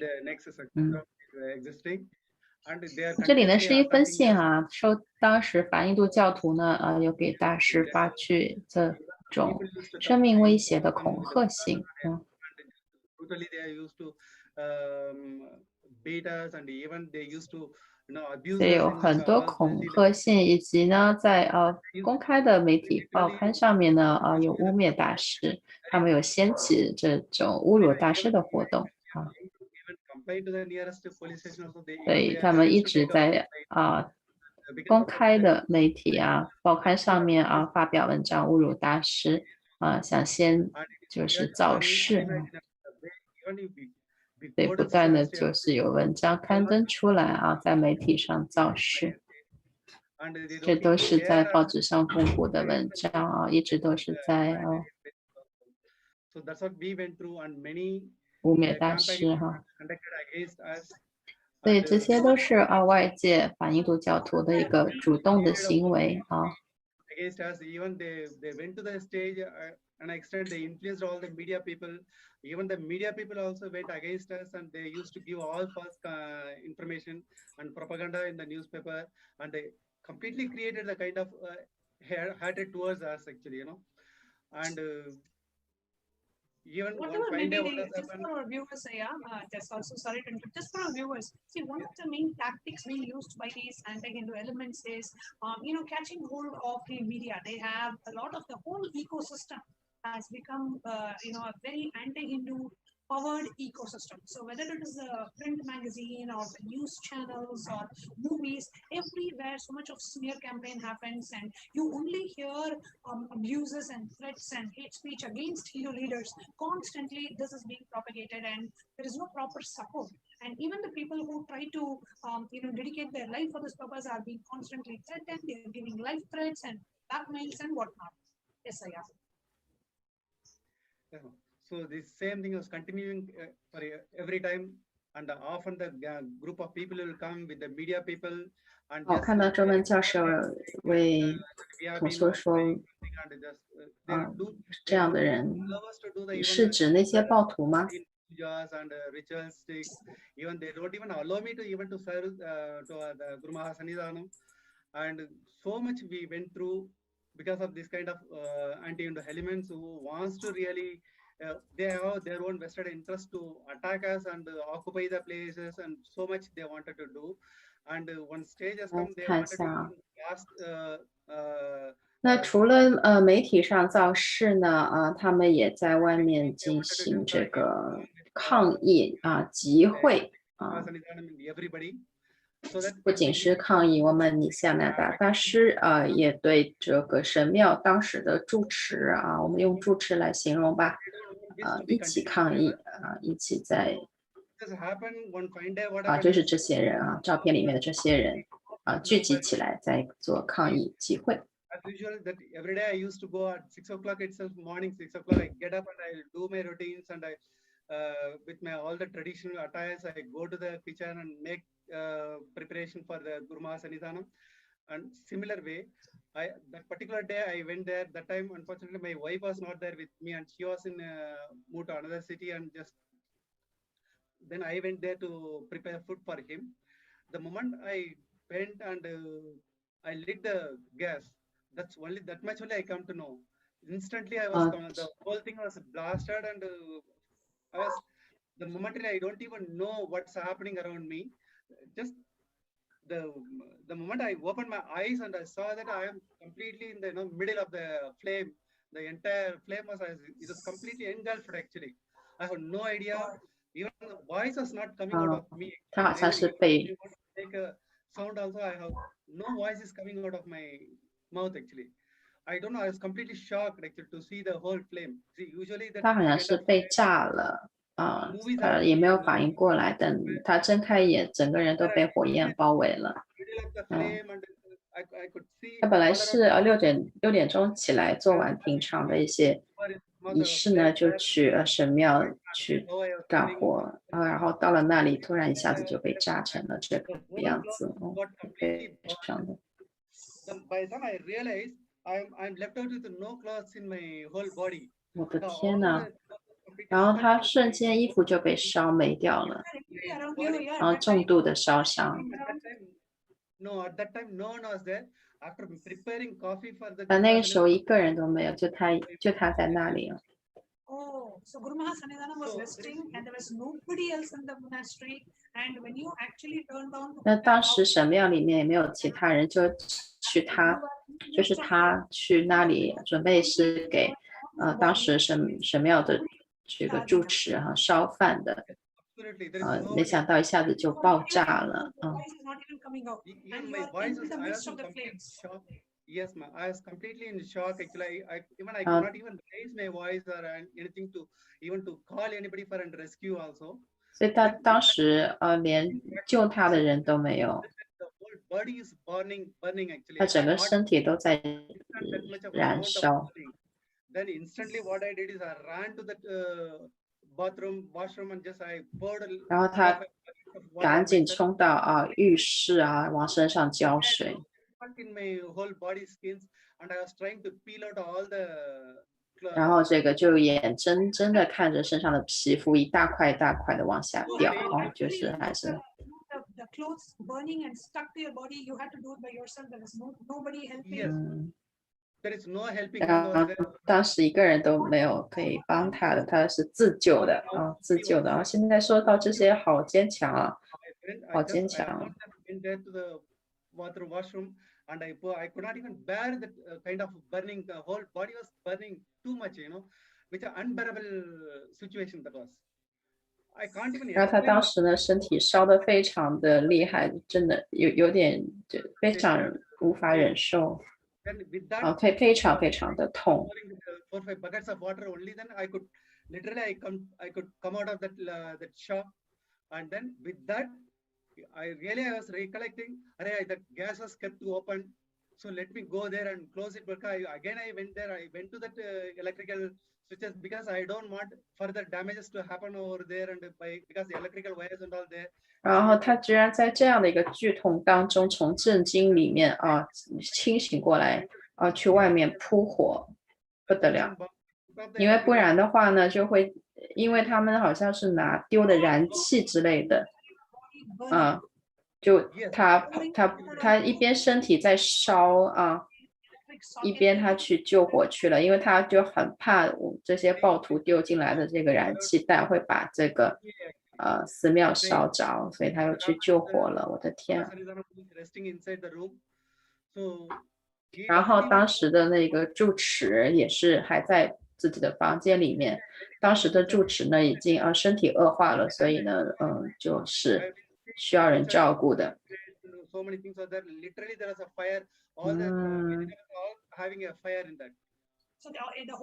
真的，我就现在身上都发麻，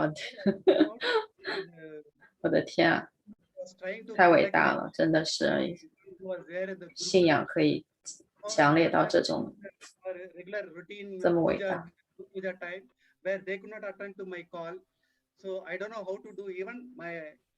现在看他在诉说的时候，感觉还是一个很健朗的老人但是与以前发生过这么惨的事情完全没有看出来这个事情对他有造成一个什么心理的一个阴影他现在就是非常的平静的在诉说就是非常圆满平静的在回忆诉说当时的事情真的真的很棒。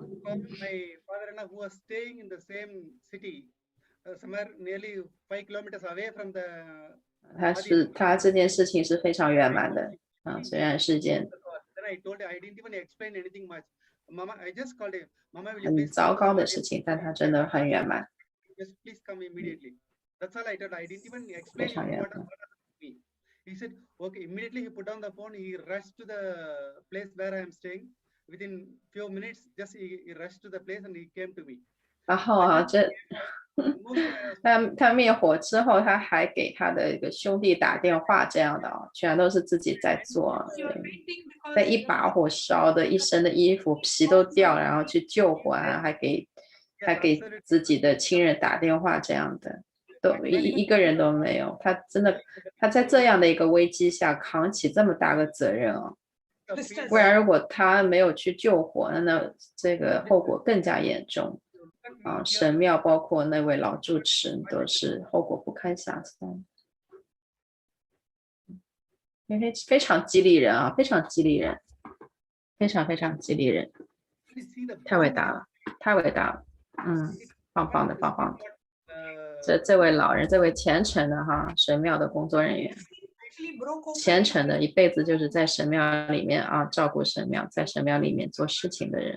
这么伟大非常非常强大的，这么紧急的情况下这么强大，然后现在可以这么圆满的跟我们诉说过去的事件真的是学习的榜样然后他的皮肤当时是这样的掉下来了，那个白色应该是里面都是肉呢，但是我觉得他肯定也是得到了神的保佑啊，我觉得恢复的看着还可以，看着还可以， so thirsty. I'm trying to 特别 rise 优 out, 势， but 特别 water, 棒， water, but no one is around me. Then I 太 said, 棒 somehow 了， with that of 太感 finding 人。 this one only, I went to the Guru Maha Sannidhanam and I was telling me he was not able to see me what is exactly happening to me. Neither he is able to listen me what I am saying also. I was fainted and I was in front of him, I was laying on the floor. I was rescuing for, I am trying to voice out. I am feeling more thirsty. I need some water. Okay. Even he is not able to hear me what I am asking him also. Then somehow I managed. There was a. 他当时他的这个兄弟到的时候呢，他已经在地上了啊，然后他非常非常的口渴，讲人都被烧了，然后他说话也说不清楚啊，他那个兄弟也不知道他到底是怎么回事，他就是他其实是很想喝水的，你想想看，刚刚从火焰里面出来，都还没有去医院呢。And then then only I was explaining this is what has happened to me. Then he was explaining, did you call anybody?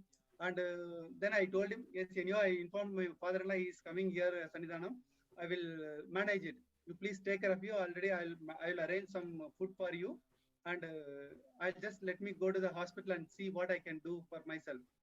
Then he is also, he has become speechless and he, by looking at me, he is also fallen shock actually. 然后那个来的人呢，真的也是震惊到话都说不出来后来就是把他送到医院去了，真的这个画面太震惊了。然后那个人都已经流泪了。Then immediately what it is, he wrapped me with some cloth and he took me in his bike. 然后因为这位老人当时被烧得到浑身赤裸而且掉皮，就是重伤嘛。那个来的人呢，就给他拿一个布给他裹了一下呢，把他送到医院。The entire Kanchipuram city, they don't have the facilities. They have to call somebody from the nearest city, where they can give the burn injuries will be treated.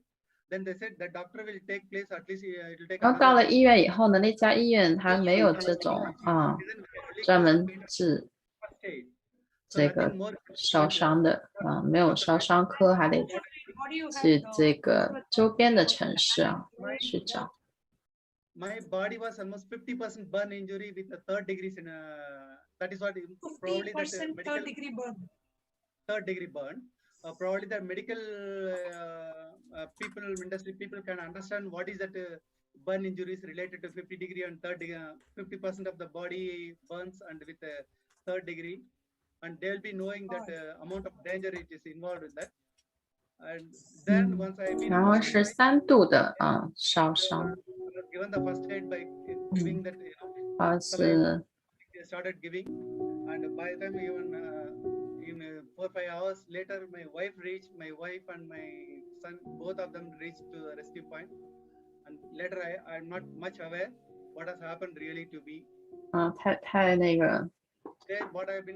我感觉我等要是有那个什么时候再听一遍，自己再重新听一遍。Let me ask as a wife, who's been with you, Jnanapriyamma, when you first saw 非常感人啊，主持人也被感动到了，真的就是非常有钢铁般的意志这都是英雄般的事迹了，特别感人。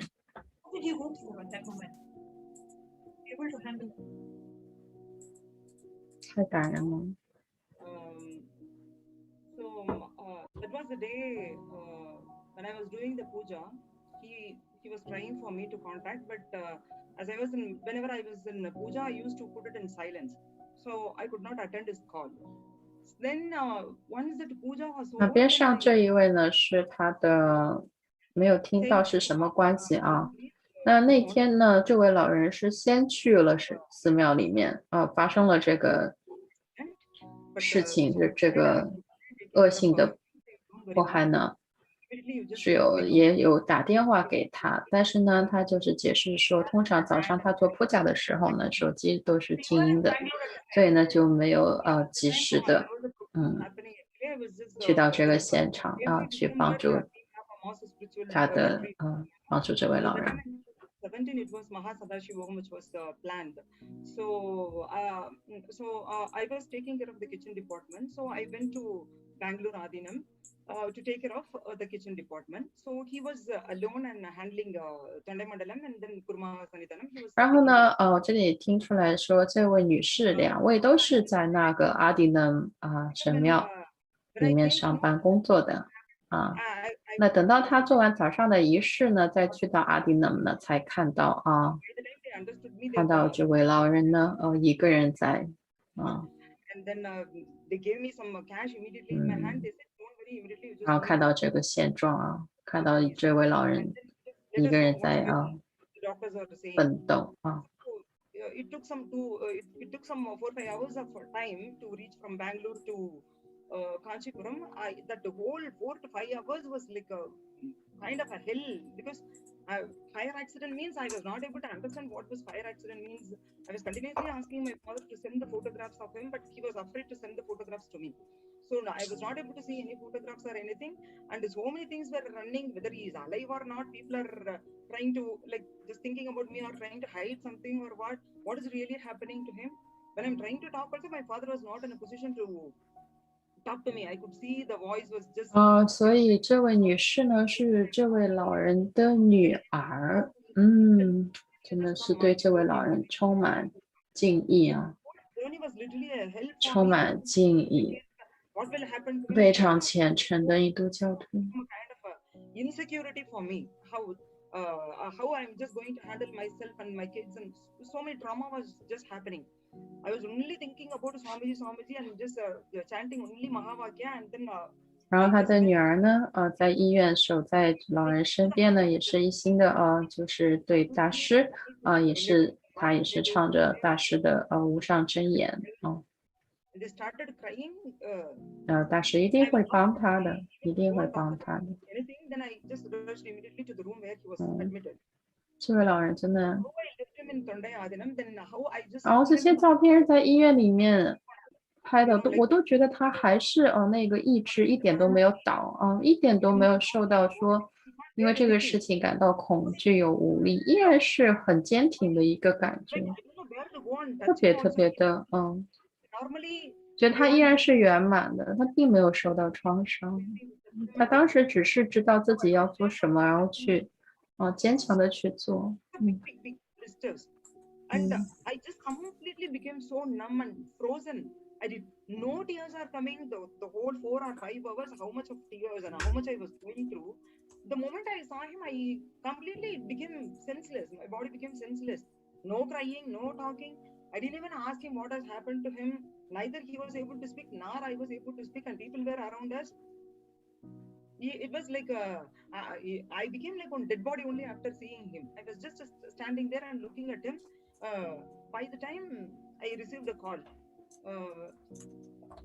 on the call I just heard Swamiji's voice saying, Kanu, don't worry ma, I saved him out of death. So don't worry. Immediately shift him to Bangalore hospital. Like that he said. After hearing Swamiji's voice only, it was like I was even able to come to the kind of a consciousness. Okay, he's there. Swamiji will take care of him. So I need not to worry. So much of tears were just continuously rolling. Even to whatever Swamiji was asking, also I was not able to answer anything. Swamiji was asking me, what is the degree ma he have? What kind of? 所以大师呢也有在后来知道有问说你的父亲是极度的烧伤等等那我相信大师肯定是有给这位老人疗愈大师有说你不需要担心我来照顾没有问题 I am there, my presence is there. It will be easy for me also to heal him. So he consoled in all the possible ways and not only that much and he told the other devotees also, Ma, please make 所以大师后来就是有非常好的照顾了这位老人他把一切都照顾得非常的安妥大家没有任何的担心 He saw that I am collapsing inside. Then he was just trying to give me the confidence through the other people. Then I said, no Swamiji, we will just immediately shift to Bangalore. And he told, Ma, I will arrange a separate flight for him. Let him not travel even by taxi or anything because the body cannot even, tolerate a little pain of jerk also on the road. It will be so bumpy and all. I don't want him to go through any jerks. I let him just fly easily. It will be easy for me to heal him when he is in the air. So, in all the possible ways, Swamiji has already made all the arrangements and everything, whatever is needed. 所以这个中间有讲到要把这位老人送到一个地方，那大师直接就说呢，不要让他坐车这种颠簸的因为他的肌肉什么的现在都非常的脆弱。那大师呢就是说要飞机呢会好很多。那在飞机上面呢，大师呢也是直接可以给他传送能量，做能量疗愈的。所以大师有亲手接过这个事情非常妥当的事无巨细的处理非常非常好，非常非常好。He only sent the report and everything. He was saying that it is 50% burnt with a 3rd degree. That time only I came to know all this. Oh, this is what Swamiji has asked. That time I didn't even realize what is 3rd degree means. 50% means. I'm only continuously seeing his body.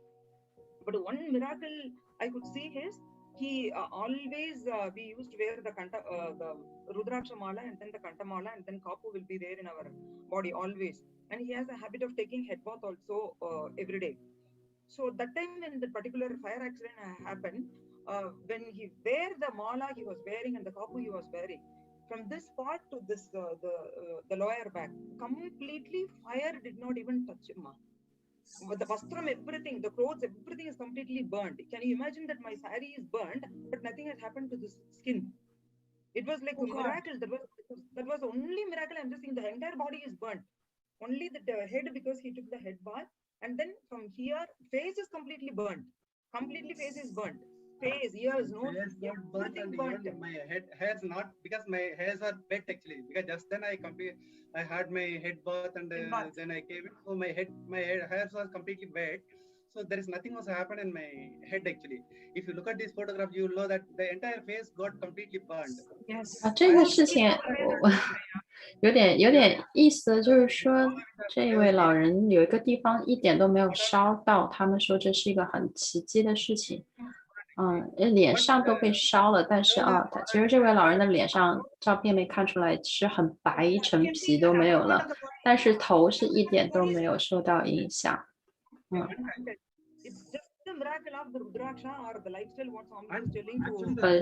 他们是说好像这个是跟老人的一个灵性的习俗有关系因为他每天早上都有做一个什么，好像是跟头有关的，是洗头还是什么，但这肯定是指灵性方面的，还有跟他所穿戴的金刚菩提子也是有一个很大的关系，所以他们现在就是在讲这个很神奇很神奇的。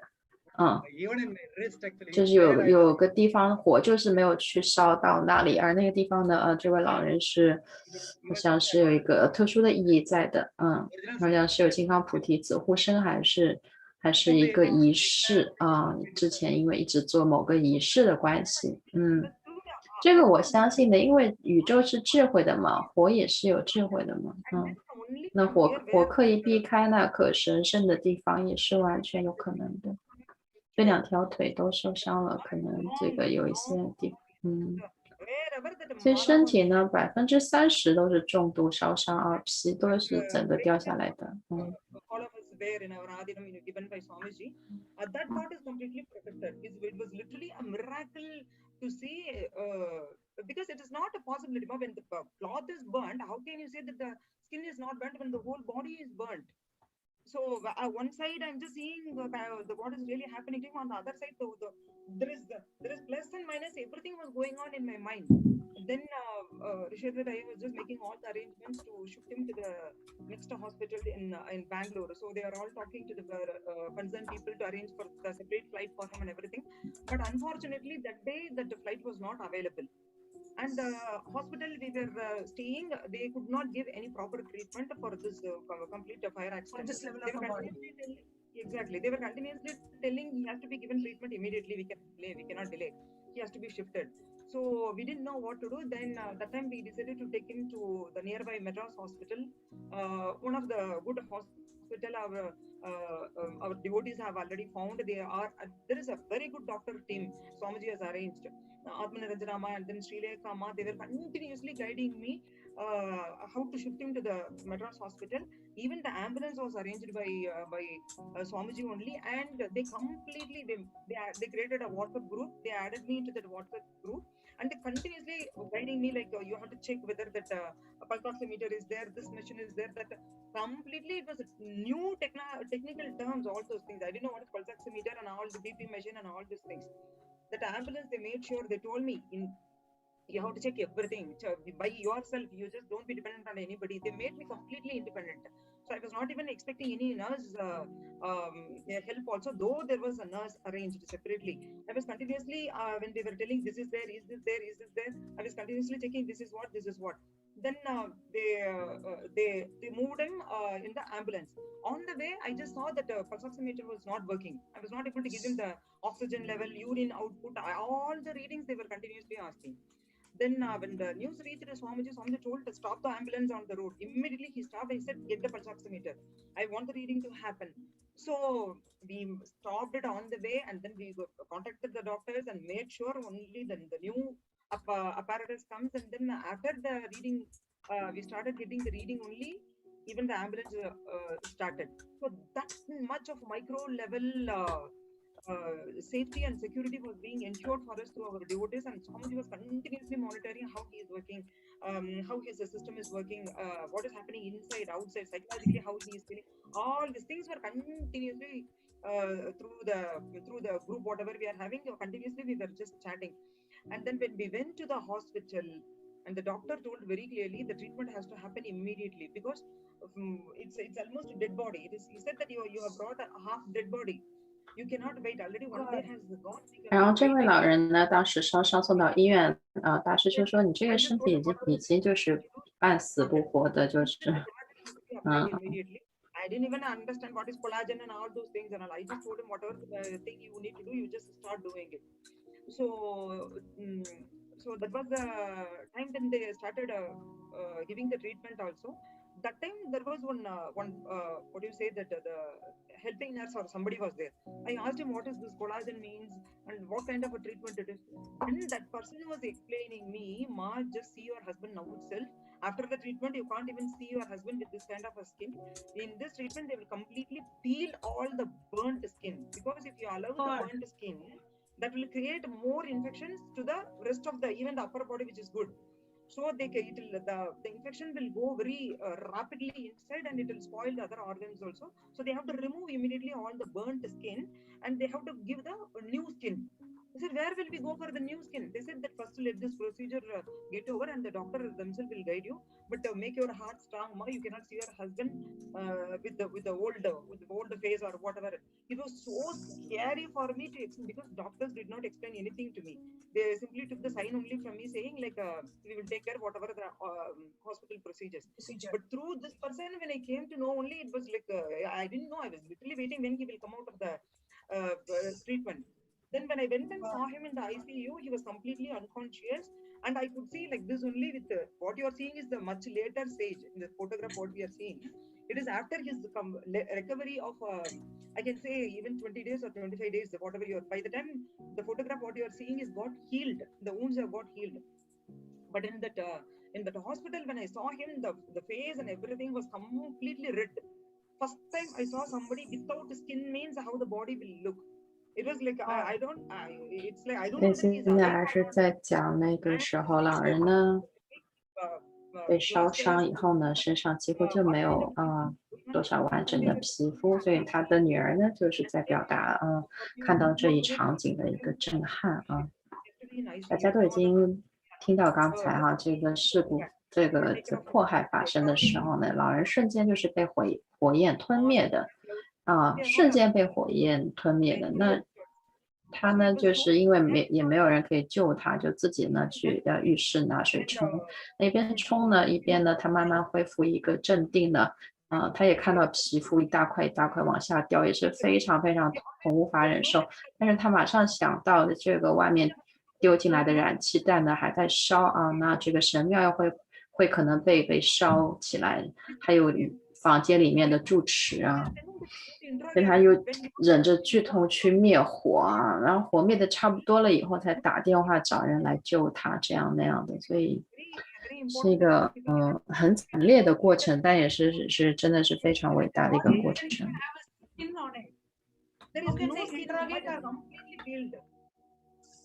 整个谈话呢都是在讲当时的感受啊，他们看到的和感受啊。那送到医院以后呢，那个医院还没有收，把老人转院。那后来大师呢我就安排给到安排，然后给到怎么做都有指示，包括大师呢也有原谅现在是没有问题，而且他在跟我们叙述整个事件的时候呢，状态是非常圆满的没有没有任何只是在将事实还原它依然是一个非常强大的一个状态所以非常的钦佩，令人钦佩。That was the time I was literally afraid. I don't know what will happen to my husband. And immediately I conveyed this to Swami. Shift him immediately to Bangalore. Shift him immediately to Bangalore. I don't want him anymore there. I want his safety to be ensured. Then immediately we fought with the doctor team and then the police people. How can you harass people like this? Then overnight, 一位老师还没来是吧？ immediately overnight we shifted him to the Bangalore hospital. So with the body with a 40-degree burn from the ICU. From the ICU without the skin, the body which doesn't have a skin. Without the skin and raw, the body is raw. Even the newborn baby will have the skin he is just worse than that. It is like a dead body I am carrying. So immediately we shifted him to the flight. Even that movement from 所以我听到现在还是因为就是当事人在回顾当时的一些东西但是是在比较重复的在诉说，所以有一些我就没有那个叫什么逐字逐句的去翻every jerk he was shouting. Even in the unconscious state, he was just shouting with the pain. Then with all this pain and all the chaos, 到后来for him where only myself and he. 当一切被危及的这个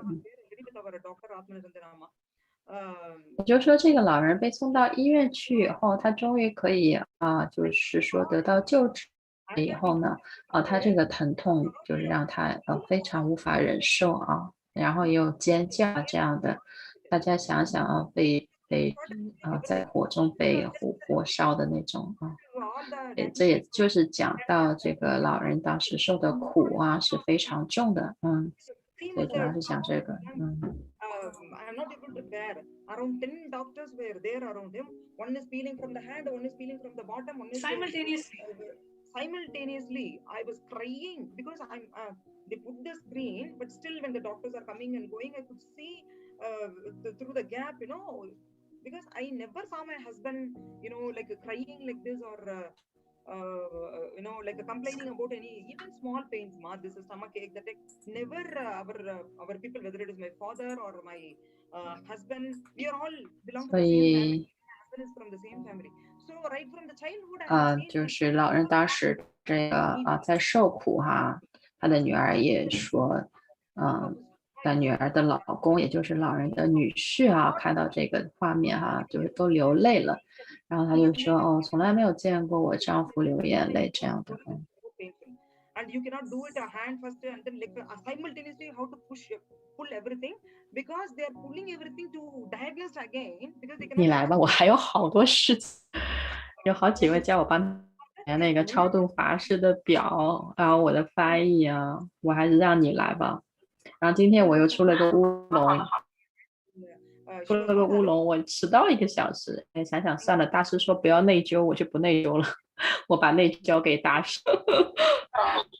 我迟到10几分钟，10几分钟算什么？我1个小时。我跟你没关系，我们俩圆满，没关系。行，我去给他们搞法事拜拜，我走了。拜。他需要我叫我好的，好，拜拜。there. Okay. The doctor told very clearly, we cannot give any guarantee for his survival. It is like it's almost a dead body. We cannot give any guarantee for the survival. You have to only pray, whoever your Ishtadevata or your favorite god, you have to pray. Then I was continuously crying and praying only Swamiji, Swamiji, Swamiji like that, and every bit Swamiji was guiding, and he was continuously telling he's been taken care, I'm taking care of him, I am with him, I'm taking care of him like that. So every time when he is taken to the operation theater, because every day they have to remove the dressings, every day they have to do new dressings, and every day they have to check the infection is not happening, and the old ointment cannot be there.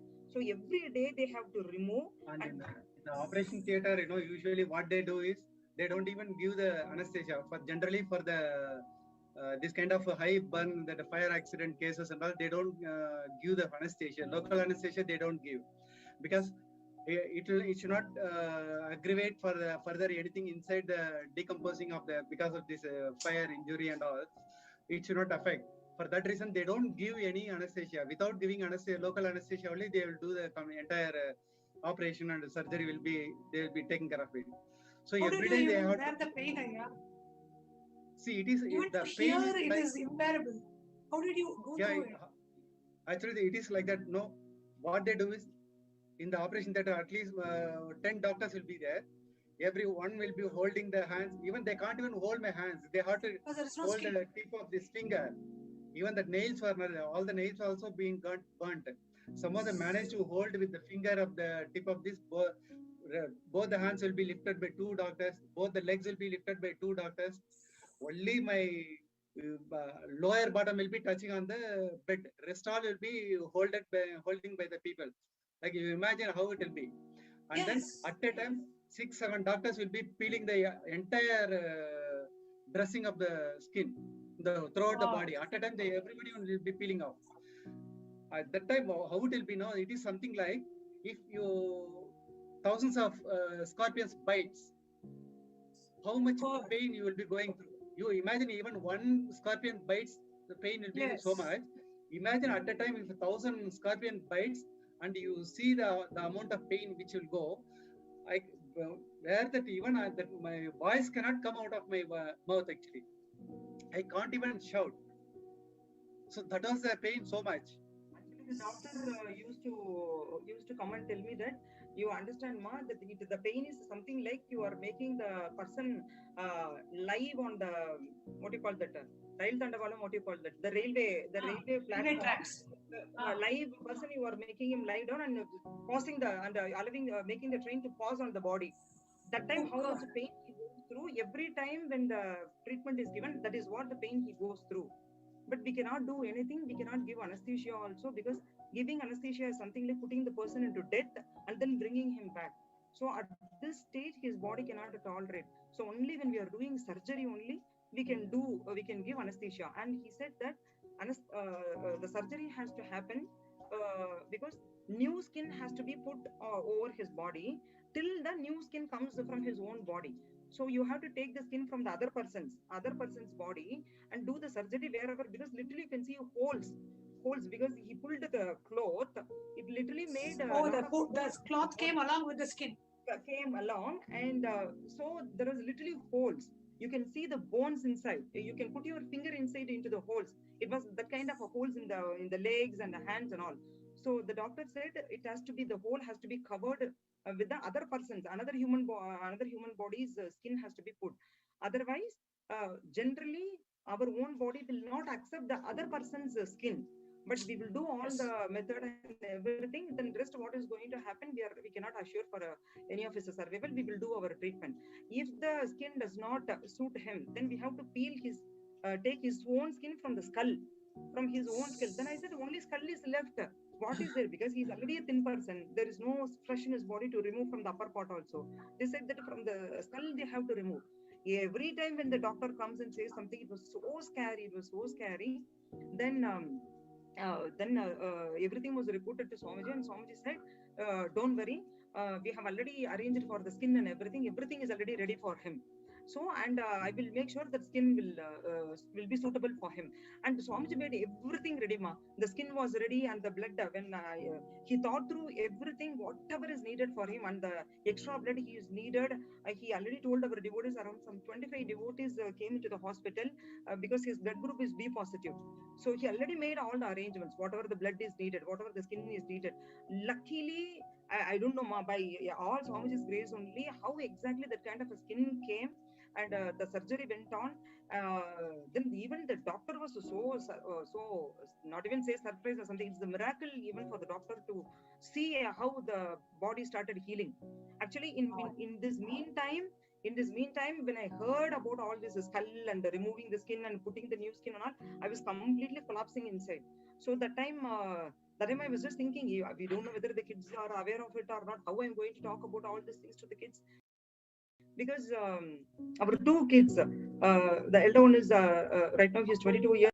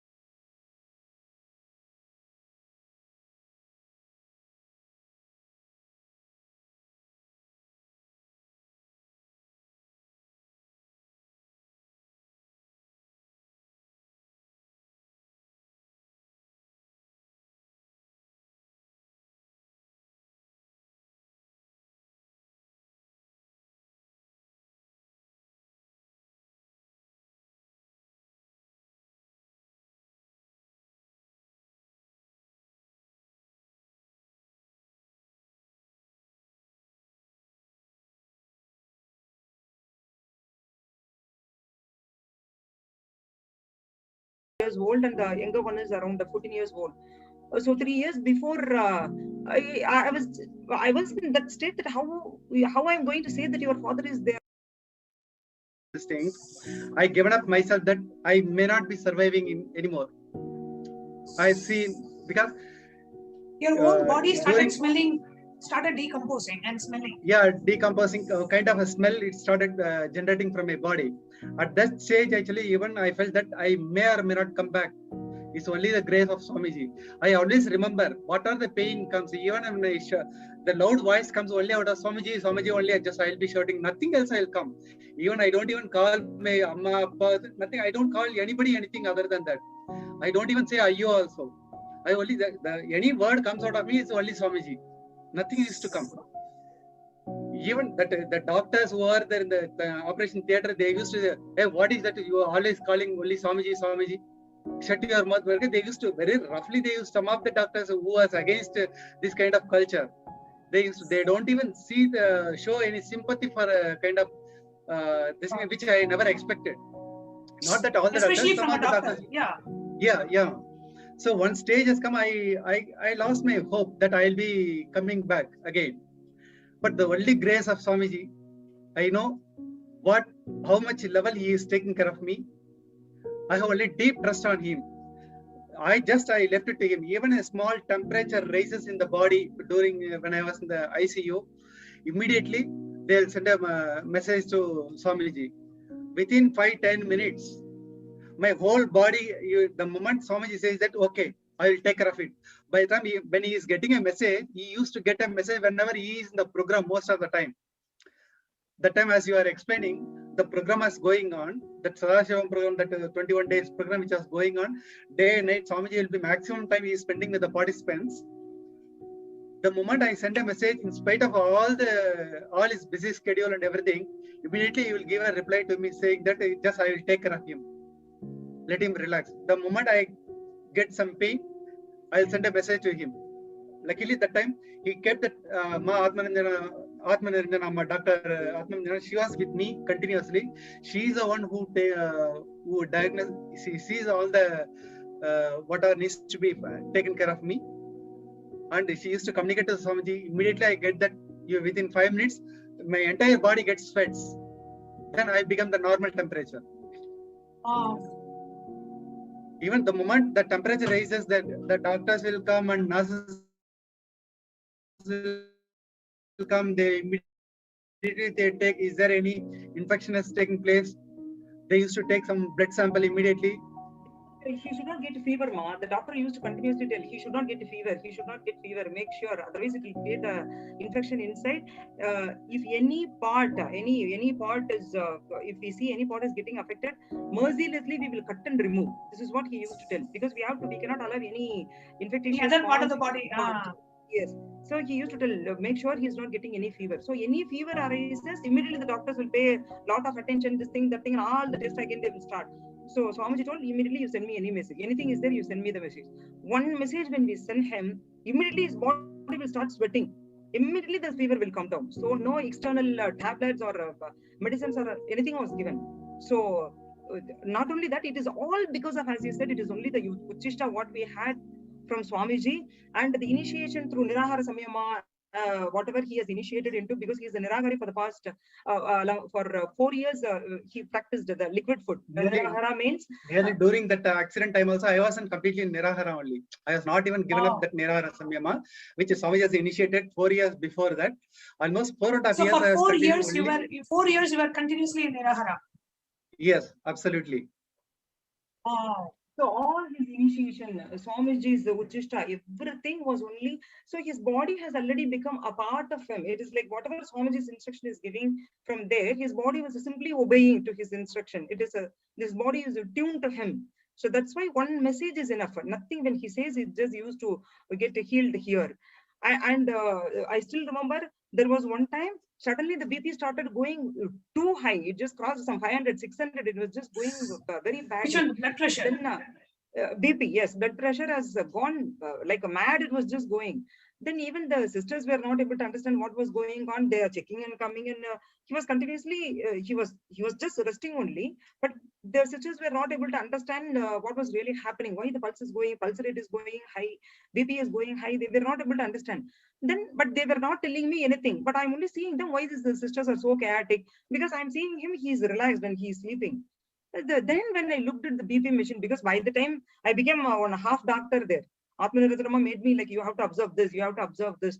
Don't wait only for the doctors or the sisters. You have to monitor this. The moment I looked at the BP is just going crazily, then immediately we informed Swamiji. Then Swamiji told only one thing. It is apparatus failure. It is apparatus failure. Nothing will happen to him. You just go and ask him how he is. Then I said, Swamiji is resting only. Then he said, no, ask him how he is like that. Then when I shook him, he said, is there any pain? How are you? Means he said, no, I'm okay like that, he said. Then I immediately conveyed Swamiji. Swamiji is okay only, but the machine is just going crazy. Then he said, no, it is only a machine failure. There is nothing, there's nothing that we need to worry about him. But still, I am connecting my, what you call that, my placenta to him. I am giving my prana to him through the placenta. So till the doctor rectifies that problem, then I'm not going to sleep. So till 3 o'clock in the morning, he was sitting there, ma. Because my son is a witness for us. Because my son was there with Swamiji and he was continuously messaging me. Ma, what happened to the apparatus? Did the doctors come and check? Is everything ordered? How is Appa? Like that, he was continuously in chat with me. Then the doctors came and then they found that it is only the apparatus failure. There is nothing has happened to him. Then they came and like changed the other machine. Then the BP and everything, all the readings became normal. Only after we conveyed this message, only Swamiji even went to rest. Till 3 o'clock, he was only sitting in Samadhi, connecting through. We are not able to understand what is at a higher plane, so how Swamiji is working, all those mystical part, how Swamiji does healing and all. But literally, I have seen the commitment of Swamiji. Whoever trusts Swamiji and when they surrender to him, nobody can take care like him. Neither the external physical care or external hospital safety, security, everything. It's not only his own power, because sometimes he will not even give that kind of a possibility for the people to think, okay, whether they are having trust on my healing or not. If you trust even the doctors, you just go to doctor. That's what Swamiji says. So continuously he gives his healing also. He makes us go through all the hospital procedures also, everything. That day I still cannot forget the level of commitment what Swamiji has, and what is the punya we did, we don't know. It's all, every moment I have seen how Swamiji has, I have heard even from the devotees, the moment Swamiji gets out of Samadhi, he used to ask, how is Sri JP? How is Sri Jnanapriya? How is Sri Jnanapriya? This is the first thing he used to ask. So this is how the devotees around him used to tell. So that much of care nobody can give in this world. Now we are sitting happily together and you can't even see any sign on his face. The face, whatever you have shown in the slide, how it was pink and pink. And in between, I forgot to tell you this. My younger child called in between because my elder son already conveyed about this to my younger son. My younger son, exactly this is what the time when my younger son called, and he said, I want to talk to Appa. I want to see him. Come on the video call. Then I was worried to see him because he became by the time so thin and everything. I don't know how the child will be able to see him or not. But even Sri JP, I told, no, let the child see me. So at least he'll get some confidence that I'm still alive, nothing has happened to me. So from that context, I connected him on the call. And the child started asking, what is on his what is the tube on his nose? Then why the face is pink? All these small things, why the hair is like that? Why his body has become so thin? How he is eating? All these questions. And he was asking how this old skin will, when the old skin will come? What is the treatment he is getting? Just a 10 years old boy was asking me all these questions. And I was talking about a plastic surgery. If the skin does not come, Nana, then Appa has to go for the plastic surgery. Then that time also he was just asking, Swamiji will not allow plastic, no ma. Then how they will do plastic surgery? He was thinking that literally he will be given some plastic and all those things. Then he said how through the nose they will be able to give the food. Why he is not able to speak? So many things. But it's still out of all these things, I just saw he is coming and telling me, Ma, don't worry, Ma. Swamiji already told that he is taking care of Appa. So don't worry, he will be all right. Instead of me going and telling him, the child was coming and consoling me, Daddy will be all right, ma. He'll be all right. Swamiji already told me he's taking care. So after talking to the children, all the way Swamiji took care of us, ma, psychologically, physically. Not only him, the entire family, you know, has been taken care by him. And the whole Sangha stood with us. They gave the blood. They gave. See, one stage came, the hospital food was not enough for us because he used to feel so much of hunger, and the food was not to his taste or something like that. So we were in need of high protein food and everything. So even my mother and my sister was ready to cook and give food. We didn't have any place in Bangalore, which is nearby to the hospital. So that time our devotee Ma Isha only gave her house, and she told, like, you can just use the house, like how long you want to stay, you stay there, whatever all the complete entire groceries, kitchen, everything she has given. So from there only my parents used to cook food, and then brought the food to the hospital. And before that, it is our devotees, Devarupama, the doctor Devarupama, she used to cook by herself, and 3-4 days she served food. And one more devotee called Sarojini, she took care. So till we get settled and found the house and got settled, all these devotees there with us, you know, taking care of us. So it was literally what to say, ma, Swamiji and the Sangha that he created, it's like more than a family. When the crisis was there, that time only I realized the power and then the significance of Swamiji and then the Sangha. It is like there is no selfish attitude. If I do this, then I will get back something from them. It's a complete selfless love, and they are ready to come and do any sort of help. So right now we are sitting and talking like this, and our kids are also beautifully growing and without any all this fear in their mind that Swamiji is already taking care of us, protecting us, and he is completely back to his health. His body is completely recovered, except that 1 or 2 places. 99% of the body is recovering. He's completely back. Nobody can even say that he has gone through that kind of a fire accident and came. So it's all, you can see the hands, ma, in this picture, whatever you are seeing, it is the healed version what we are seeing now. Every day, it is like how the snake peels the skin. When he gets out of the bed, you can literally see the skin, dry skin. It used to fall. The new skin used to come, and it used to peel by itself. And the new skin used to come. Like, I don't know how many hundreds of times the body rejuvenated itself by the grace of the master. So this is the one which you are seeing is the healed hand. Now all this pink also, color also has gone, changed, and he has got back his normal skin color. Normal skin color. You know, the face you cannot even recognize, ma. Normally, any person who has gone through this kind of thing, survival itself is a question mark. If at all, if they survive also, the skin will be, what to say, pulled. Kind of, you can see it shrunk, the face and thing. You might have seen many people, you know, if the burn injury has happened, even for a first level degree itself, ma, I have seen people's face become shrunk and all. But you can't even see any that kind of thing has happened to him anywhere in his body. So it's all only by the divine grace of Swamiji only, ma. So we are ever, the whole family is ever grateful to Swamiji. We are always, what to say, we are always grateful to be at his feet, ma. Thank you so much for Swamiji and Sangha for taking care of the whole family like this. We have a comment from one of the YouTube viewers, Renasan Edmund Daya, saying from Canada, extremely grateful to hear these sharings, ma and Aya. This is the embodiment of sincerity, chastity, tyaga of the forefathers of Kailasa, and the extreme care and grace of Swamiji. So totally agree with you, Renasan Daya.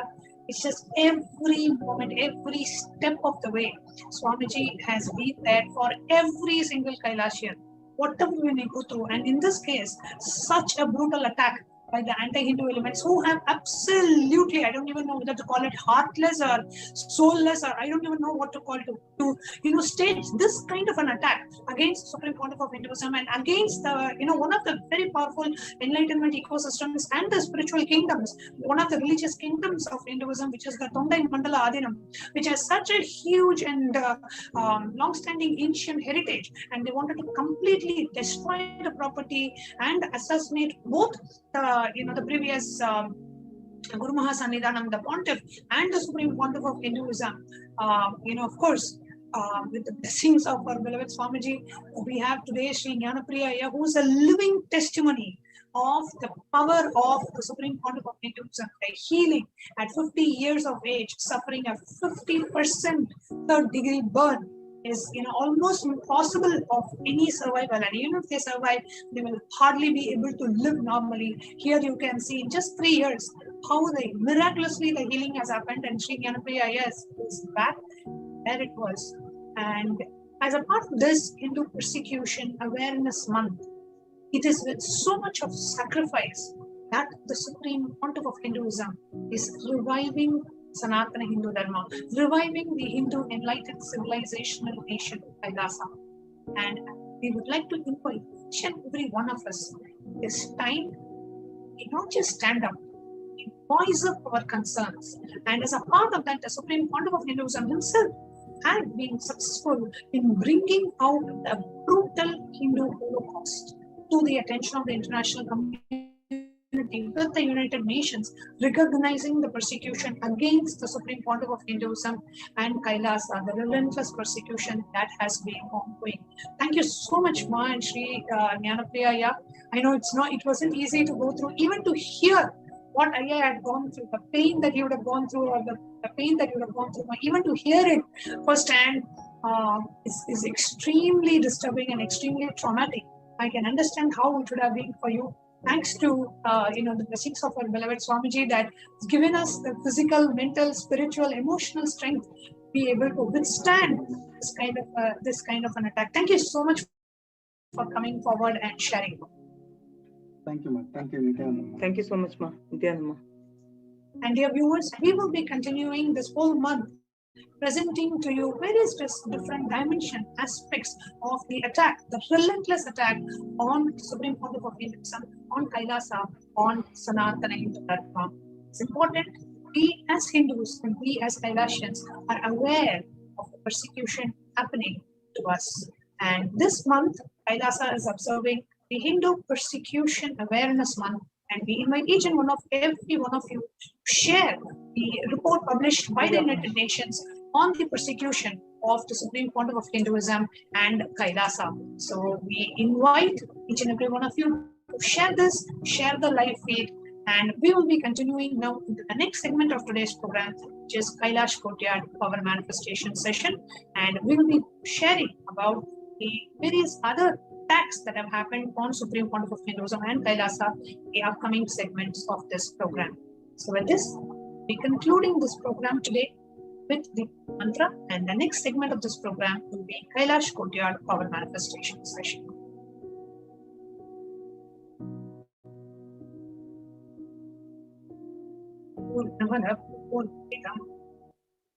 Prachyate Purnasya Purnamadaya Purnamevavasishyate.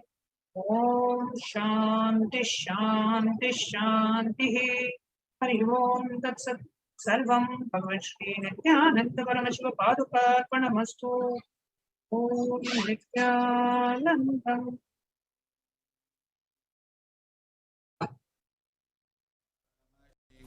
Om Nityananda Paramashivoham.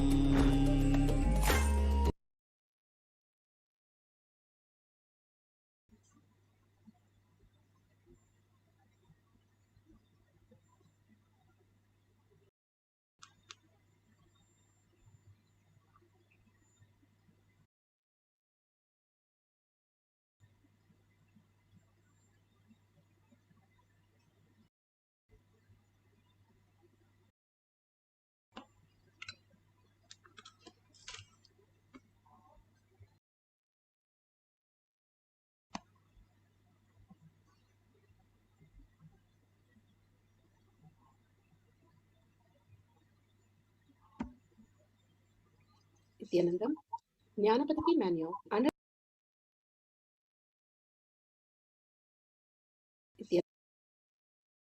Paramasukhanam Kevalam Jnanamatum Dvandvatitam Gaganasudasham Tattamasyadilaksham Ekam Nityam Vimalamachalam Sarvadi Sakshi Bhutam Bhavatitam Trigunarahitam Sadguru.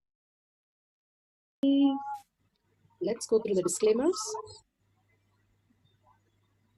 Security measures. No photography, video, audio recording. Important cautions.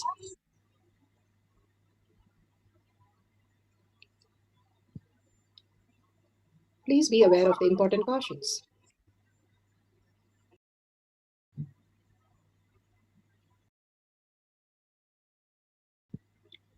What is Pa manifestation? Let's hear from Bhagwan himself explaining what is Pa manifestation.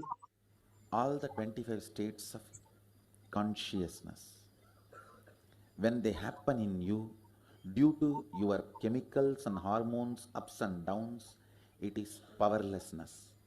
When it happens in you, out of your free will and consciousness, it is powerfulness. That's all. When you fall into sleep, it is powerlessness. When you enter into sleep, it is powerfulness. When you fall into dream, it is powerlessness. When you decide to dream, it is powerfulness. So I have added the ultimate powerfulness, Turiyatita, in your whole being and doing. Manifest all the powers. Understand, power manifestation is nothing but cognitive shift. It is not work. It is cognitive shift. Understand?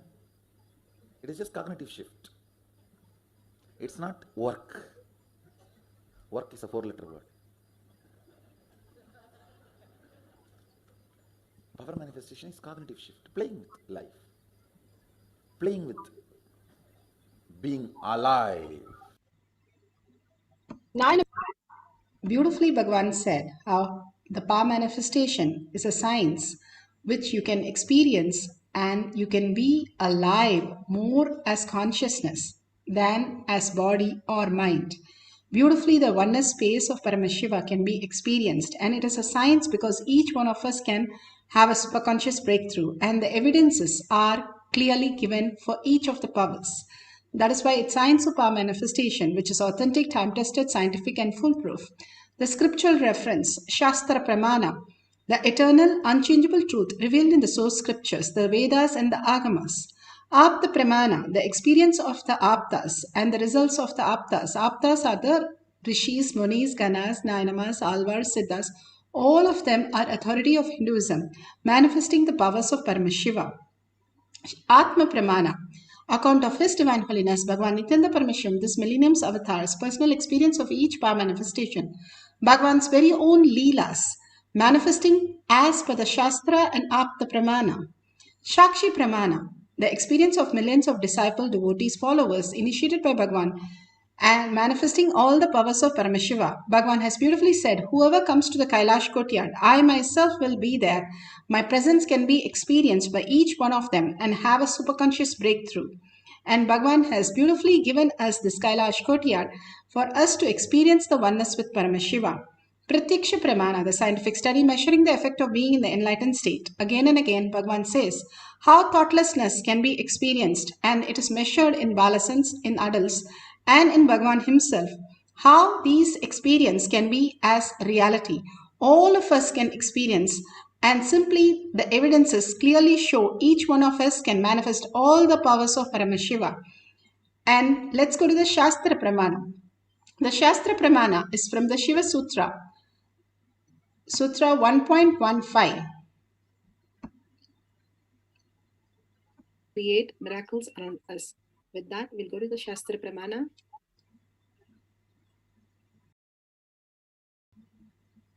The Shastra Pramana for the power of mind reading is taken from the Shiva Sutra, Sutra 1.15. Hridaye chitta samghatad drishyaswapadarshanam. Hridaye chitta samghatad drishyaswapadarshanam. Bhagavan Paramashiva says, when the individual mind is united to the core consciousness, every observer or objective phenomenon and even the absence of every objective phenomena is directly experience of the consciousness and appeared in the existential reality as it is. Bhagavan Paramashiva beautifully gives in the Shiva Sutra, He has spoken on many sutras, but Shiva Sutra, he has spoken every sutra because he says every sutra is entirely like a religion by itself. How beautifully Bhagavan has given all these signs. Tukaram was one of the greatest saints who manifested all the powers of Paramashiva. Saint Jnaneshwar was another great saint. He was a small child and he wanted to learn the Vedas. He went to the Brahmana and told how he wanted to learn the Vedas. And Brahmana, all of them made fun of him, saying that he is a child of a person who took sannyas and then became grahastha. He cannot be part of the culture and simply he has to go away. And they asked him, what do you know about Brahmana? He says so beautifully, one who experienced the Brahman, he is Brahmana. And they said, oh, all this can be told, but nobody is experienced all this. You just go and teach somebody else. And whatever you know, you learn by yourself. So there was a cow. A Muslim brings a cow by that side. And he says, go and teach the cow, the bull. And so Saint Jnaneshwar goes to the bull and actually teaches. And the bull repeats the whole thing. The bull is said to have been enlightened bull, and it repeated everything. And they felt so miserable that the Muslim said, no, I don't want to have the bull. And he sold it to the Brahmins. And the Brahmins said, I don't want to have it. Let Saint Jnaneshwar have it, because if the bull corrects us, it will be even more horrible. They understood what a space Saint Jnaneshwar is and the ultimate space. And he took it. It says, the scripture says, how he took the bull and whatever scriptures that he had written, the bull would also narrate the whole thing. The possibility of even animals was existing. As Paramashiva beautifully says, even the ant was worshipping Paramashiva, the linga, and the linga has said to have become a slant one, because for the ant to easily climb on it. All the animals have done the abhishekam, the puja to the linga in so many places, in so many temples, and we have such a beautiful temples for each of these animals, and they have experienced the enlightenment, the space of consciousness. All of us can experience that. And here it says so beautifully, united to the core consciousness, every observer and objective phenomena, even the absence of objective phenomena, it is directly experienced as a form of consciousness. Bhagavan beautifully says how the conscious sovereignty, that each one of us contributing in others' life, the collective integrity, removes all the incompletion in us and liberates us. By contributing to others' life, others are nothing but reflection of us, our patterns. When you complete with others and simply if manifest as reality in others, it is manifesting a portion of you and completing you. More and more you contribute in others' life and make their life happen, your reality simply overflows as the ultimate reality. The conscious sovereignty start happening in all of us when we ferociousness is the vairagya, dedicated, perseverance, how we can manifest continuously in action the Paramashiva space. That is the beautiful space. Once you experience that oneness, you are Paramashiva, you are possessed by Paramashiva, simply into the higher signs. Nothing in the world touches you, you realize that, and you are auspiciousness and abundance. Each and everyone can experience that when we start living the science of Paramashiva has given, science of our manifestation. The Apta Pramana for the power of mind reading. Adi Shankaracharya was with his mom in the last moment of his mom's, and he wanted to see Narayana in Vaikuntha Loka. Simply he scanned and showed her Narayana, and she had beautiful blessing, darshan of Narayana before she left her body. The beautiful space of oneness can be understood when you are in that oneness space. You can see a bull only when you are holding that space. Otherwise, you see as only consciousness. When Ramana Maharshi got a bull, he said, "What is that you're looking at?" And everybody replied bull. Again he asked. Everybody again said bull. But Ramana Maharshi said, it is consciousness, it's Paramashiva, it's Arunachala who has come down. Don't you see that? And everybody looked at it and they still saw a bull. The whole space, what you are in, the reflection is what you see. If you see anger in people, if you see incompletion in people, that is nothing but the reflection that who you are inside you. Bhagavan beautifully says, how you are in the oneness space, in pure love, you forget everything and become the oneness with Paramashiva. I continuously used to feel that saint, he sees a Shivalinga in a place called Kalahasti in Andhra Pradesh, and he just falls in love with the deity. He's just in love with the deity, with Shiva. And the story says Shiva wanted to test his devotion, and in that Shivalinga the eye was carved. From that eye the blood started oozing out. This Kannappa tried all the herbal medicines and everything to heal him, heal the eyes, nothing worked out. He's a hunter, so he knows only one method, eye for eye will heal the eye. So he just removes his own eye and replaces it in the place of Shiva's eye. The story says the first eye bleeding stopped, and immediately within a few minutes the next eye started bleeding, and he is not bothered. He was ready to give even the second eye. But before taking his second eye, he suddenly remembered, if I take my second eye, I will become blind. How will I find out where to fix the eye? Where the Shiva's eye is there? So he puts his leg on the second eye of Shiva as a mark. Then he removes his second eye to fix on the Shiva's eye. At that moment, Shiva appears and gives darshan and gives him enlightenment and Shiva Padavi. Shiva's Ayujya, we call it, means becoming one with Shiva. Very beautiful story. The love became meditation. That love for Shiva, whole day he was living in meditation. That is why he just feels, what can I give, what can I give, what can I give? I can understand that Kannappa's feeling, because I went through that same feeling with Arunagiri Yogeshwara. It was such a strong experience.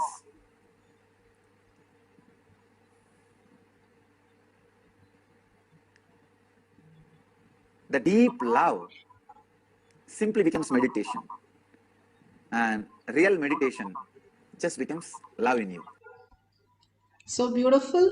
The Shakshi Pramana, the millions of disciple, devotees, followers have manifested the powers of Paramashiva and sharing how they manifested the powers of mind reading and exactly matched it beautifully. That's given in the source from the Power Manifestation Manual. Here, let's go to the guidelines. If you have the camera in your cell phone, set it up. All these are the greatest moment. All these powers are not just playing with small things. It's not some child's play.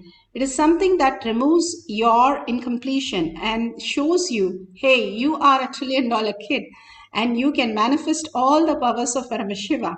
And once you understand and somebody says, hey, you are the prince and princess of a country, come on, get up and start taking the responsibility. Such a beautiful space, you will understand how beautiful and how massive it is and how intense it is. Exactly that is what Paramashiva is doing when he is removing your incompletion, bringing the auspiciousness and abundance. When Sudama was giving the flattened rice, poha, to Krishna, each and every mouth that Krishna ate, he was adding wealth to Sudama's space. So much that Rukmani had to stop him. That beautiful auspiciousness and abundance starts flowing in you when you understand. When you are in the deep meditation, deep love with Paramashiva, auspiciousness and abundance starts unfolding, manifesting in your reality. And every day experiencing this brings so much of completion in your life. Apply the Jnananjan that is in your Kantamala, in your third eye and your temples. If you don't have, you can apply the Basma and the Kumkum. If you don't have, you can apply the turmeric, which is a detox completely. And if you know the Trineta Kumbhaka, you can do the Trineta Kumbhaka. Every day Bhagavan has given beautifully all the detox, how we can manifest the higher reality. And even one thing you do it dedicatedly, simple integrity, simple obedience, you will see such a breakthrough in your life. If you have a partner, that's wonderful. If you can call somebody and you can tell them that you're going to scan their likes and dislikes. In this outer world reality, whatever you're experiencing as your dream, all that you're attached to, simply you can show them that also reflects in what you are holding inside you. And simply you can complete to experience the higher states of consciousness. It is not just scanning somebody, mind reading for their likes and dislikes, but making them go beyond and see the consciousness, Paramashiva space, which is inside them as the ultimate reality. Now let's get into the deep meditation that Bhagavan has beautifully given us. Meditation is pure love of Paramashiva space. Now let's sit straight with the head, neck and spine in a straight line. You can keep your paper and pen ready. You can call the partner and tell you're going to download all the likes and dislikes of them and share it with them. So other than that, absolute unclutching from anything that you know as you. Surrender all the identities. Identities are not required for this session. Simply be in the oneness space of Paramashiva. For a few minutes, no gadgets, no thinking, no identity. Only you're going to sit as Paramashiva, PARASHAKTI, with 25 heads and 75 eyes and 50 hands, just alive, beautifully manifesting the space, state, powers and Kailasha of Paramashiva, the being of Paramashiva. That is the Thyaga that Bhagavan is saying. Thyagaraja in Thiruvarur, how he sits, just giving up everything to be in the space of Paramashiva, just holding that space of oneness to experience everything as Paramashiva. The deep love and earning that you have, just be in that space with all of us holding that space, simply will manifest as reality. Chant the Mahavakya intensely. When you chant the Mahavakya, you start going into higher frequency because mantra does not have verbalization, visualization. It's a pure form of sound. When you listen to it, you also get into that space and raise the frequency. When you entangle with Bhagavan, who is in deep samadhi, in deep love and deep romance with Paramashiva, you also start experiencing that.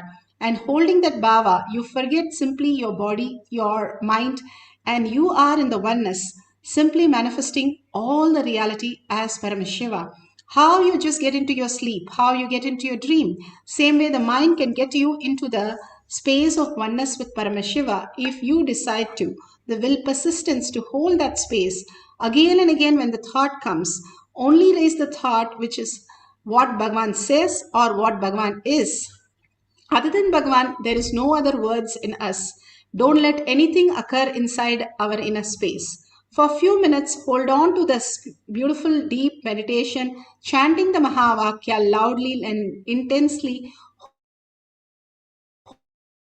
whole being vibrating with that and manifesting the power of mind reading. Let's start.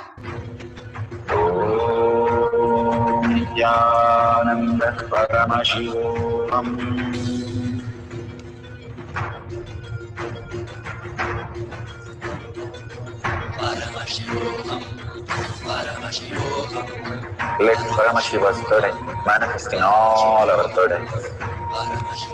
Let the Amritapur, let the Vani open up, manifest in all of us.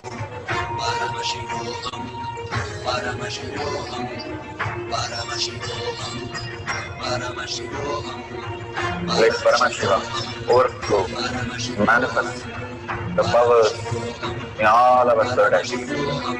Om Jnanam Paramashivam.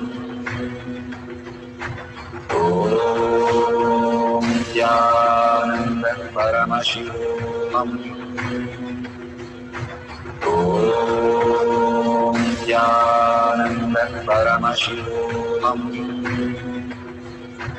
Om Jnanam Paramashivam. Om Jnanam Paramashivam. Om Jnanam Paramashivam.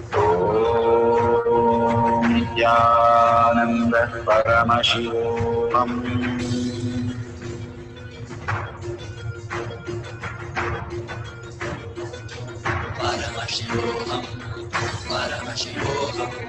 Let Paramashiva's third eye manifest in all our third eyes. Let the Amrita pour, let the Varni open up, manifest in all of us.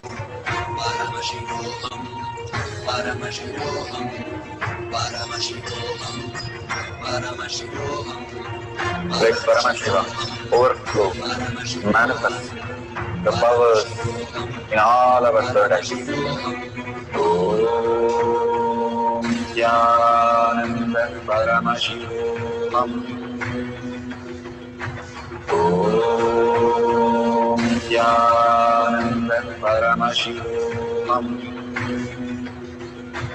Om Nityananda Paramashivoham.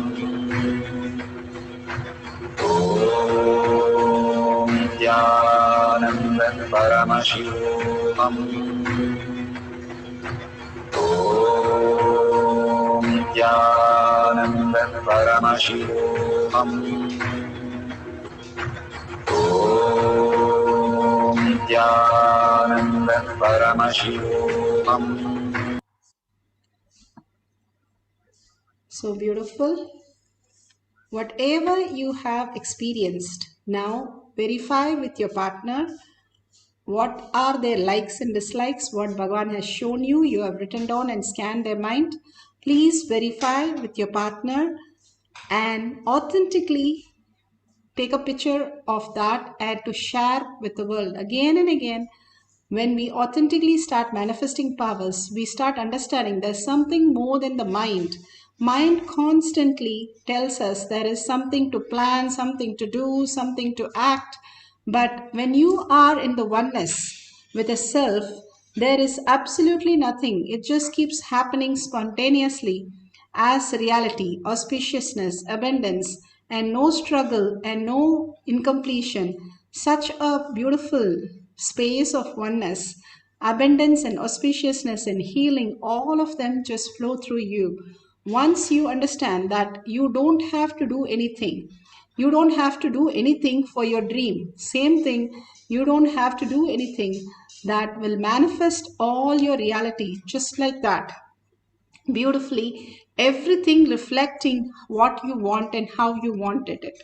Simply manifesting all the powers of Paramashiva. So surrender all that you have in completion with to Bhagavan's lotus feet. And again, we'll have one more short cycle with the deep meditation space that Bhagavan said. Pure love is pure meditation.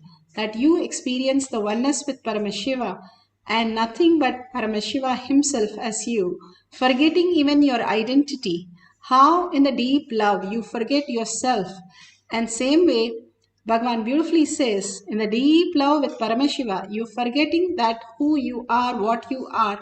In that, start manifesting the powers of Paramashiva. Padmapada, he ran to Shankara because he did not even know that there was a river. He thought he's just running on the land. And after Shankara said, he turned back to see that it was a river he just walked on.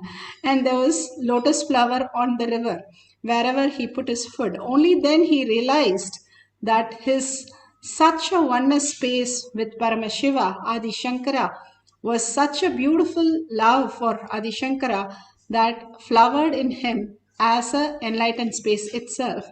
The Padmapada has such a beautiful love for Adi Shankara, who he respected and assumed that he is God. He became the enlightened space itself.